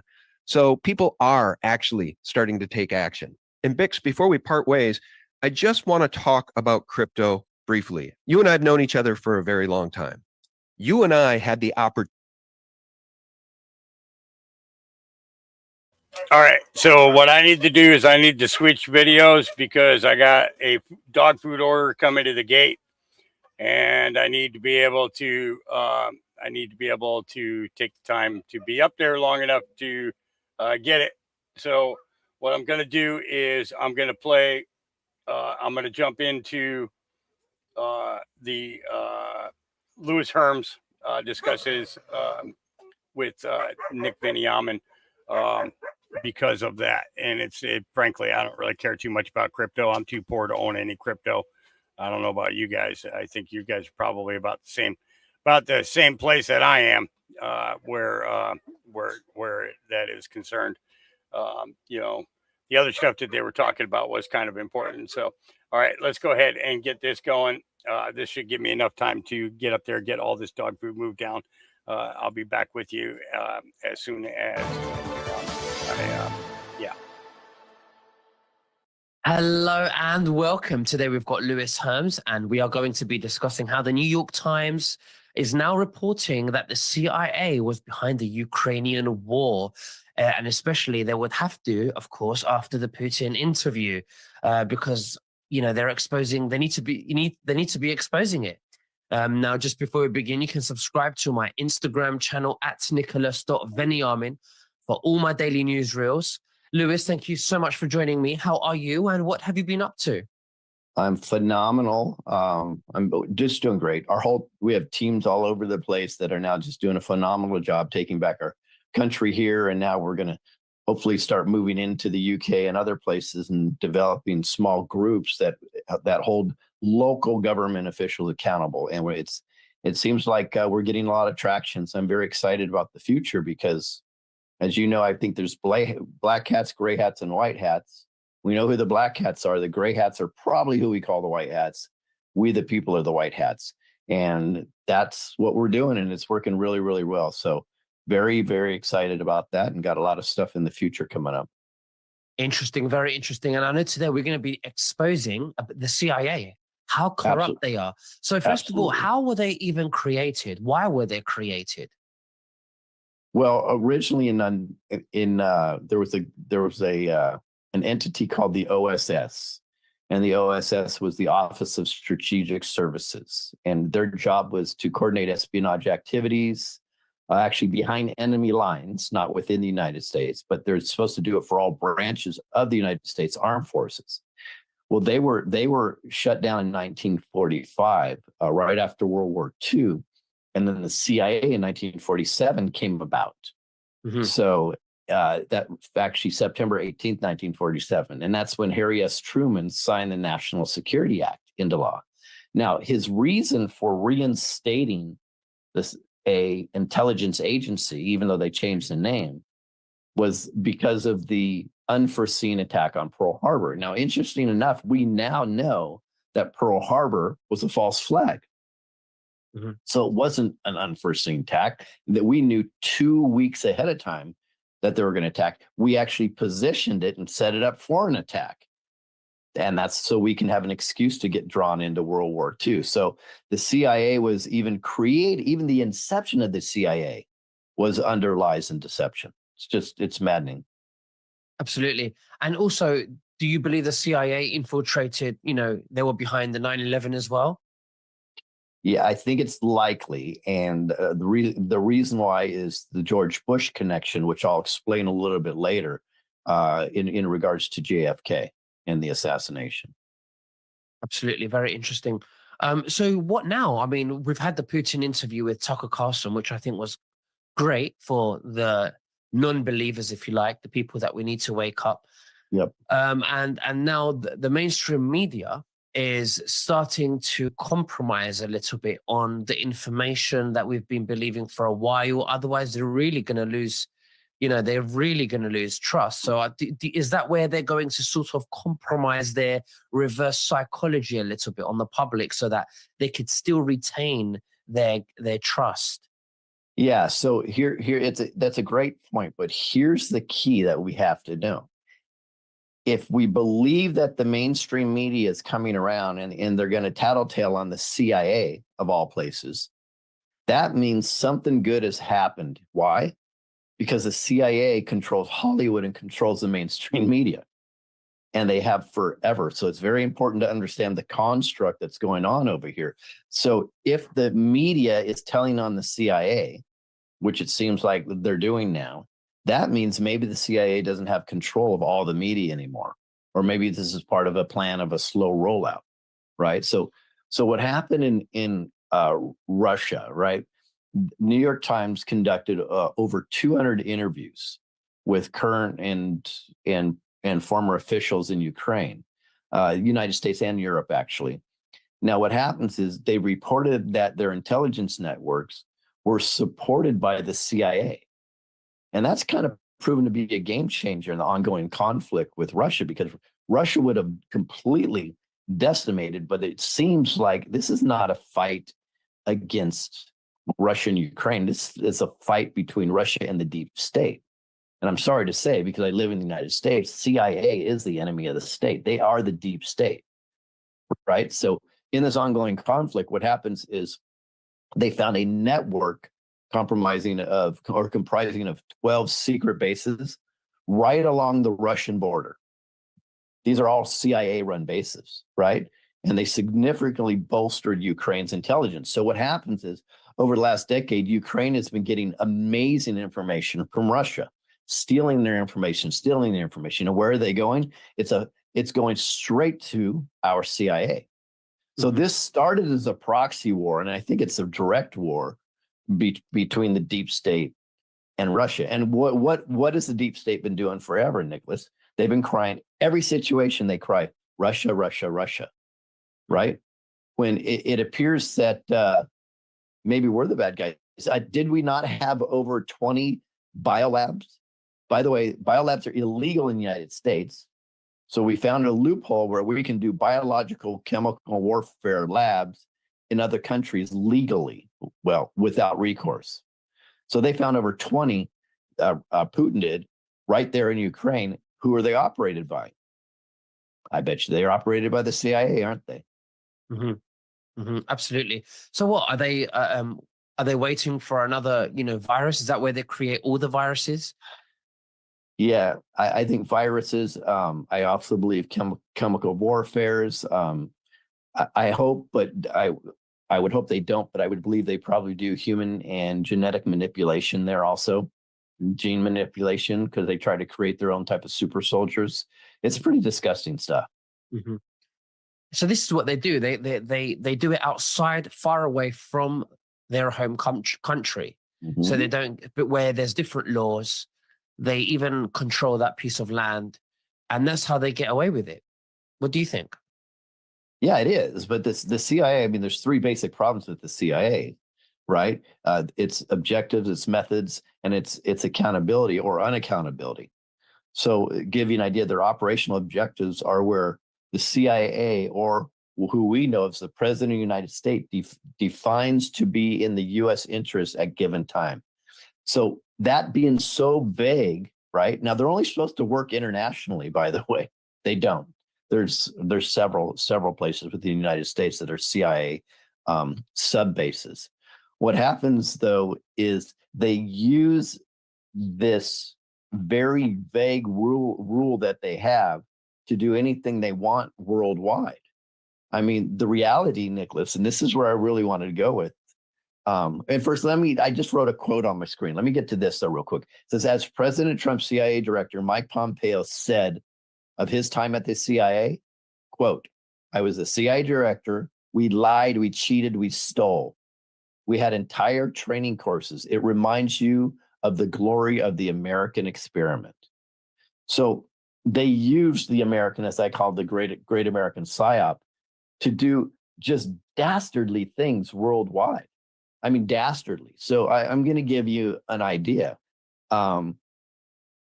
So in populations from at least 25 countries were denied their rightful choosing of their own leaders through fair elections because the CIA either overthrew their leaders through coups or went in and stole everything via wars.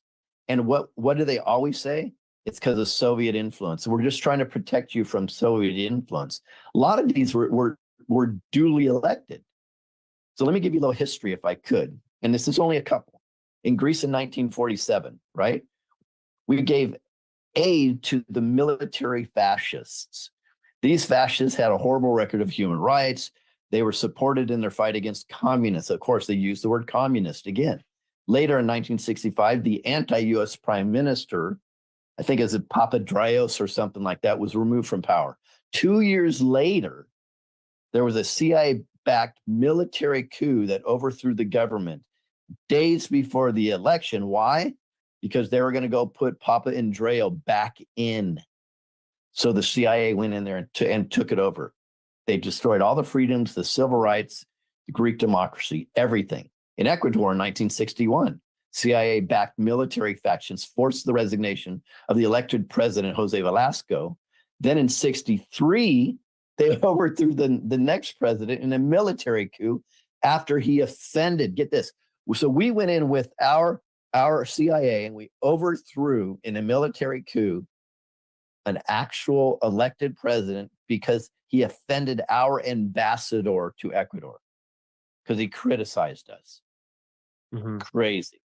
In the Dominican Republic in 1961 again, the U.S. supported the murderous dictator Rafael Trujillo for like 30 years. And then when his business interests became large enough to compete with us, the United States, guess what we did? We killed him. Then in 1963, when the country achieved democracy, we stepped in again and we overthrew him with a new leader. In Cuba, 1961, everybody knows about the Bay of Pigs, right? The Bay of Pigs was a total failure. And then later we tried to assassinate Fidel Castro. Again, ally of Russia. Now, this is one of the craziest ones to me, but this is probably a Rothschilds connected thing also. In Congo, again in the 60s, their leader was assassinated by the CIA. After doing what? He merely declared their financial independence and sovereignty from the world plan. He didn't want to be involved in the international banking system, right? And he wanted to protect his own people. So the CIA had him killed. 1980, Salvador pleaded with U.S. President Jimmy Carter to stop aiding military governments, slaughtering his people. Carter refused, and shortly afterwards, Oscar Romeo, the Archbishop, was shot while giving mass. The CIA had previously worked with the assassins that shot him. Just a coincidence. But here's the kicker. November 22nd, 1963, at 12:30 p.m., the CIA assassinated JFK with what appears to be high-level involvement, in my opinion, from George Bush Sr. So the CIA has replaced democratically elected leaders and started wars in over 20 countries, generally always under the guise of protecting us from Russia. Now, I know, because I've talked to a few people, a couple ex-CIA, the CIA has been flipping elections in other countries for decades. Now, I will say that these two CIA agents, both of them former, and one of them was a contractor for the CIA, actually believed they were doing the right thing at the time, and now they realize that they were putting in evil dictators in. So we've been involved in flipping elections.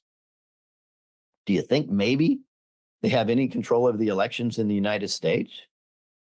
Which, by the way, it's illegal for them to operate in. Of course they do. So we're going to go back to Ukraine now. So before the conflict, Ukraine had already established its credibility with the U.S. by providing all this critical intelligence on Russian involvement, right? In regards to, do you remember the Malaysian Air Flight 17 that was shot down?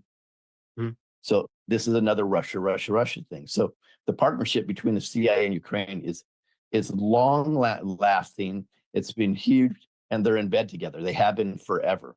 In fact, Ukraine gives more intelligence to the CIA in Kiev than we can even handle. So it's been really critical because it's always against Russia. The intelligence is always against Russia. Now, why are we? Russia's never come after us, right? Why are we so interested in Russia? Maybe because Russia doesn't want to play the deep state game, which is proven with the interview with Putin and other things. So CIA plays this huge role in Ukraine and training their commandos and training their spies, right? This is a war, United States against Russia. Let's just be realistic about it now.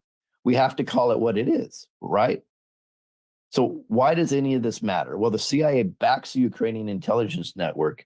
They've taken on renewed significance because of the concerns with Zelensky and what's going on with Putin. So now if this is a proxy war, if you've ever seen one before, right?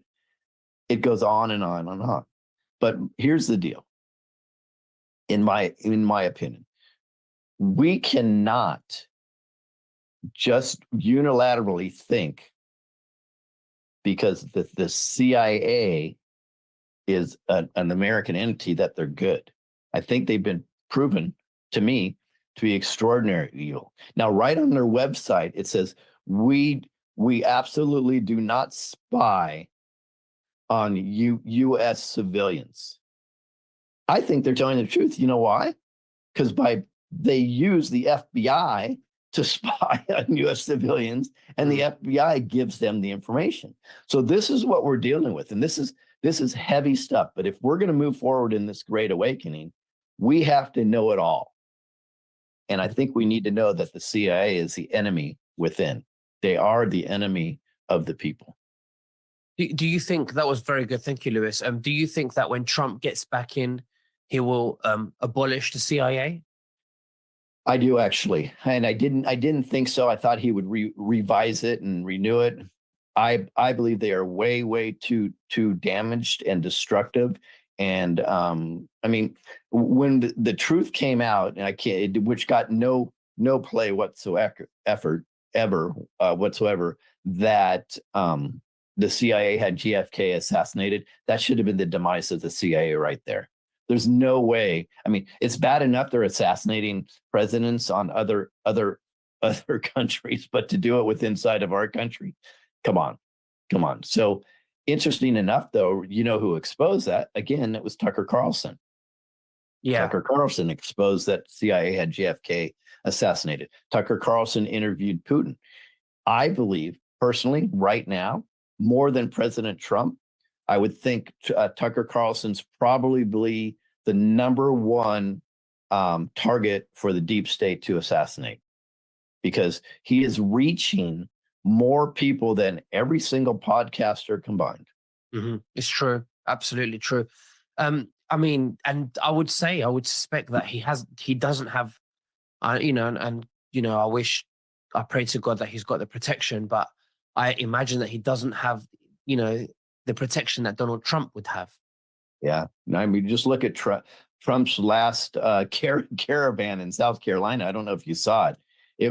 It looked like a presidential motorcade times 3. So he's definitely, President Trump is extremely protected. And probably that's evidence that he's also commander in chief, but that's a story for another day. Interesting. Of course, it's very interesting. I'm very excited. He's winning and he's doing fantastically great. We just can't wait until we change the world and we get rid of taxes and we have freedom and we have healthy food and we have a happy life and we change this planet. This is what we're looking forward to. Yeah, I think we have the Great Awakening, and then we have the True Awakening. The True Awakening is when we recognize our God-given abilities that are a lot more than we could possibly ever imagine. Absolutely. Now, I want to go into Numi, which is a special glutathione that's released into the body. And glutathione is a master antioxidant that me and Lewis would like to share with everybody, the viewers, because we think it's very important. Lewis, how would you explain that to the viewers? Well, first, I want to offer some credibility. So I've had over 100 products come across my desk because of my platform that they've asked me to support. I've taken 3 over the last 5 years. 3. That's it. And the reason why I took Numi is because I tried it and I got phenomenal results. I had a serious lung issue. My friend kept telling me, come on, try it. I literally kept it on my shelf for like 3 months. I didn't even open the bottle. Finally, I did.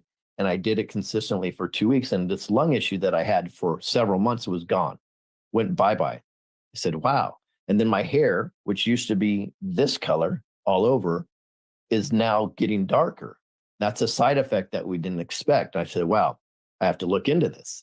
And then I started looking at the testimonials, and then I investigated the company, and I found out this is completely legit. That's when I jumped in. So to give you an idea what glutathione is, it is, like you say, the master antioxidant. But Numi has figured a way through hydrostat technology to make the particles so small that when you swish them in your mouth, it bypasses your digestive system. Why would that matter? Well, unfortunately, glutathione is very fragile. So when it goes through your digestive system, it breaks down, you get virtually anything. In fact, the only people that were really getting significant results from glutathione were all taking it intravenously. That costs like $1,200 a month. And they still aren't getting the results that this little bottle will give you in a month. So why does it work? Because glutathione actually it works with your immune system and your mitochondria, right? And it gives that portion of your body the ability to go to work and search for problems and figure it out. And it really, to me, it's we are created perfect, right? So glutathione just helps your body do what it should automatically do. And the results are phenomenal, as you know, Nicholas. You've even been slapped on the hand because you said a word that you're not supposed to say, because the FDA isn't happy with a company like this, because this company would probably put Big Pharma out of business if everybody was on it. Exactly. And they tell us to share testimonials. I shared a testimonial, or somebody, one of my people shared a testimonial, and they said, you can't say that because it's a claim. Well, it's not really a claim if that's their experience. Right. So that I was very confused by then. But that's how corrupt the system is, the FDA. They're not interested in curing. And the doctors and the health system is not interested in curing. They're only interested in prescribing you drugs because that's where they profit from. Lewis, could you give us some examples of how glutathione helps us? Why would we need it? What could it get rid of? Virtually everything. It's not even, that's not even, because it's not the glutathione that's doing the work. It's your body, it's your immune system that's doing the work. The glutathione is feeding it and giving it the energy and the ability to do the work for you. And then our body figure, great, here's a great example. I had on the bottom of my right foot for several years, a kind of a sharp burning pain. And there's a little teeny triangle type hole in the bottom of my foot. Don't know what it was from. I put lotion on it. I could get through the day. No, it was not such a big deal, right? But it would burn. And I treated it with so many things, nothing. I just started taking the glutathione, and then I used the spray that we have, and I started spraying it on it. Within 5 days, it's gone, completely gone. Don't have to worry about it ever again.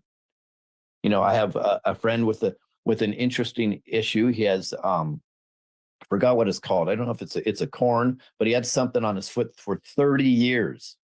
He just ingested the Numi for 30 days, and now that was gone. I mean, we hear stories like this over and over and over. You had I know the one lady, it was a serious skin issue that she had a skin condition, and she's raving about it. I know people that have gotten off of 10 different pharmaceuticals. Well, she had a skin condition, and it begins with E, and then X. You know what it is now. It gets really red and dry, and I actually gifted her these creams because I had so many of them. So I gifted her, and she called me. I didn't know she used it actually. So she called me after, and she told me that this skin condition that she's got has been an issue for many, many years. And she's tried to take everything to all the creams, all the expensive creams, all the medication, and it hasn't helped her skin. But she called me and she says, it's helped me, it's gone. So I'm really, really proud. And then that's in the testimonial that they didn't like. And it's a shame because they're saying that you can't make any claims, but this is her experience on it. Yeah. It's outperformed so well that they're afraid of that testimonial. And I think that's ridiculous. It is ridiculous. And what happens is there's certain things the FDA target. That would be one, right? That's a huge industry, right? That would go bankrupt if they knew they could just spray Numi on it. The C word is a huge industry that the FDA. So if we make any claims about that, so there's a lot of things that they make claims about. They have Numi also has a product called HERS, which is a biotanical that's been doing wonderful for women. Now, that you can make claims all day because it's a biotanical. I don't understand the difference, but supposedly you can say anything about a biotanical. It's really jacked up. I mean, if we're going to be honest, the FDA is the paid enforcement agency for Big Pharma. Let's just be honest. That's what the FDA is. The FDA doesn't care about you. They don't care about anything whatsoever. All they care about is getting their massive billions and billions of dollars from Big Pharma, right? And therefore they act for the protection of Big Pharma. It's not for the people whatsoever. It's pretty much identical to the CIA. Yeah, I was going to say it's the police of the Big Pharma of medication, the police. Exactly right. They don't. Well, look, guys, it's a very important. The glutathione is a very important supplement. After I've seen what it does to people that I've shared it with and myself. Actually, I'll take it right here. This is mine. It's great. I take it every day. It tastes good. Very minty as well. And I'm going to leave the link below in the description so everyone has access to it. You can share it with your friends and family. It's definitely something you should be taking in your diet. But Lewis Herms, thank you once again for sharing everything with us today with the CIA and all the corruption around that and the mainstream media reporting that the CIA has been involved in the Ukraine. Is there anything else that you'd like to say to the viewers before we finish? Well, guys, our organizations are working very hard through Remember Your Oath, to Freedom in Action, done over 20 documentaries, everything. So if you just want to find myself or anything that we are involved in doing, it's all free. We don't charge. Just go to screwbiggov.com, screwbiggov.com, and you can find everything that we do. Excellent. Well, thank you very much, Lewis, and we'll speak again very soon. You take care and bye-bye. Thanks, Nick. Bye-bye. Perfect timing. I literally just walked in the door. Look at that. I mean, come on. Come on. You could have better timing than that, right? Right? Yeah. All right. Perfect. Perfect. Yeah. All right. Let's see. Let's get Brother Nathaniel's up next. Here we go. The rollout has begun. I'm talking about central bank digital currencies, CBDCs. The Fed wallet and the digital pound are pilot programs happening right now under your nose if you're willing to see it. But don't smell it. It stinks. CBDCs will be issued by central banks like the Fed, like the Bank of England. They are not public. They're a clan of Jewish bankers all the way from Goldman Sachs to Warburg Pincus, which launched the Fed in 1913. The Jewish bankers baited national governments to front their scam of legal counterfeit money printing. Ever heard of the BIS, the Bank of International Settlements? Sir Walter Rothschild set it up in 1930, continued under Jacob and Nathaniel Rothschild. The BIS is the central bank of all these central banks. It's in Switzerland. It's private. Its members include Goldman Sachs and Warburg Pincus. It's under no overseeing laws or organizations. It's under no jurisdiction of any nation state. It's sovereign over the entire planet. All globalist trade, whether paper clips, oil and gas, iPhones, bagels, Nikes, microwaves, goes through the BIS. It sugarcoats its stick as the International Monetary and Financial System, IMFS, which balances out the imbalances caused by dissimilar domestic currencies. This balance is forged by merging all currencies into two zones, the dollar zone and the Eurozone. CBDCs will crunch it down into one zone, the global digital zone. Get it? I'll help you. In 2021, the BIS published its central bank digital currencies for cross-border payments report. The main part reads, improving cross-border payments efficiency is the motivation for CBDC work. The CBDC retail project in China highlights this efficiency. Well, I'll be an egg roll stuffed with chop suey in Manhattan, and we're going to go to war with China? Chi-coms are the boogeyman? China's in the Jewish globalist system. For now, pay attention, please, to what really matters. Programmed into your Fed wallet will be smart contract functionality and mitigation outcome interests. These interests will include your programmed buying history, social media history, climate control history, pronoun history, and yes, your anti-Semitism history. You won't buy or sell without the number of the beast. I mean, if you don't fit the expectations of CBDC's outcome interests. Get flagged on Twitter? It will interface on your CBDC app. But the Jewish bankers will soften the blow of their one world CBDC currency tyranny by turning over the programming to PayPal, run by Daniel Schulman, and BlackRock, run by Larry Fink. They're not strictly speaking in the system, but by tribal inheritance, very much strictly part of the system. Mayor Amschel Rothschild once said, give me control of a nation's money, then I care not who makes its laws. Fast forward to your coming Fed wallet, and hear David Solomon of Goldman Sachs say, give me control of the world's money, and you know the rest. Ignore it at your own and your children's threat. Yeah, Brother Nathaniel, talking about that CBDC. I showed that video yesterday, Mikey. of that guy, of that soldier setting himself on fire. I did. All right. Let me do a quick refresh here. I got time for one more. And what I'm going to do is, I know you guys already heard one X22 today, but you're going to hear today's X22 now. And then after that, I've got a bunch of stuff that I've got to get to here.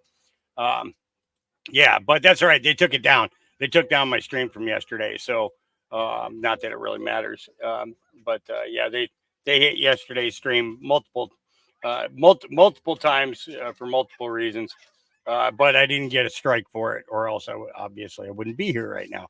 Because I think on my other one, I think I still have, I think like 3 or 4 days left on my suspension on 24. I have to check. It actually would be a good thing to do now. Let's see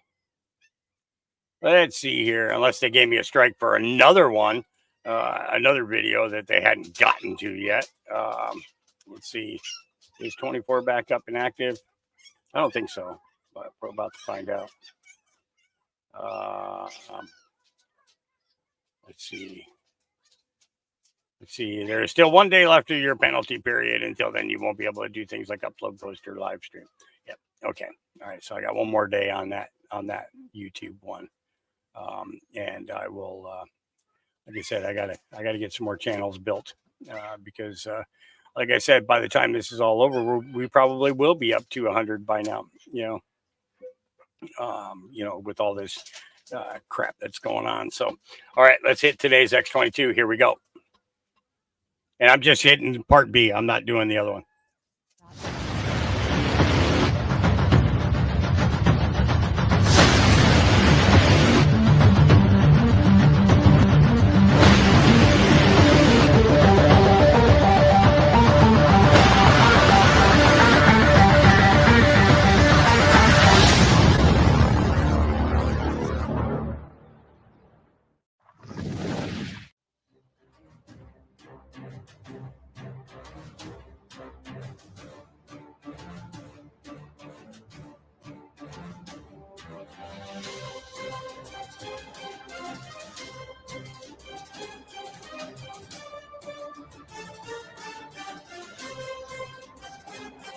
Hi, and welcome. You're listening to the X22 Report. My name is Dave, and this is episode 3293 BN. Today's date is February 27th, 2024, and the title of the episode is The Deep State Players Are Being Exposed and Removed. The path is set. Time to take it all back.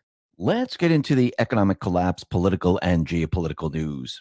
Now, the deep state, the corrupt politicians, big tech, fake news, the puppet masters, the deep state players, they are now being exposed, and many of them are being removed. And the people of this country, they can see how corrupt the system is. Actually, the people now can see the system. And I do believe Trump and the Patriots, they're in control of what is happening in this country. And I'm not saying on the micro level, but overall, Trump and the Patriots, they have set a path, and the deep state players, they're following this path. And you can see this is all about the 2024 election. The people needed to see what was happening to their country.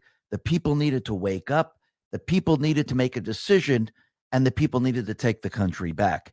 And yes, Trump, he's in control. Yes, he has the military, but again, he needs the people to do this. And this is why he set everything up to make sure the people would see it and the people would understand how bad it really is. Remember, the system was infiltrated a long time ago, even further back than Obama. And over time, it just got worse and worse. And basically what the deep state has done, they set up a criminal syndicate within DC, and they were running the country. And they enriched themselves. They controlled the people and what they were thinking. And as time went on, it got worse and worse. And basically what the deep state players wanted to do, they wanted to take over the country and remove the Constitution. Because really think about it. The deep state players, what did they do? If they're going to push vaccine passports, do they start here in the United States? Do they push everything here first? No. They push it in other countries where they don't have the same type of constitution. And they push it out in Australia, New Zealand, the UK, France. And when it fails, because it doesn't work here in the United States. They go back to the drawing board and they start again. And everything that you're seeing, they're always going to do out in other countries first, because again, it's much easier to do in the other countries because they don't have the same constitution as here in the United States. This contract was created by we, the people, and those people working in DC and any other government, they have to sign this contract and agree to its terms. We, the people's terms. In other countries, it doesn't work this way. Plus, in this country, we're born with very specific rights where the government can't say, you know what, you don't have this right anymore. Why do you think it's been so hard for them to get rid of the weapons from the people? Why do you think it's been so hard for them to actually control speech? I mean, look around the world once again. If you look at Canada, you look at UK, if you look at the EU nations, what are they doing? They're setting up laws for hate speech. Can you really do that here in the United States? Can the government control what you say? Well, they can try, but it will be a violation of your constitutional rights. And eventually what will happen is it will go up to the Supreme Court and there will be a ruling saying, no, the government cannot do this. But again, where do they do this first? All other countries, because they know they can't start here. So what they did was they put out a plan to destroy the Constitution. And that's what they've been trying to do this entire time. That's what the infiltration is about. That's what the foot soldiers, the invasion into our country, they're bringing in their army to remove the Constitution in the end. That's really what they want, because the United States is stopping them from actually moving forward with their plan. The United States has always stopped them. This is why they had to create the criminal syndicate. This is why they needed to bring in the dumbest people they possibly could find where they're able to control them. Because remember, a lot of these people have fetishes. A lot of these people could be blackmailed, and they needed certain laws passed. They needed them to do certain things. And that's why we have the country the way we have it today. And what Trump and the Patriots have done is they decided, let's show the people the truth. Let's show the people the system. Let's show the people everything that they're trying to do. And if the people agree with it, then you know what? The country's lost. If the people do not agree with it, then we're going to take back the country. And that's what we're in process of doing. And Trump, yes, he had to put certain things into place. Yes, he had to take control. And yes, he had to have the deep state go down a certain path because he knows that they control the election systems. He knows that they put their people in place to monitor the elections. They brought in the machines to cheat in the elections. They use the ballots to up their votes, which they're really not votes. They're just getting more ballots. But all of that is now falling apart. A lot of the states right now have now ruled that everything that they put into place during COVID is completely unconstitutional. Actually, Delaware is the latest state saying, yeah, all these laws, they're not really laws because the legislators didn't make these laws. So we have to reverse everything, and election is going back to one day. So basically what's happening with all these states that are doing this, it doesn't have to be 100%. Because all you need is a couple of the swing states and a majority of the states. I don't mean 100%, but at least you have many of them going and reversing what has happened during COVID. This allows the system to kind of work, not perfectly, but if Trump needed to use it, and this was the only way, then yes, Trump can use it. It would be election on one day. They wouldn't be able to create the ballots. And we would have a winner, and most likely it would be Trump. Now, would he win by a lot? Maybe, maybe not. But I think what Trump wants to do is he wants to give every single person their vote. Let's talk about protecting our health. Recent clusters of respiratory illness in northern China, alongside outbreaks of what is being referred to as white lung syndrome in the United States, are scattered across headlines right now, drawing attention to the importance of being prepared for medical emergencies. With close to 90% of pharmaceuticals in the U.S. produced outside of the U.S., what happens when the next global crisis strikes? Countries clamp down on exports. They stockpile. The price of drugs rise, and the pharmacy shelves in America aren't empty. Introducing the Wellness Company Medical Emergency Kit. The Wellness Company is home to Dr. Peter McCullough, Dr. Drew Pinsky, Dr. Jim Thorpe, and truth-telling doctors who are rooted in their commitment to building a parallel healthcare system and empowering you to take control of your health. In a time when over 40% of Americans say they would avoid a doctor or hospital unless it was a catastrophic situation, the Wellness Company's Medical Emergency Kit provides a solution. This kit includes 8 potentially life-saving medications for you to keep on hand, along with a guidebook detailing instructions for safe use. This medical emergency kit includes emergency antibiotics, antivirals, antiparasitics like amoxicillin, Z-Pak, and ivermectin to help keep you and your family safe in the face of natural disasters, supply chain shortages, or medical emergencies like white lung or COVID. Be prepared for the unexpected. Go to twc.health/X22 and grab your medical emergency kit right now. That's twc.health/X22. Code X22 saves you 10% at checkout. Don't wait until it's too late. Take control of your health with Wellness Company's Medical Emergency Kit. He doesn't want any manipulation. He doesn't want any foreign government to get involved. So I do believe he set the path And the deep state is following this path. And at every turn, it's becoming more and more difficult for them to cheat in the long run. And in the end, what's going to happen with everything that we're seeing, everything that we're experiencing, I do believe at that point, the people will be able to take back the country. And the people, they're going to see all this play out because they have to see all this play out. And in the end, the people, they're going to realize who the criminals are. How much easier is it going to be once the people understand who the criminals are, who was bringing us to war, who was creating the chaos? Do you think it'll be a lot easier at this point to actually have trials? Do you think the people will be on board with this? Especially when all the evidence comes out against them, especially with Epstein's Island and everything else. So I do believe that we are headed in the right directions. The Patriots are in control and the people are about to take the country back. It doesn't mean it's going to be easy. I mean, think about the founding fathers who were fighting the Revolutionary War. They were taking back their freedom. They were fighting, but it wasn't easy. They had ups and downs. They lost battles. They won battles. But in the end, what happened? They won. So yes, at this point in the game, the deep state players know as we approach the presidential election, they need to stop Trump at all costs. They need to stop the people at all costs. So what are they going to do?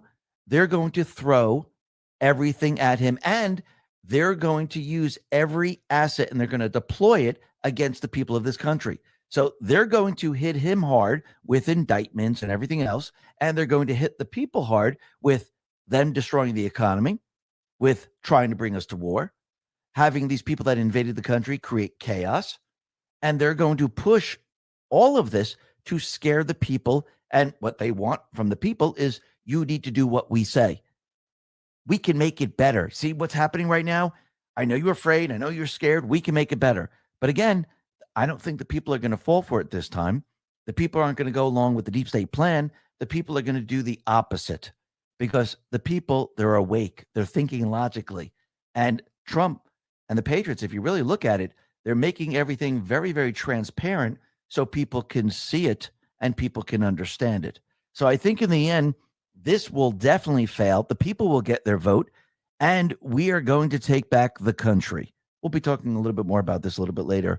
But first, let's talk about Catherine Herridge, because we can see they've already started their process of getting rid of the investigative reporters and those people that tell the truth. I mean, look, they got rid of Tucker Carlson, Dan Bongino. They got rid of Lara Trump. They got rid of Catherine Herridge. I mean, these are the people that actually report, tell the truth. And why did they have to get rid of them?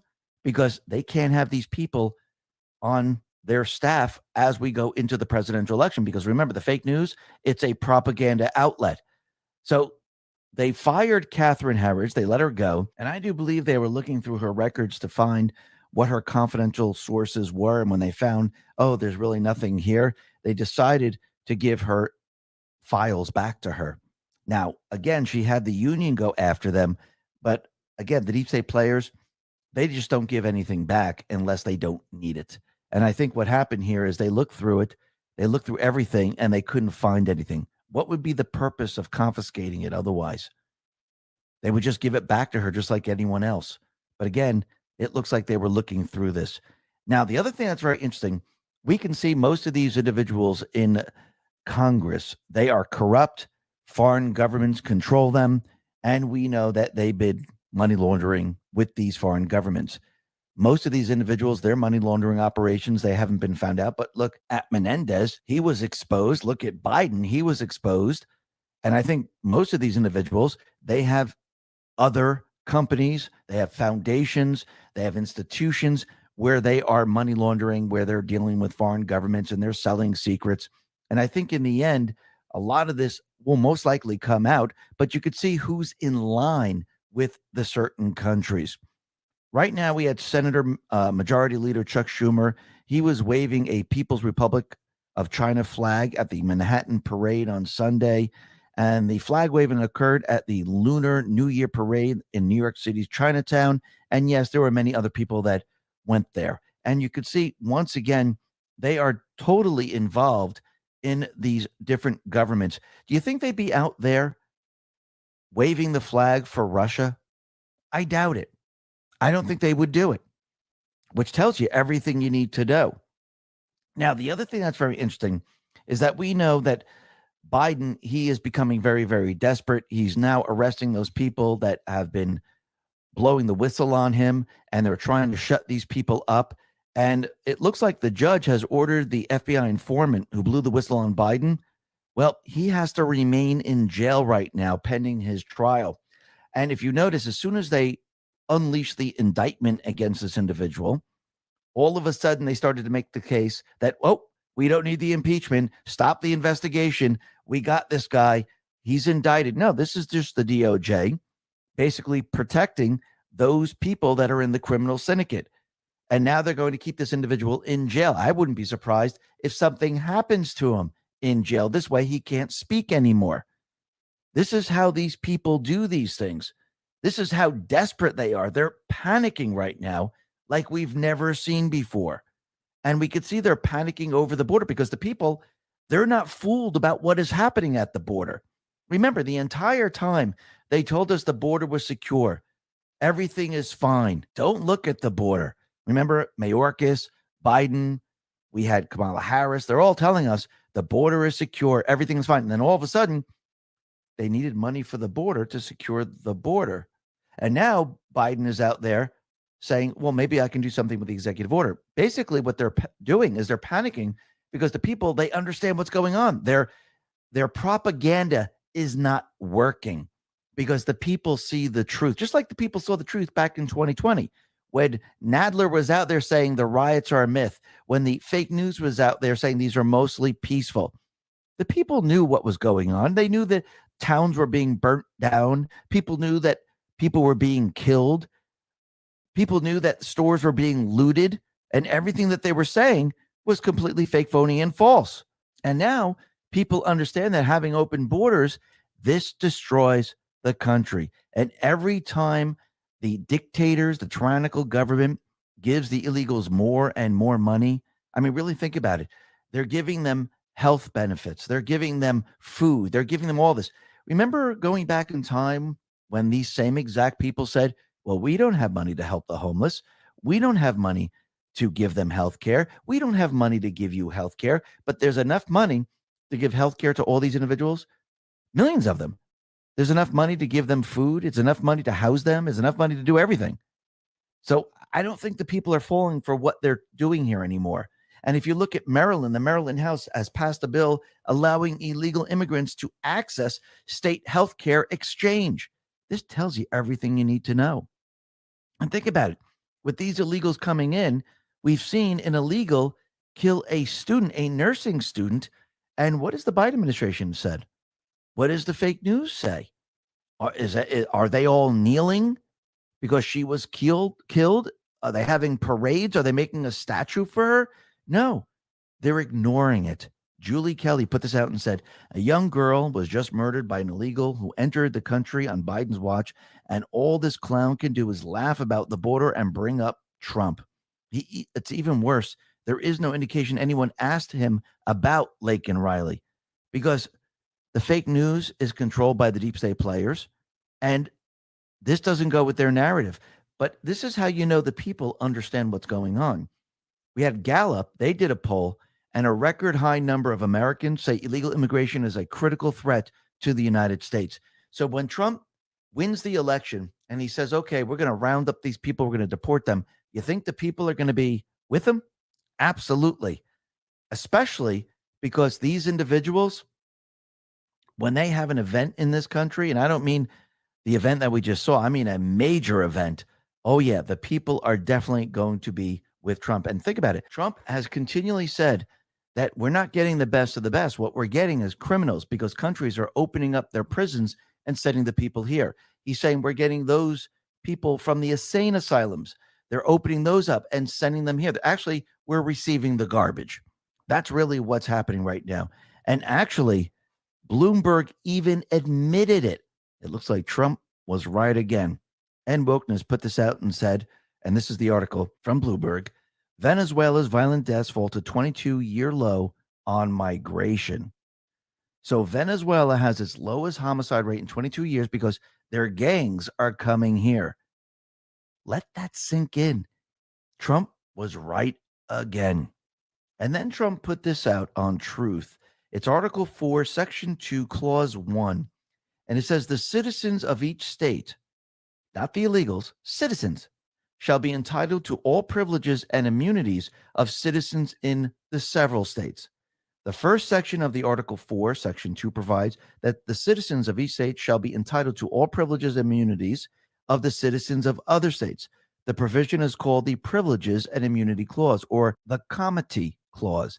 This clause, which is textually tied to state citizenship, should not be confused with the distinct provision in the 14th Amendment, the Privileges or the Immunities Clause, which protects the privileges of or immunities of citizens of the United States against state invasion. The key purpose of the Privileges and Immunity Clause was to help fuse into one nation a collection of independent sovereign states. Under the prevailing view of the clause, its central requirement is that in any state, every citizen of any other state is to have the same privileges and immunities which the citizens of that state enjoy. In other words, the clause prevents a state from discriminating against citizens of other states in favor of its own. The clause's concern implicate not only individual rights to non-discriminatory treatment, but also the structural balance essential to the concept of federalism. Absolutely. And this should tell you everything you need to know and tells you everything you need to know about the deep state players. And it shows that they're not following the Constitution at all. I mean, think about how they're trying to take the weapons away from the people. Think about how they went after Trump and they are using excessive fines, which is completely against the Eighth Amendment, which we'll be talking about in just a sec. And think about how they've been censoring free speech. Now, remember, they always start in other countries and they always implement their laws there first because they know if they start at the United States, it won't work. So what they try to do is they try to convince the world that this is a good direction to go in. This is something that the world needs. So they start out in Australia, New Zealand, UK, Canada, and then the last country is the United States, and they're hoping that the people, they go along with this and they can create a law. But again, if it's repugnant to the Constitution, it doesn't work. Now, we're going to be talking about what the other countries are trying to do here. But first, it looks like Don Jr. had a problem. He received an envelope with white powder, and a hazmat team was dispatched. Now, it looks like the white powder wasn't really anything, and it looks like everyone is okay. But again, that's kind of scary because you don't know what people are sending you. And if you open up an envelope and there's white powder in there, you know, you get a little nervous. But it looks like it seems like everything is fine there and it wasn't deadly or anything like that. But going back to what the deep state players are trying to do, they're trying to control the flow of information. And they're using hate speech to do this. And this has nothing to do with hate speech. This has to do with what you're allowed and what you're not allowed to say. That's pretty much what it is. And if you go back in time, think about all those people that spoke out against the king or queen or the Catholic Church or anything like that. What normally happened to the people? They were thrown into prison. We're seeing the same exact thing right now. What are they doing out in Canada? Remember, Trudeau follows the orders of the World Economic Forum. And yes, there are other countries that are doing this. So they're now trying to introduce an online hate bill. And this bill contains a $20,000 fine for speech and life imprisonment for hate crimes. What's a hate crime? Think about it for a second. So you're going to be fined $20,000. What happens if you can't pay the $20,000? You go to prison, don't you? Are they doing the same exact thing? Yes, they are. But you can see that they're doing this because they're panicking. You see, there was a time where they had control of the narrative. There was a time where people were on the same page. That time has passed because now the people are no longer on their page. The people are thinking logically, and the people, they know who the enemy is. And the more they do these type of things, the worse it's going to get for them. But they have no choice because they are panicked, they're desperate, and they need to regain control. This is what always destroys these type of people, the dictators, tyrannical governments, because once they lose the people, they show you who they really are. And you can see it now happening around the world. And they need to protect themselves. Look what's happening out in Germany. Germany is now building a medieval fortification in front of the Reichstag to protect democracy from armed attacks. The trench is a reaction to the storming of the Reichstag. This was the name given to an action by right-wing protesters who wanted to enter the Reichstag building by force in 2020. So they're building a trench, filling it up with water, basically a moat, to protect themselves. Because when the people had enough, where do you think the people are going to go? They're going to go after those people that are making their lives miserable. This is what always happens in history. Remember when people were pushed to the precipice? What did people do? They went after the kings and queens. They dragged them out. They chopped their heads off. And I'm not saying anyone should chop anyone's head off, but this is what happens to the people when they're pushed to the precipice. So, yes, in modern times, will people go into these buildings and say enough is enough and arrest these people and take control? Yes, this is what happens. It's called a revolution against the tyrannical government. We had this when the colonists fought the British government. Remember, the British government was not a separate government. It was their government at the time, and it was tyrannical, and they didn't want this anymore. They wanted freedom, and the British government wouldn't allow it. And the British government, they pushed harder and harder and harder until they actually brought the troops and the war to the United States at the time, the colonies. And how did it start? They went after the weapons.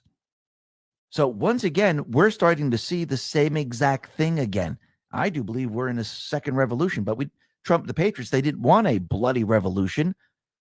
Instead, why not just wake the people up? Why not just show them the criminal syndicate? Why not just show them the tyrannical government? Why not just show them the dictators? It's much easier because once you have the people on your side, it's game over for the deep state players. And we can see every day that passes, more and more of the deep state is being exposed. The New York Times, they published a rare U.S. admission that the U.S. intelligence has not only been instrumental in Ukraine's wartime decision-making, but has established and financed high-tech command and control spy centers and was doing so long prior to the February 24th Russian invasion of 2 years ago. The New York Times admitted that the program was established a decade ago and spans 3 different American presidents. The Times says the CIA program to modernize Ukraine's intelligence services has transformed the former Soviet state and its capabilities into Washington's most important intelligence partner against the Kremlin today.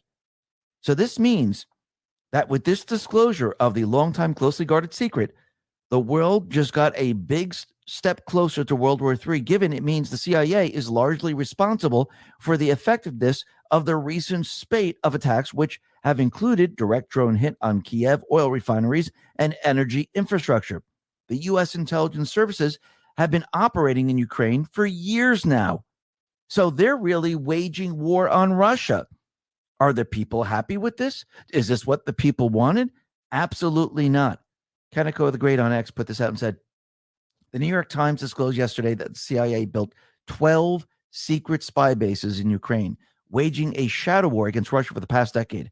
After a U.S.-supported violent, let's talk about our health. If the appearance of wrinkles, fine lines, and other signs of aging on your face and body are getting worse, it may be more than just New Year's stress. Wrinkles and other typical marks of aging are one of the biggest signs that your collagen levels are detrimentally low. It becomes more crucial with each passing year to get collagen into your diet as soon as possible to save your skin, which is why myself, along with thousands of people, are starting to use multi-collagen to renew and revitalize the way they look and feel. This collagen uniquely provides your body with 5 different types of collagen from our 4 different food sources, whereas most of other collagen supplements only provide 2. It's formulated to help reduce visible signs of aging, reduce wrinkles, promote a youthful glow, promote elasticity, and promote skin hydration. You can experience the incredible benefits of multi-collagen at an exclusive 53% discount. Plus, you'll get 4 bonuses like free VIP life health and fitness coaching for life, a free new ebook titled 14 Foods for Amazing Skin, a 60-day satisfaction guarantee, and free shipping. Don't miss out on this incredible opportunity to get 46% off only at healthwithx22.com. Once again, that's healthwithx22.com, or click the link in the description. Coup toppled Ukraine's democratically elected government. CIA Director John Brennan visited Kiev in April 2014, shortly after the new Ukrainian government launched an anti-terror operation against its Russian-speaking citizens in eastern Ukraine. For 8 years leading up to Russian invasion in 2022, Ukraine's government, with the help of the CIA, relentlessly bombed eastern Ukraine. Millions of innocent civilians were caught in the crossfire of a geopolitical chess match between Russia and the United States. This is part of the story often ignored by the Western press. So who really started the war there? Oh, that's right. It's the CIA. It's the deep state players. That's what you're seeing. And once they took over Ukraine, what happened? We had John Kerry, Joe Biden, Obama, Hillary Clinton, They set up shop there. Actually, Biden put his son on the board of Burisma. Same thing with John Kerry. He put his nephew in place in some of these companies. This should tell you everything you need to know. DC Drano put this out and said, we also know there was Pentagon partnerships with Ukrainian biolabs. Yes, plans for Ukraine to join NATO. Hunter Biden's pay, big deal with Burisma. Joe Biden withholding $1 billion until Ukraine fired the Burisma prosecutor. And we can't forget they impeached Trump over a phone call to Zelensky. Ukraine has been a deep state money laundering playground for decades, and now they're trying to cash in big time with World War III. People need to be held accountable for what they have done on all sides of this disaster. Absolutely. And once again, all these wars, they are being waged by the deep state players, not by the people of this country. The people of this country, they don't want wars around the world. And now it's all being exposed for everyone to see. And it's getting worse and worse as time goes on. Now, the other thing that's very interesting is yesterday, Kaneko the Great put out a post on X talking about a Russian counterterrorism unit that thwarted an assassination. Now, again, the Moscow man that was arrested was allegedly accepting payments. And again, the source of this story is coming from one location. It hasn't been corroborated. That's why Kaneko the Great said allegedly. And again, it's not corroborated. So we're waiting to hear if this is absolutely true. And actually, Kaneko the Great put this out on X and said, Tucker Carlson gleefully escaping from his assassins. As I mentioned in my replies, the story originates on an unknown website and YouTube channel. Hopefully, Tucker Carlson comments. Meanwhile, everyone is relying on the same uncorroborated source. So that's very interesting. But Karma Patriot, she has a theory about this, and this is very interesting. And this is what she says on Truth. My thoughts on Tucker assassination story. I think it's exactly why Putin dropped the Tucker CIA info in his interview. Much like Trump goes off script to highlight certain people, topics he wants the mainstream media to cover, Putin randomly dropping the Tucker CIA connection put a direct spotlight on the CIA. Possibly Putin saying, we know your plans. Next, we had Russian opposition leader Navalny die in prison. Deep state blames Putin. Followed by Pelosi actively seeding the mainstream media narrative that Trump is being financially blackmailed by Putin. Then the announcement of a possible Tucker assassination plan while he was in Russia. And today, Don Jr. gets a white powder in the mail. For me, it all circles back to the civil lawsuit Mayor Rudy Giuliani filed against Biden-Hunter campaign in New Hampshire, accusing Joe of falsely claiming Rudy was a Russian spy during 2020 presidential debate with Trump. Because discovery. Remember all the raids? Legally admissible evidence. And yes, we'll have to see how this all plays out. And it's all starting to fit together. We'll have to see. Now, the other thing that's very interesting is we could see the deep state. They are now seeding the narrative that there will be troops on the ground from other countries. And Macron, he came out and he said, yes, what we're going to do is we're going to bring in troops and they're going to be fighting on the ground in Ukraine. So why did he do this? You think it was just a slip, or are they building the narrative? So this is what they normally do. They put this information out there and people say, well, I don't want to do this. You have other installed individuals say, no, we're not doing this. We're not putting troops on the ground. Absolutely not. And then what do you think happens next? Most likely an event. Now, they already said, let's put the troops on the ground. Now they'll say, okay, we need to put the troops on the ground. Look at the event that just happened. I do believe that's where they're all leading to. Because remember, in the end, what do they want to do? They want to start World War III. So right now, Spain and UK officials, they have dismissed what Macron has said. Poland, Czech Republic, they're again sending ground troops to Ukraine. What happens if there's a nuclear explosion? What happens if they blame it on Russia and they say, oh, look, Russia set something off and they actually blew up a nuclear reactor? Do you think that would be enough an event to actually have these countries say, oh, you know what? Putin's taking this to the next level. We need to put troops on the ground. Yes, this is how it's done. And they're going to keep doing this because they want World War III. Now, the other thing that's very interesting is we could see that everything is heating up in the Middle East. Now, again, Biden, we have Antifa, the illegals on the streets. They're all calling for a ceasefire. Why? Because they know that Israel is going to actually destroy all the tunnels, get rid of the terrorists, and they don't want this to happen. And they're hoping they can stop it before this happens so they can regroup and go ahead and rebuild the terrorist organization. But again, Israel is not going to stop. Now, Biden, he's continually saying that he's in talks with Israel and Gaza, and they're very, very close to a ceasefire. Now, we have two sides here. Israel is saying they're not going to stop until they wipe out all Hamas, all the terrorists. They find the tunnels, they destroy them. And Biden is saying they're very close to a ceasefire. Now, I do believe what Biden is probably doing, he's probably saying this to appease those people that are against him right now. Remember, we're coming up to a 2024 presidential election, and he needs their votes. So I do believe he'll keep dangling the carrot until the presidential election. But let's see how this all plays out. This will be very, very interesting. Now, the other thing that's very interesting is we know in the end, the deep state players, once they lose the control of the narrative and they lose control of the flow of the information, they will not want people to actually hear the truth. And they're going to try to control the flow of information and the narrative because they're going to be in the process of trying to bring us to World War III. And they don't want anyone to hear another side, just almost like COVID and election fraud. They only wanted you to hear their side of it because that's the only way it could work. But again, the truth was getting out even during COVID and the election fraud. This time around, it's going to be a lot more difficult because they don't control all the social media platforms. And a lot of the people have found new homes, or people know where to look to find the truth. If they can't get something on YouTube, they can't get it on Instagram or Facebook. A lot of people know about True Social. A lot of people know about X. A lot of people know about Rumble. So can they control those platforms? No, at this point, they cannot. So I do believe in the end, what they're going to do is they're going to shut down communications. And I do believe they're going to do it in multiple different ways, cutting communication cables and cyber attacks, one way or another. I think they'll bring it all down. And you can see out in the Middle East, this is what they've been already starting to do here. OSINT Defender put this out on X and said, significant network disruptions are already being reported at data centers in Djibouti, following the Houthi terrorist group's attack recently on several undersea communication cables in the Red Sea.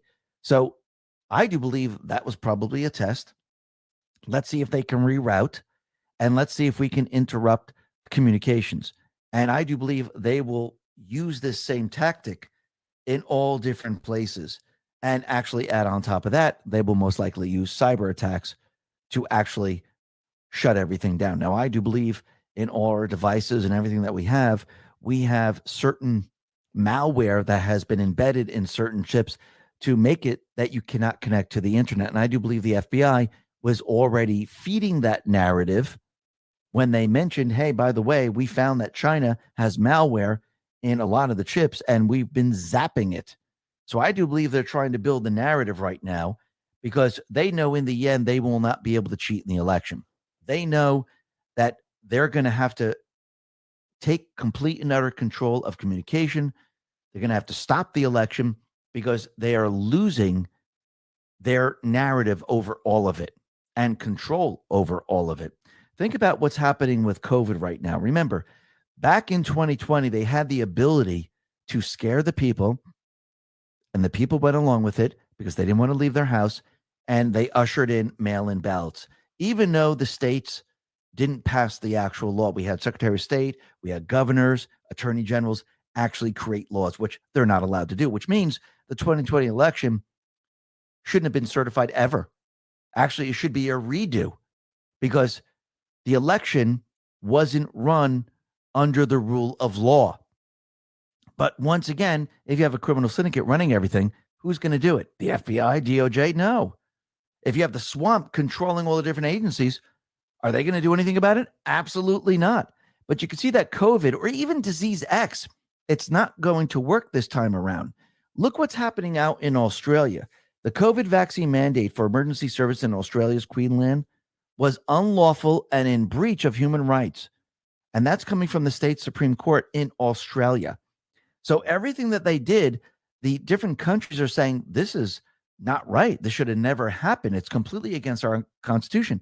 The same thing happened in the United States. So for them to pull off another disease or virus, it's going to be very, very difficult to do, which means they're planning something completely different. And I think they used COVID and everything else as a ruse to make you think this is the direction they're heading in. While in the meantime, they have a different plan. And I do believe that plan is to postpone the election. Now, the other thing that's very interesting is we can see that there's crime all over the place. There's looting. You see it in San Francisco. You see it in LA. You see it in New York. You see it in Chicago. You see it all over the place. And most of the time, it is, sorry to say, but the black population that is looting. And a lot of these individuals are probably illegals and criminals and things like that. And this is actually how they're keeping these people at bay and keeping them happy with pay. And what's very interesting is that the FBI decided to put out a post on X, and they chose a stock photo, and it's white women stealing purses. And you know what happened after this? The people just went crazy over this. And Wokeness said, hey, why don't they just put MAGA hats on them? I'm pretty sure those are the ones doing all the shoplifting. Then we had Tom Kinnett put this out. Guys, there just weren't any photos of the actual looting to choose from. Trust me. And shows pictures of all the people looting. I mean, there's tons and tons of pictures, real pictures of people looting. So basically, they're trying to build the narrative that it's only white people that are criminals. Why would they be doing this? Because I do believe, just like we saw in Leave the World Behind, that if everything hits the fan, don't trust the white people. See, they're trying to divide the country. But if you look at the FBI's own arrest record, crime statistics, 52% of the robberies are carried out by blacks or African Americans, despite the fact they only make up 13% of the population. Even with significantly higher population, whites in America only account for 44.7% of robberies. And I think this tells you everything you need to know and what they're planning to do here. And this is why they put it in that movie. They always like to project out there. They always like to keep the country divided. And they're going to keep doing this to the very end. But I think this is all going to work not in their favor. I think it's going to boomerang on them, because as they push war, as they push chaos, the people of this country, they're awake. They understand. And I don't think they're going to be listening to these individuals, because Trump, the Patriots, they're going to be out there telling them something completely different, that we don't have to go to war. We can stop the riots. We can stop the chaos. It doesn't have to be this way. Now, again, the deep state players, they don't want Trump to do this. They need to get rid of him before the elections. And everything they're trying to do, well, it's failing. And we know there's another case coming up. It's the Hush Money trial and this is from Manhattan District Attorney Alvin Bragg. And he actually wants to gag Trump on this trial. So they don't want him to have the ability to speak freely. They only want their side of the story. Sounds very similar to what all the other countries are doing with their people. We don't like what you're saying, so we're going to fine you or imprison you. Weren't they doing that here in this country with the social media platforms? The government was violating everyone's rights. So now they don't want Trump to speak freely. They only want their side of the story. But Trump does have a case with Peekaboo. That's Letitia James. Trump calls Letitia James Peekaboo. And Trump mentioned the Eighth Amendment. Now, the Eighth Amendment to the United States Constitution provides that excess bail shall not be required, nor excess fines imposed, nor cruel and unusual punishment inflicted. The New York court's ruling ordering the Trumps to pay over $360 million under New York state law likely violates the Eighth Amendment prohibition on excess fines. Now, remember, they're adding interest to this, and I do believe it's very, very close to $500 million. So if we go back to 2019, the United States Supreme Court held that the Eighth Amendment prohibition on excessive fines applies to states, not just to actions by the federal government. Thus, New York state fines are subject to the Eighth Amendment. Next, while the fines imposed by the New York court in the Trump case are characterized as disgorgement, The United States Supreme Court and federal appellate decisions confirm that disgorgements are penalties or fines for purposes of federal law. Thus, the New York court's disgorgement penalties are subject to an excessive fine challenge under the Eighth Amendment. As the United States Supreme Court decision instructs, the focus of the grossly disproportional inquiry is on the following factors. Number one, the degree of the defendant's reprehensibility or culpability. Number two, the relationship between the penalty and the harm to the victim caused by the defendant's actions. Number three, the sanctions imposed in other cases for comparable misconduct. Applying these factors to the New York court's decision reveals that the fines are clearly excessive. There are no victims in the Trump case. No one was harmed. Each and every financial institution involved was fully repaid and made money on its loans. A review of case law in New York demonstrates that there simply are no cases ordering a defendant to pay hundreds of millions of dollars in disgorgement without any victim being deprived of anything. And how reprehensible is it to obtain loans and credit facilities and then pay back the lenders back in full on time in compliance with the agreement? The answer is not very. So right there, I do believe Trump has a case. And yes, the deep state players are eventually going to lose, but look what they're doing. They're flashing the numbers over and over and over, saying, look, now he owes 600 billion. Now he owes 700 billion. They're doing this on purpose to put a lot of pressure on Trump. They want the people to see this, and they're hoping the people won't stay by his side. But again, all of this is going to fail. And I do believe Trump, he's going to pull something out of his hat, and everything is going to backfire on them, which means they will take it to the next level. Remember, they're punishing him, and they're going to punish the people. They punish the people by destroying the economy. They punish the people by opening the borders. They punish the people by having these people in this country hurt we, the people. They punish the people by bringing the people to war. So they're doing this to everyone because they are losing. They're panicking. And this is what a dictatorship, a tyrannical government does when they are losing. They show you who they really are. Now, the other thing that's very interesting is that the majority of voters right now, they realize that there are problems in the 2020 election, that most likely there was a lot of cheating. We know this from the poll numbers. 22, there were problems in the election. And especially out in Arizona, many of the people out there believe the way they ran the elections, well, there was a lot of cheating. And the election results, well, they weren't on the up and up. Rasmussen Reports put this out and said, a majority of Arizonians believe that problems with how Maricopa County conducted the 2022 election affected the outcome. Public trust in our institutions is faltering. This lawsuit is about restoring integrity to our election process. And what is Maricopa County's response to the legitimate concerns of its citizens? Frivolous procedural motions trying to delay the case and ensure it is not heard on its merits. This voluntary dismissal is not the end of this case, but just the beginning, with this case newly refiled in Yavapai County. We will continue to zealously prosecute this case on behalf of our clients. It's time to restore the public confidence in Arizona's elections. James Rogers from the American First Legal Senior Counsel.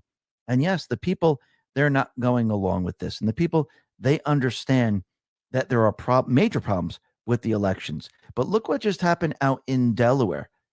The Democrat passed laws authorizing a 10-day voting season and permanent absentee voting status violate the Delaware Constitution. The Superior Court of the state of Delaware, Judge Mark Connor, determined that legislation founding document, the lawsuit challenging the statutes in question, was brought by the Public Interest Legal Foundation on behalf of Michael Manella, an inspector of elections for the Delaware Department of Elections. State Election Commissioner Anthony Albence and the Delaware Department of Elections are defendants in the case. More specifically, he highlighted how the 10-day voting period illegally circumvents Article 5, Section 1 of the Delaware Constitution, which mandates votes cast ballots on the Tuesday next after the first Monday in November.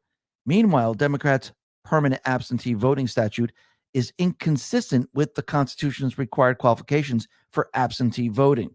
States cannot pass election laws that conflict with their state constitution.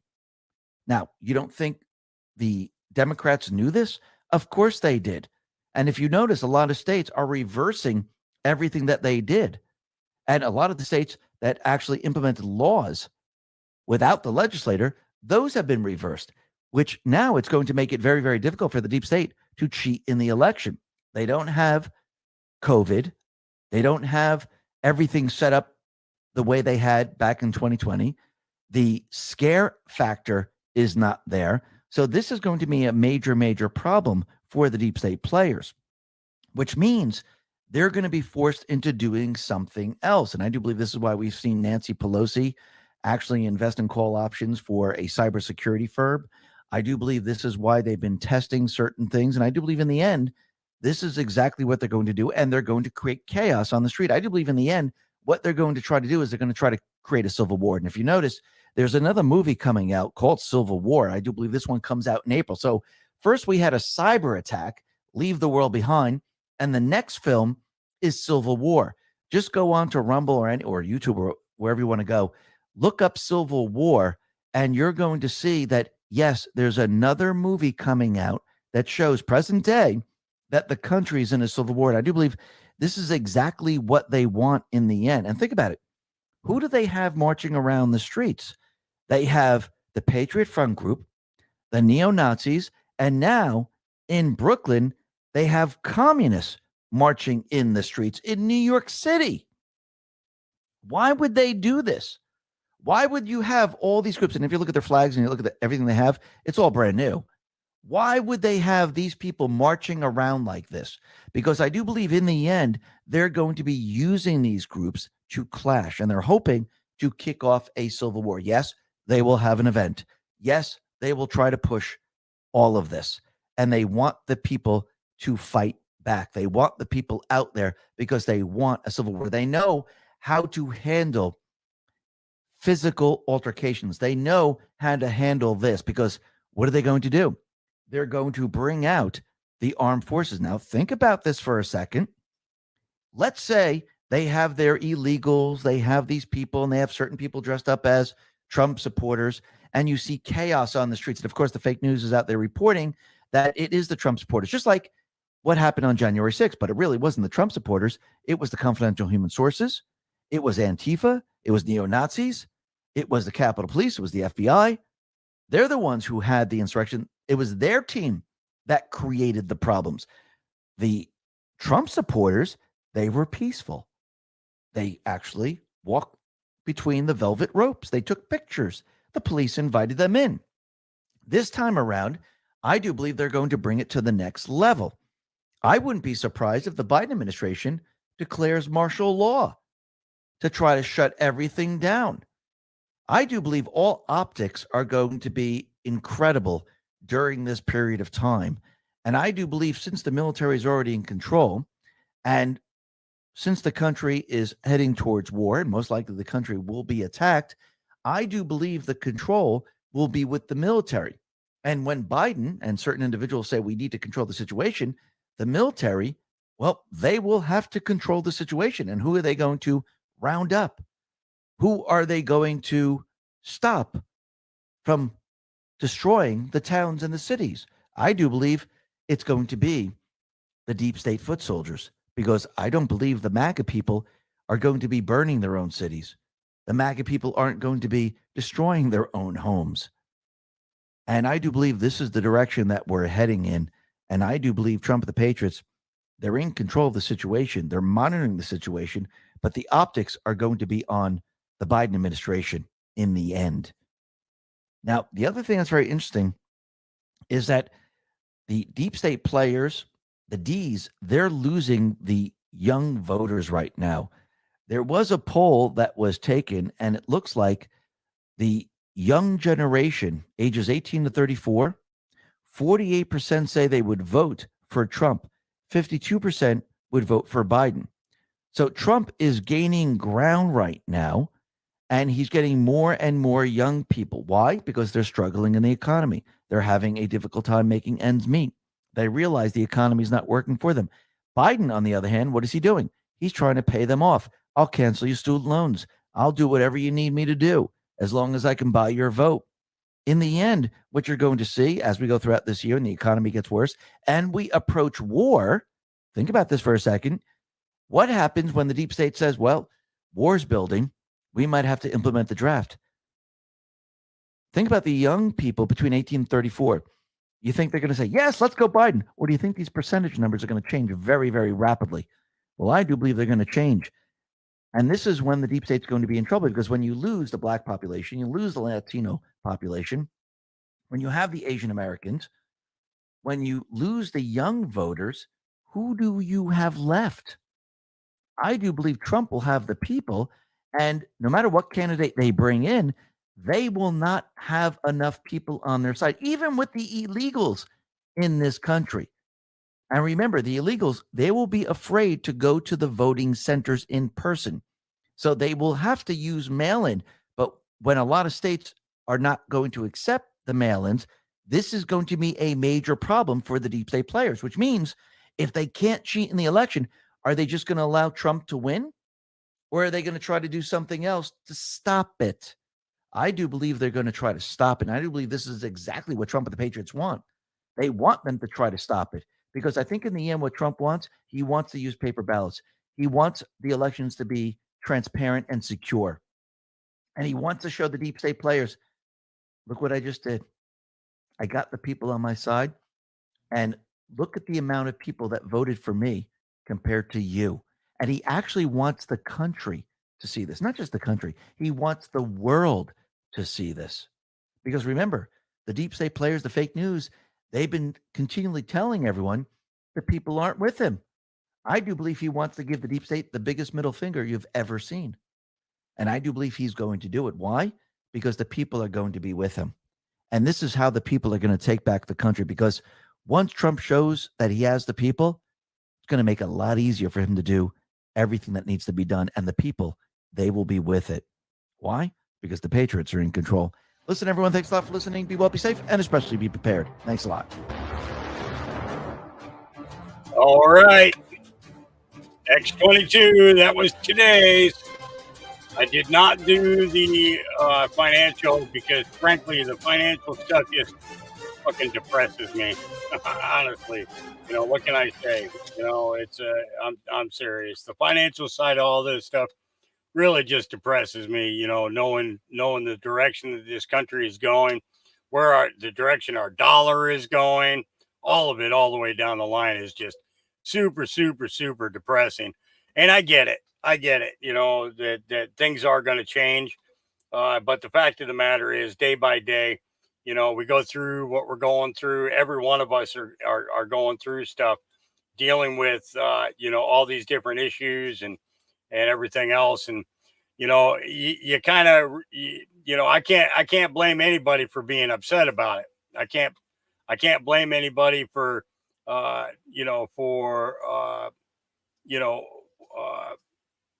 basically wanting to, just friggin', uh, you know, take the banks to the cleaners. I guess it would be the word for it. But the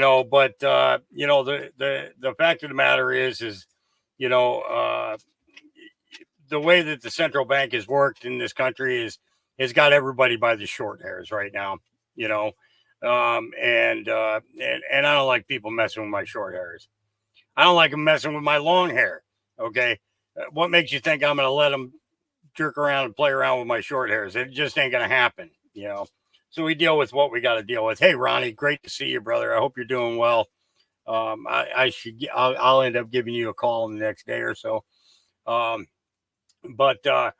Yeah, so that's all I have for you guys for today. We could jump back into X, and let me tell you, things are rolling around on there, but I'd rather have some content for tomorrow morning when we get started again. So I'll go through X tonight and see what kind of stuff is coming out, and try and pluck the best news that I possibly can for you guys to keep us up to date the best that I can. I know Dave is going to be doing a podcast here shortly. He's going to do one by himself, and then he's doing one with Angel of Yahweh later. Let's see what else is going on today. Okay, so nothing going on the space shot side until tomorrow. That'll be the Lisa B. and Machiavelli hold the line with Space Shot. And then, of course, Thursday will be Table of Titans. And I did not do Table of Titans from last week for you guys, primarily because I missed a couple of days there. Ronnie, you're on tonight? Okay. All right. What time are you going live tonight, Ronnie? And drop your link, please. So for those that that do not have your channel posted, if you would take and drop that info into oh, nice. My other delivery just got here, so it was like, I order from I've been ordering the dog food through Walmart, and half of it came by UPS about an hour ago, and now I just got a message that the rest of it just came from FedEx. I think they're a little bit indecisive about what they who's going to deliver for them. But I think that it's being sent out from two different Walmarts. I'm thinking, okay, so Ronnie says he's going live at 9:10. If somebody could please drop Ronnie's link into the chat, and also over on the Facebook side too, because our new viewers that are over there that came from Dave's podcast, I'd really love for them to get to know Ronnie, and be able to share that info. Ronnie, you have a wrench, I believe. I could be wrong, but I thought I gave you a wrench on this channel. Let me pull up where is today's podcast? Where are you? There we go. Okay, give it a second to load here. Oh, there he goes. Okay, so here it is. There's Ronnie's channel there. So if you guys are not following him, I would recommend it. Him and Steve Harloa get together and they do some crazy stuff on the weekends. They do great interviews. Ronnie's one of those guys. He's just a couple of years older than me. Don't believe everybody who says he's over 100. He's not a day over 99. All right, so just stop it, you guys that are spreading all those rumors about him being over 100. He's not there yet. All right, just chill out with that. You don't need to glorify that until he gets there. All right, dang it. They come on at 4:30 on Sundays. I believe that is Texas time. Central, I think it is Central time. I think that they go live because it's normally like 6:30 at night when I finally see it. Was there anything else? I'm trying to think. Let's see. Today is Tuesday, so expect 10 TV tonight as well. It's that will be going, and Ron says I'm officially 198. Man, I'll tell you what, you better stop doing all them drugs. I'm telling you. It's great to see you in chat though, brother. It really is. Let's see. All right. So we got his link. We got his link in there, and we got his link over to, did we get his link over to the Facebook side? I hope so. Because like I said, I'd like to get everybody the opportunity to be able to check Ronnie out. And all that. So if we can get that dropped over there, that would be awesome. And other than that, that's pretty much it, guys. I don't have anything else for you today. All I can do is thank you guys for hanging out and listening to all the things that I have to play for you. Because we all understand how important it is to make sure that we are prepared to be able to assist everybody else with all the learning necessary in order to get the best out of the situations that are going on. And the more information that we get, it doesn't always matter who we're getting that information from, as long as they're true. There we go. Okay. All right. I dropped it over on the Facebook side. I got it. So, All right. With that, I will catch you guys again tomorrow, probably around the same time, probably about 11 o'clock or so. All right. God loves you. Jesus loves you. I love you. Peace.